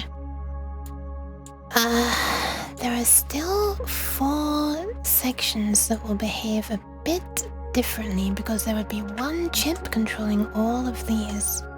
So I wouldn't be able to have I wouldn't easily be able to have 16 made. But I could have 4 of these made. Hi, Innan. Thank you for the pets. So it might still not be too bad.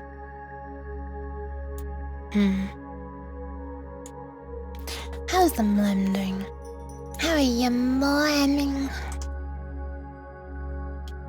I'm thinking of going. Actually, you know what?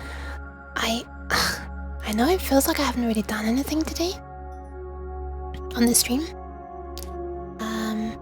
But I should probably be ending because I just noticed the time is 3, and in order for me to be able to sleep, this room needs to cool down from its, frankly, really hot temperature. Doing alright, how's Duke? I'm not too bad. Discussing all kinds of stuff about this. I've had this loaded the whole time as if I'm actually going to get to using dip trace on stream. Discussing stuff, where are we? About this on stream has made me, there've been a lot of people coming in with new ideas, which is what I thought might happen, and I'm kind of glad about it, to be honest. I was hoping that my stream might act as bait for people who actually know what they're doing, and then I could just leech off their kindness. This sounds awful. I wasn't actually hoping exactly this, but I was hoping to maybe get some input from people who, you know, I was hoping there might be some stuff that I had never even thought about. And, you know, because this was clearly a hugely, as still is, even when you split it into 4 pieces, a hugely ambitious project for me, so it's been really interesting getting some knowledge about alternatives. I'd never even heard of this website before. I knew that GLC PCB could assemble things and that they had their own stock of components. I didn't realize that you could also buy from that stock, if you know what I mean. I didn't know LCSD was its own thing that you can buy from. Leechma. Josie can do double-sided assembly components on both sides, so you can put the drives in the back. Yes, I'm gonna put the drives in the back. That was the original idea. But the really nice thing is that if I do SMD, I'm much less constrained about where I can fit in those drivers. Because when I was making, you know what? I'm gonna load dip trace right now. Let's load up the PCB layout stuff.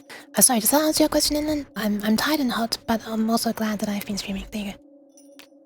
Not in the economic assembly. Oh, okay. But that's worrying.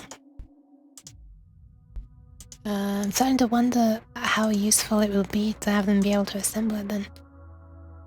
Yeah, when I made this board, I didn't even think that assembling on both sides would be an issue. Yeah, when I made this, I had to have holes drilled in the board to be able to access these 6 and these 6 pins for these alphanumeric displays. Yeah,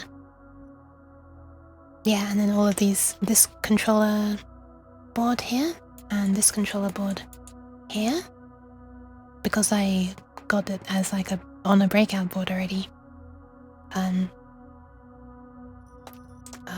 Hold on, where is it? Like this board. I was going to use this into a socket, which I did use in the end. There's a socket there, and then these pins go into it. But they need to be through hole. And so having those, oh my god, why does middle click close this? This is so silly. Hold on, lost it again. Here it is. Having these holes, severely limited where I could route my tracks, and it made some things quite a pain.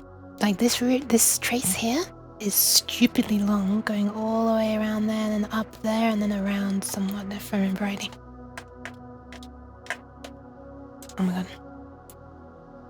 I think one of these is stupid. Yeah, this one. Oh, it's actually not as long as I remember. Oh, this one is...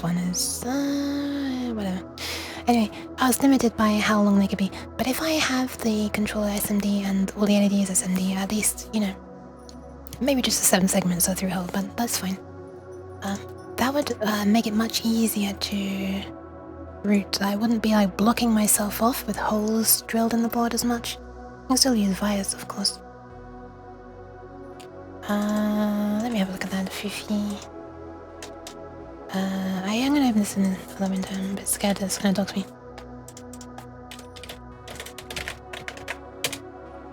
Oh my god, I just did glcp3.com/com/. I'm glad you're doing alright there, and then. What does 3SR plus 4 GPIO mean, Fifi? Oh, I'm not even signed in.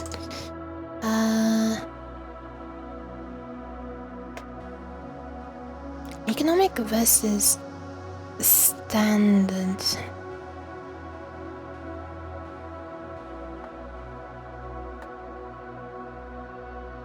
What is the difference? Oh, they also have a smaller minimum package size. Not that I was planning on going that small anyway, but...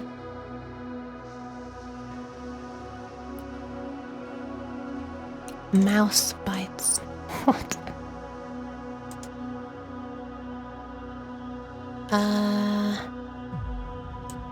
2 to 80,000, holy shit. Wait, so they will have to assemble 2 boards. Oh, but it's okay, right? Because we can just make them modular. Then there'll be 4. What is it? What is the difference between economic, apart from the price, obviously? Well, actually, the price is pretty much what I care about for this question. Use 3 shift registers and 4 GPIO pins dedicated to those 4 remaining LEDs.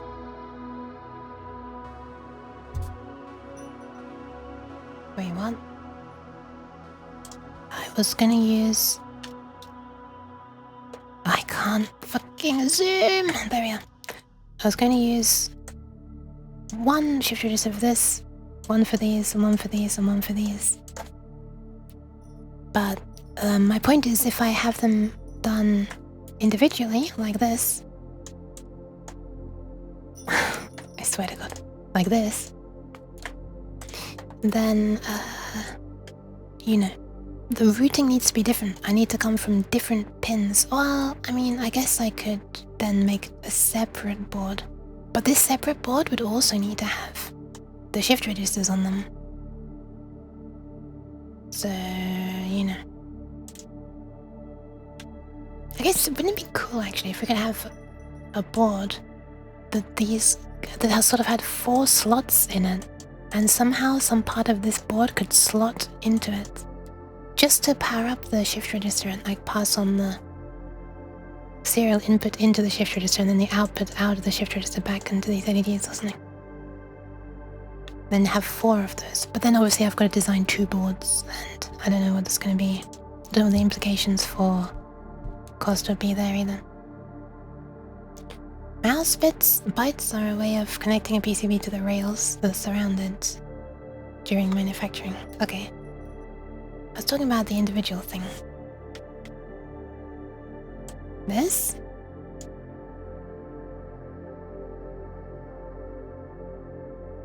Three shift registers and 4 GPIO pins dedicated to those 4 remaining LEDs. 3 shift registers? There's gonna be 8 shift registers for all of this. But you mean like 4 dedicated GPIO pins for this? I mean, I guess I could do that. There's no reason why I couldn't. It'd be faster, actually. I mean, if I'm using an Arduino Mega, yeah, that'll be 4 times 16. Oh, actually, that is quite a lot of pins. That's 64 pins.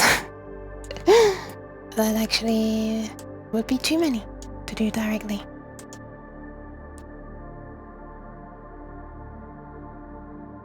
Yeah, that wouldn't be good. I think I prefer the idea of just having these on a shift register. I mean, to be honest, I really do like the idea of pulsing a single pin, but I don't have enough I/O, I guess. Although I do also have a chip kit. I think it's called Max 32 board, which has, I think, 80 something I/O pins. So I could finally make use of that. That one's actually a 32-bit processor, if I remember rightly, as well. So it'll be faster. Oh no, I'm not sure if it's 80. Hang on. Let me have a look. Can't remember. It's also running at a much higher speed. Clock speed.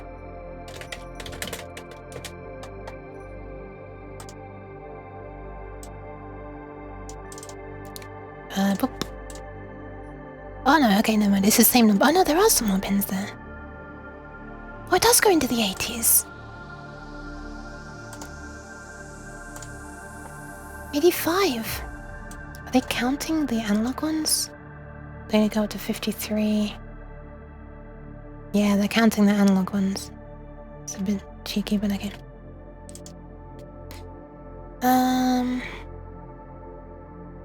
Yeah, fair enough. Yeah, so I do have one of these boards.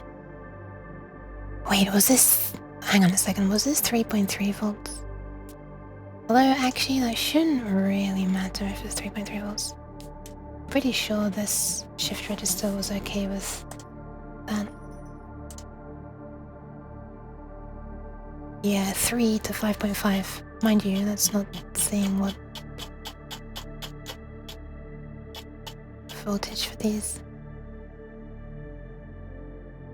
Output, input, blah blah blah blah. Where's the... Here we are, input voltage high.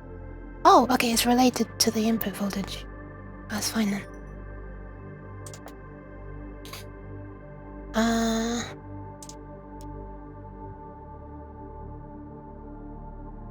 This document implies revision E of the board. I think I know where this is. I think I know where the board is. I don't know what revision I have. Personally, I'd do each channel be its own module with its own microcontroller. Holy shit. And make a second board to control those modules. Just sounds simpler for me.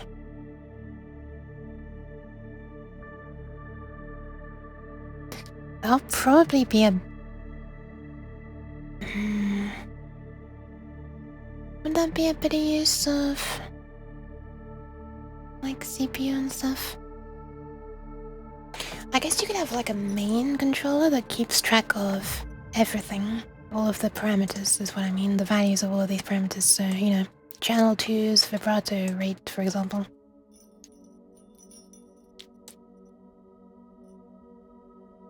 And then... That'd still be 8 shift registers, but that'd be 16 microcontrollers, so holy shit.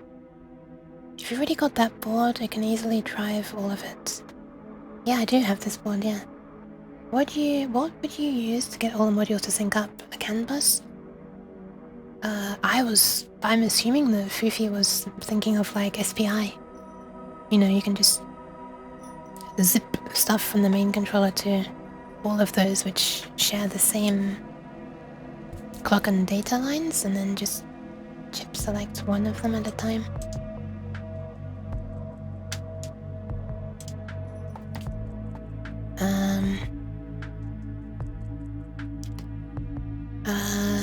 Yeah, what was the clock speed of this one? 80 megahertz. Okay, so it was 80 something pins and 80 megahertz. Sorry, I wasn't messing it up. That is so much RAM as well. It's... that is so much RAM. I'm not used to having that much RAM. I'm not used to having 3-figure RAM on a microcontroller.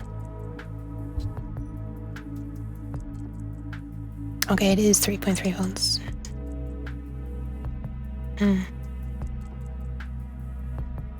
So...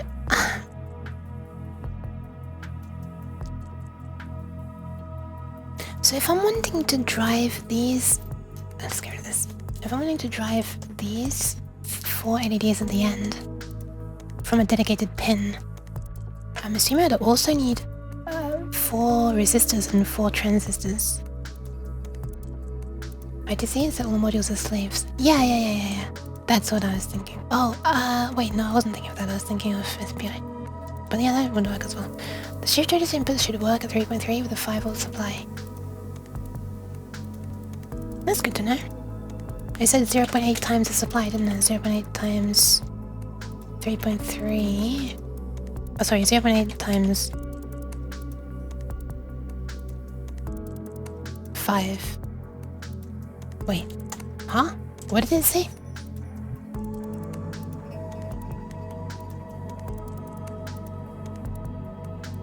Input voltage high level, input voltage low level.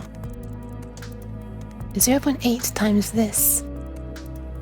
So you need to like input at least 0.8 times 5 volts, which is 4 volts, for it to be classed as high.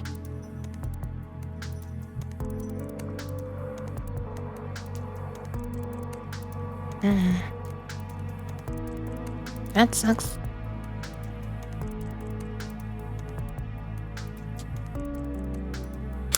But it wouldn't be a big deal to have the shift registers themselves run off 3.3 volts. And then that would be okay. Wait, no, it wouldn't. That wouldn't be okay at all. Because it's driving the LEDs from that same 3.3 volts. Which might be okay for some LEDs, but I'd need a nice 3.3 volt regulator. I'd need many amps of 3.3 volts. No, that'd be no good at all. Maybe I can't use this board easily.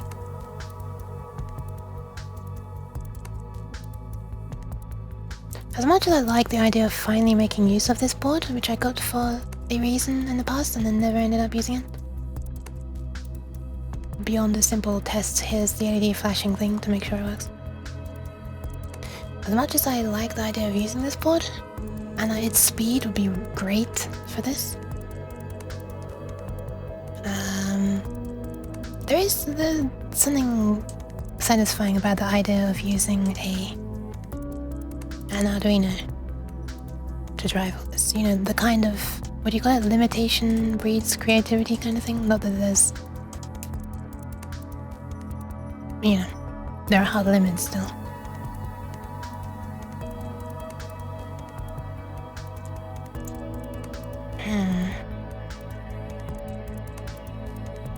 I do wonder how quickly it could update.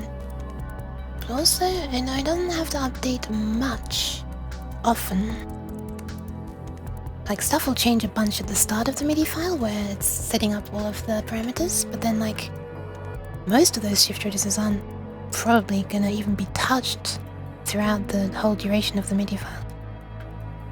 So it can skip updating a lot. Mega 2560 is 5 volts. Yes, that's what I have. I have the Mega 2560. I also have the Mega 1280. Just because, you know, that's what it used to be. I think it's Mega 1280 that's running the temperature stuff into my computer right now. Yes, the Mega is overkill for that. But, like I said, I already had it, so... it's doing more than just the temperature as well, but it's still overkill even for everything it's doing.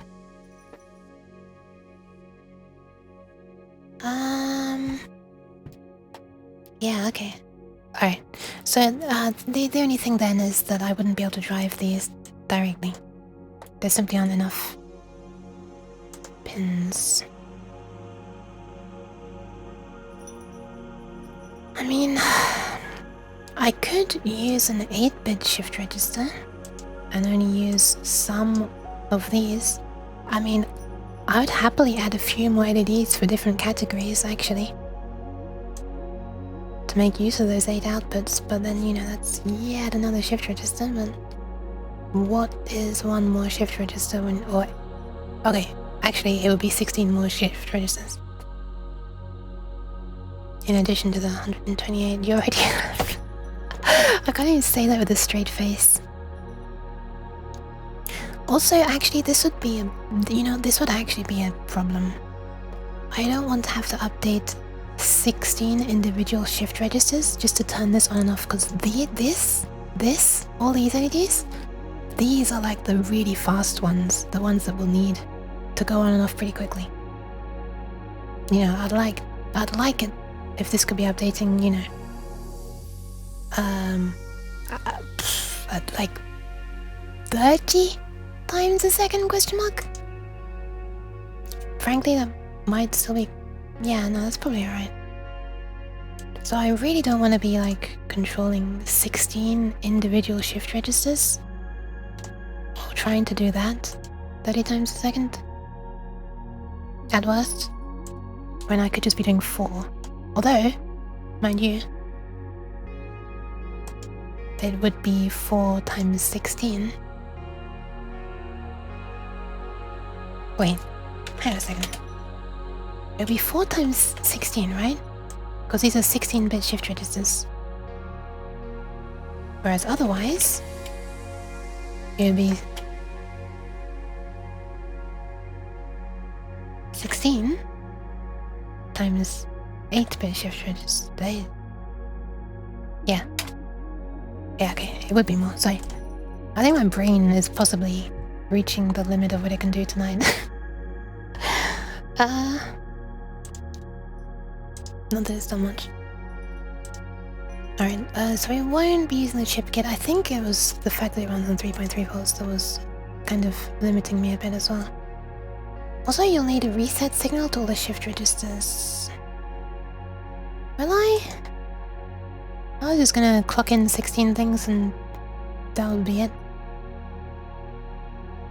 At that point, I'd know the state of it. Do the shift registers even have a reset?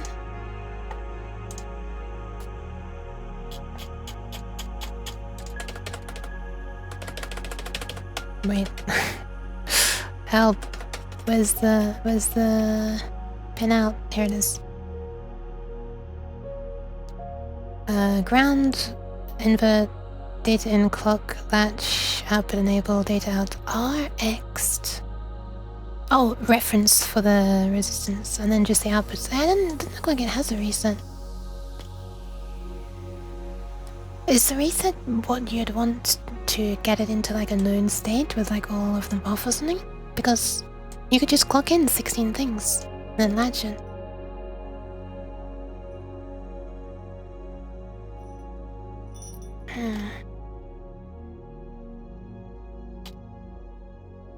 Yeah, that thingy. Out of curiosity, how do you do this? The current of all outputs. Oh wow, look at this. That's pretty neat. Looks like it's gonna be tricky to make it very low values. You probably want to use like quite accurate resistors if you're trying to tune it to something down here, huh? Oh no, something up here, sorry. That's when these values make a big difference. Like if you wanted to drive it at 20 milliamps, so you wanted to use a 1K resistor, but it was only accurate to like if it was only accurate to like 20%, then if that was 1200, well no, the other way around, what would that be? 1000 divided by 1.2. 833, then you'd actually be driving them 25 milliamps? Okay, so if I wanted to drive these at like... hang on a second, I'm confused. 1, 2, 3, 4, 5. Wait, what's up with the spacing of this graph? What the fuck? 20, 25, 30, 35, 40, 40. What is this? Why is the middle of 40 and 30 right here? What the fuck? Okay, so I'm guessing right around here is where the 10 is. So I'd want to use 2k, I guess, maybe a bit less. 2200 would be a common resistance, wouldn't it? So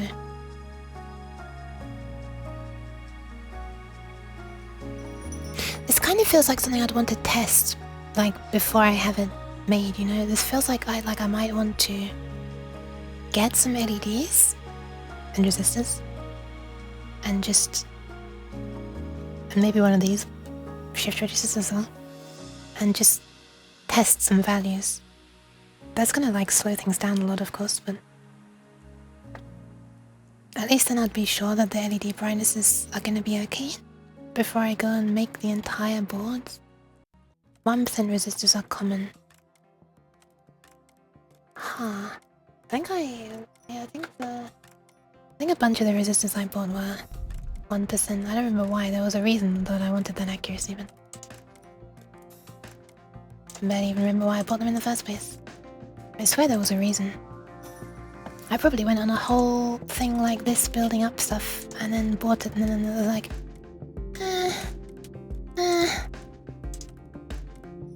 I'm bored of having this idea in my head. Let's move on to a new shiny thing.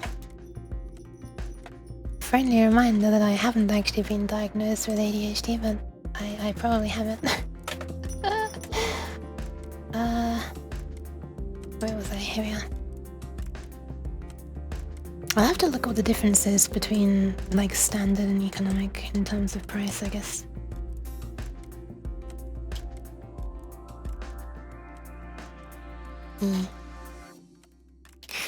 I saw someone use copper wire on these and found traces. Wait, you saw someone use copper wire on these? On what? The shift registers? And found traces with the wire repaired. A impossible fix, usually.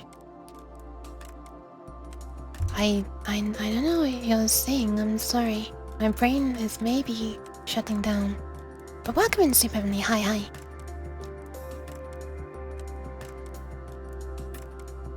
Oh, do you mean like they use a bodge wire to fix a connection through a broken wire or something? That's pretty cool. Especially if the wire threaded through the wire. Oh my god, that's confusing. The wire and the wire. Wow, that's a really thin piece of wire, huh?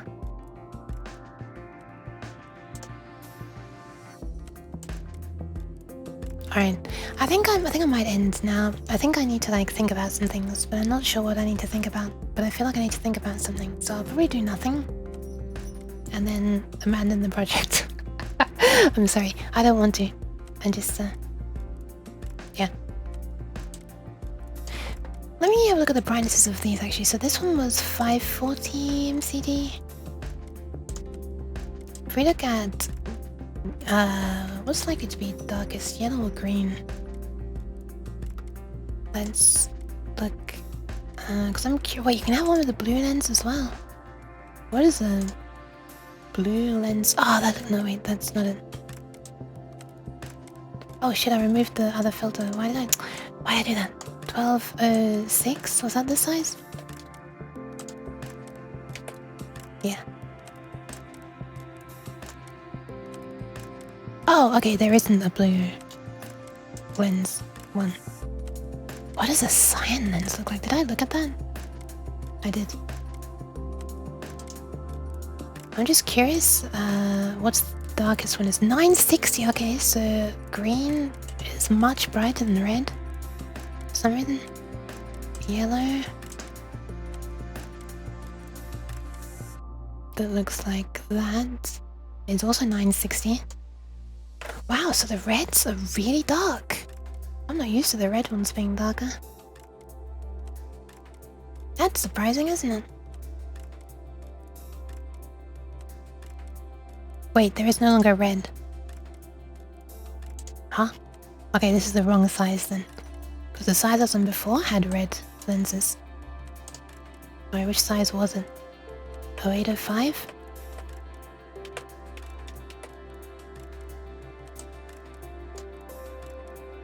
Yes. Okay. Let's see. Yellow. This one... 900 MCD still. Still brighter than the red one. And the green... 540, same as the red. Interesting. I was not expecting yellow to be the brightest one. With a colored lens. What do you know? Interesting. Let me make a note of some of these. Just so that I don't lose them too much. So this is the part number, this is the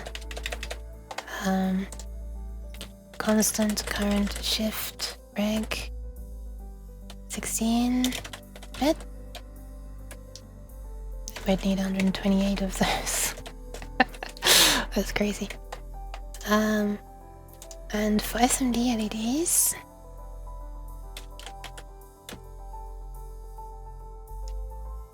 uh, 0806 was it?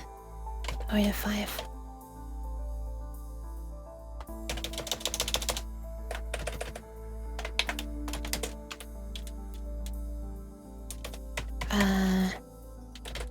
Red would be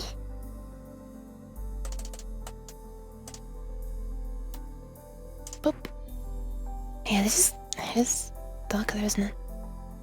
Wait, what? What? Hang on, what? 90 MCD? What? 5 milliamps. Hold on a second. Is this the same thing I was looking at before? Wait, what? Wait, hang on. Do I still have the datasheet open for the one I was looking at? That doesn't sound like the one I was looking at before. What the fuck have I done? I've lost something.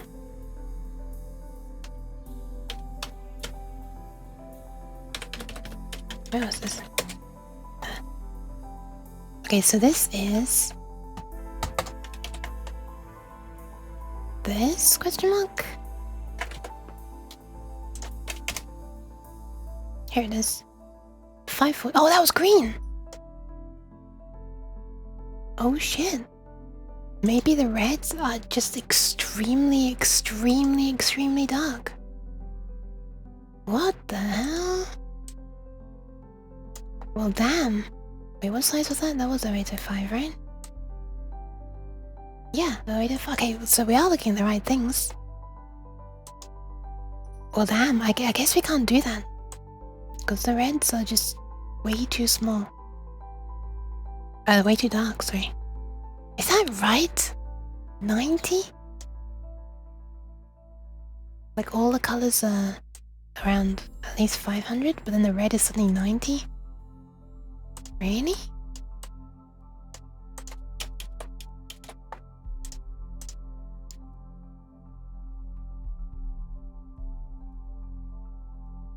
Let me have a look at the datasheet and see if it's a mistake.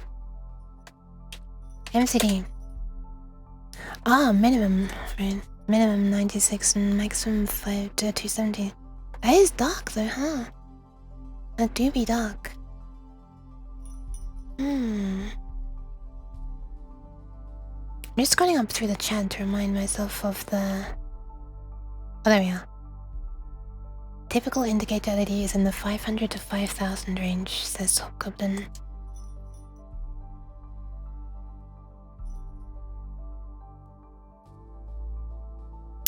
Welp.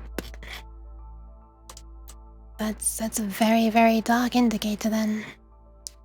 Sad.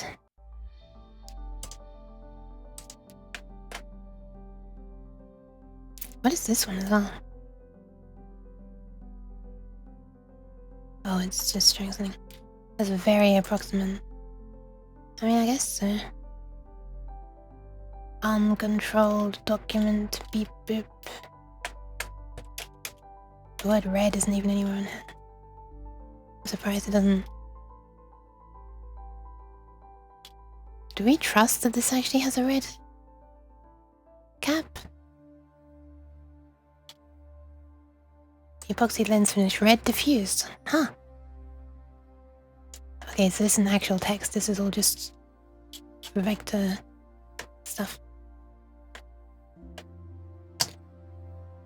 I mean, it does say that, but then this also is only 70 MCD by default. I mean, typical. That's even lower. What the fuck? Why are these so dark?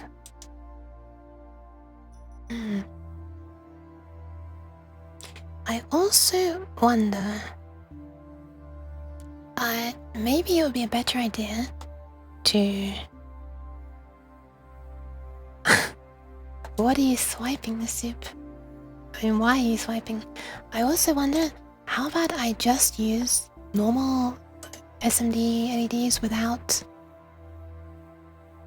colored lenses?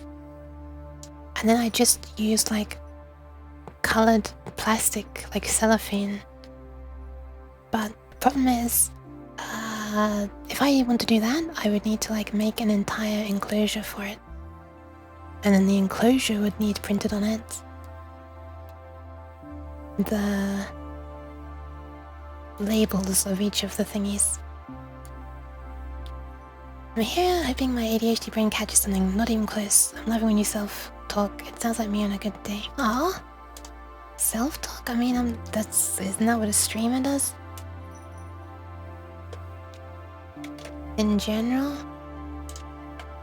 I wonder. I'm sorry, yeah, sorry if you're just joining and this is probably like super confusing.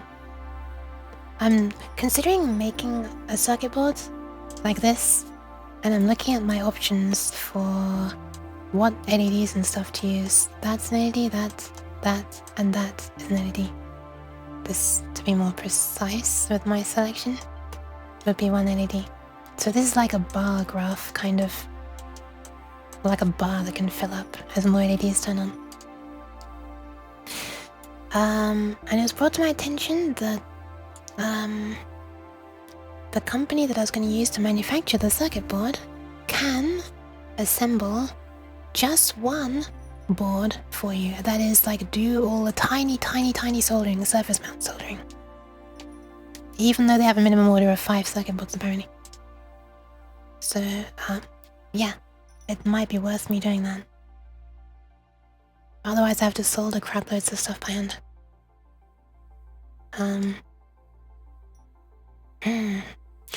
You know what? Maybe I will just use through-hole stuff. Maybe I'll just use through-hole components. And I'll just ask them to assemble the surface mount shift registers. And then they'd only be on one side of the board, so we wouldn't need to worry about the wherever the thing is. Thank you, Stu, by the way.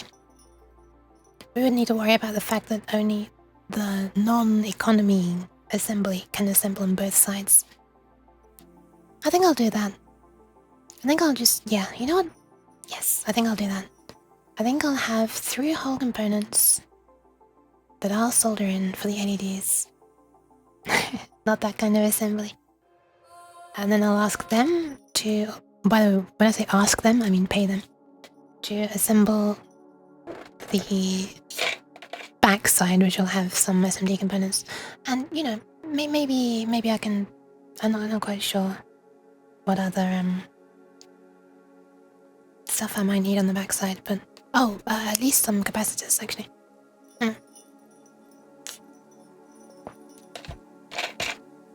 Not sure how high a capacitor you can get while still being surface mount.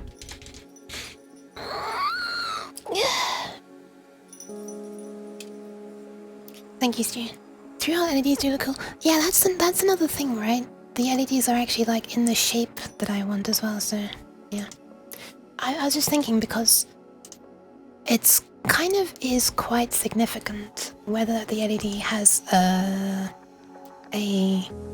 blank transparent cap or a colored one, because without any kind of diffuser on top, it's like if you have an LED message display, it's really hard to see what the hell it is saying as it scrolls across, unless you put something in front of it for the bright light to actually hit and illuminate instead of just shining directly into your eye. I've noticed. And I think that's because the LEDs themselves are like, you know, they look kind of white-ish when they're off, right? If you're not doing this in a dark room. And so the difference becomes between a white and an assault on your eyeballs, which is harder to tell a difference between compared to like a dark red cap and an illuminated light red cap.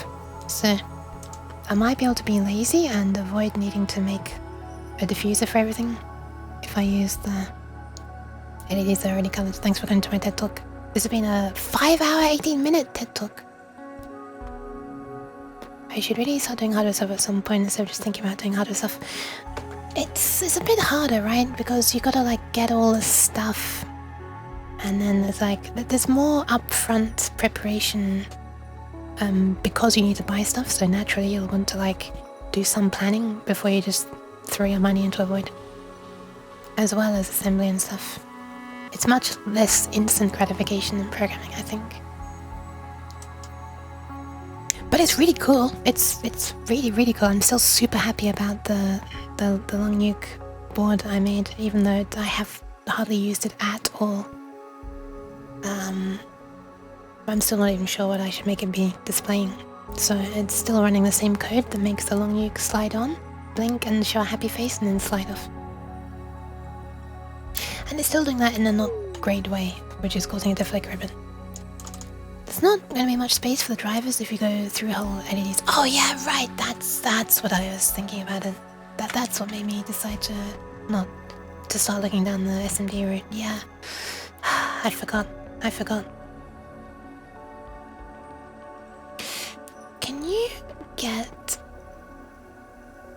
Can you get pin headers that are surface mount? Could you put a pin header on the front of the board and then just slide an LED into it?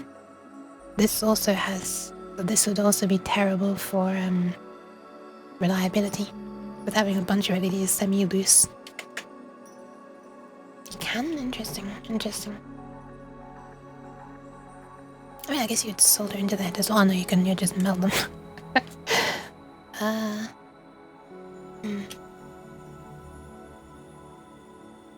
You could probably manage to solder through-hole things onto the surface with extreme difficulty, but not burning yourself and trying to balance an LED on the top and like, yeah, that's a silly idea. But I'm okay with like expanding the board. To be clear, when I was drawing this, I was originally thinking of having it done through hole. That's one of the main reason that I was trying to group similar things together. So, yeah, if these are gonna be modules of 4 as well, then I don't have to worry so much about having traces from everything running into one area of the board as well. So that will reduce somewhat the amount of overlapping stuff I need to worry about. Traces and stuff.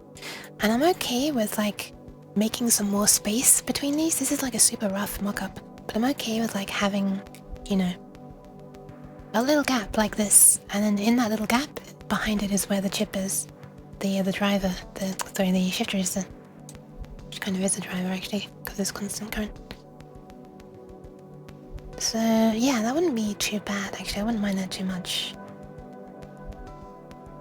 We'd have, like I said before, a ground plane and power plane. Then the signals can go into middle layers, I guess. Oh, by the way, Hobgoblin, if you know about this since you're around, so anybody else as well. What is the best way if I'm wanting to do like say a 4-layer board? Because I think the jump up from 2 to 4 is a lot. If you get them to assemble, then you can use a much smaller SMD package driver. That is true as well, yes. If there are ones that have the same constant current thing, that would be very nice. Otherwise, I'll need so many resistors. But you know, if they're assembling it, then I don't really care too much about having a lot of resistors either. Shouldn't be much more expensive. It's much more possibility of failure, though. Anyway, if I wanted like a ground plane and a power plane, is it better to have those like on the outside where the layer can be thicker for more current carrying capacity? But then like I wouldn't be able to see any of the traces on the inside? Or is it better ground and power on the internal tracks on the outside? Okay. Is that also possibly because of like... Do you like the tracks, if the ground and power on the outside, would there sort of be like more electromagnetic interference that the inner tracks would pick up, like antennas? Is that the reason why? Because they're between like the ground and the power, which are going to be having these big sort of fluctuations as the LEDs are switching on and off. Actually, you know what? There's not even going to be that much... There's not even going to be that much fluctuation. Because these aren't going to be... These are not going to be... Whatever the word is. They're not going to be multiplexed. So they're going to be like on most of the time. Unless I'm pulsing for brightness control. Then there's going to be enormous fluctuations as every goddamn LED on the board is turning on and off at the same time. For high-speed designs, ground on both outer layers. Oh, okay. Have you done like RF circuitry stuff as well then? When does it become high speed? Because, you know, 4 megahertz sounds high speed to me. For the SPI stuff. If I end up using... If I end up doing it that way.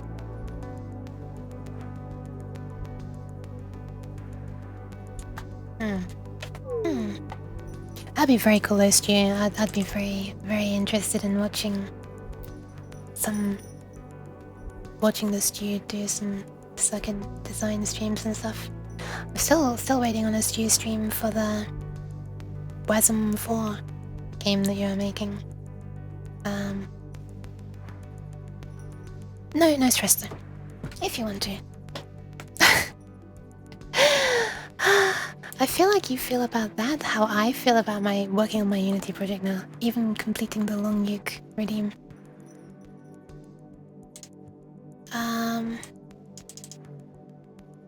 Okay, I think I'll end it there for now. Let's see who's on for me to pass you on to. But thank you so much for everybody who's helped out and everybody who's just chilling. And if you're chilling in this weather, that's flipping amazing. Because I'm not chilling at all, but it's 4:04 AM. Therefore my stream is not found. And I should be passing on to Doohoo, however I know he usually ends around 4 AM. So I'm thinking maybe I shouldn't. I think I might pass you on to Doohoo though, and then he's likely to raid off to somebody. He might pass you on to Meisaka if I'm trying to predict his actions. Or Outfrost possibly. Yeah, you know what? I will. Let me just listen to what they're saying. Hold on. Are they talking about ending yet?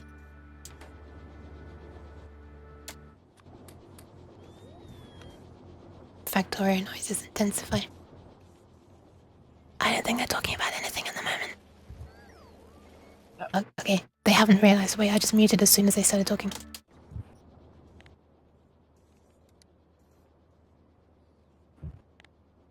God damn. They're not talking. I'm gonna pass you on to a chill stream of Doohoo, Nova Liminal, Enlin _ who was in here earlier, Yifmeet, Frogbottom, and Kasplash. You are all currently playing Victoria, and I would say chatting, but right now they're not chatting apparently. But anyway, yeah, they're probably gonna end stream soon. However, I'm quite confident that they'll pass you on to a cool person as well. So, actually, what is Maysucker doing right now? What is Maysucker doing? I haven't raided into Doohoo for a long time. Also, hi Bam! Did I ever say hi Bam? Bam! How are you doing? Oh, Maysucker's actually gone away from showing what's on her screen and has been going for 8 hours. So I don't think I should raid into Maysucker either. Alright, Doohoo it is. Here's where we're going. We're going to raid the eternally sleepy dragon. I can relate. I can relate. The number of O's is so long now. He used to just keep on adding an O every time. It's ridiculous. Alright, here's where we're going. No! No! You did not! Dude! I was literally just shouting you out to raid you! Ah! What is this? What is this? Now I've got my own flipping stream open. Look, now I've got my own... This was your stream a few seconds ago, Doohoo. Now I'm looking at myself. I don't want to look at myself. I don't want to hear myself. But let's see what I'm saying. I can't hear myself. I don't want to hear myself. But let's see what I'm saying. Hi! I can't hear myself. Oh my god! There's another one! Nova! Hi! I can't hear myself. Oh my god! There's another one! Nova! Hi! How many Novas are subscribing? There's another one! Nova! Hi! It's gonna give us a fading out as well. I'm coming back. It's gonna give us a fading out as well. Alright, I'm bored of that now. Alright. Well, I'm gonna be ending, but I need to pass you on to somebody else. Remember to cancel the raid? How do I stop it? I can't. It just says the hype train is close. I can't stop it. How do you stop it? /raid /cancel raid /stop raid? I don't know how to stop it. The raid is happening and I don't know how to stop it. All I see is the hype train is close. There's no way for me to stop it. Well, I guess we're going... Thank you very much for the bits, Doohoo! I guess we're going to Doohoo. Alright, yeah, there we go.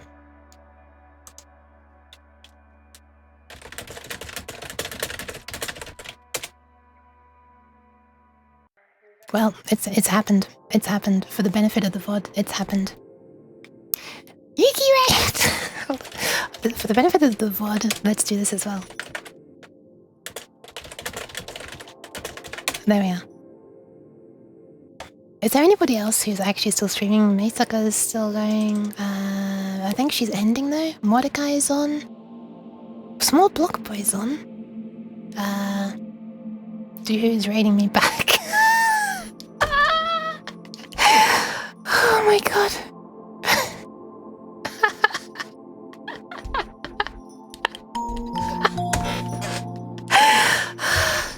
Doohoo! Hi!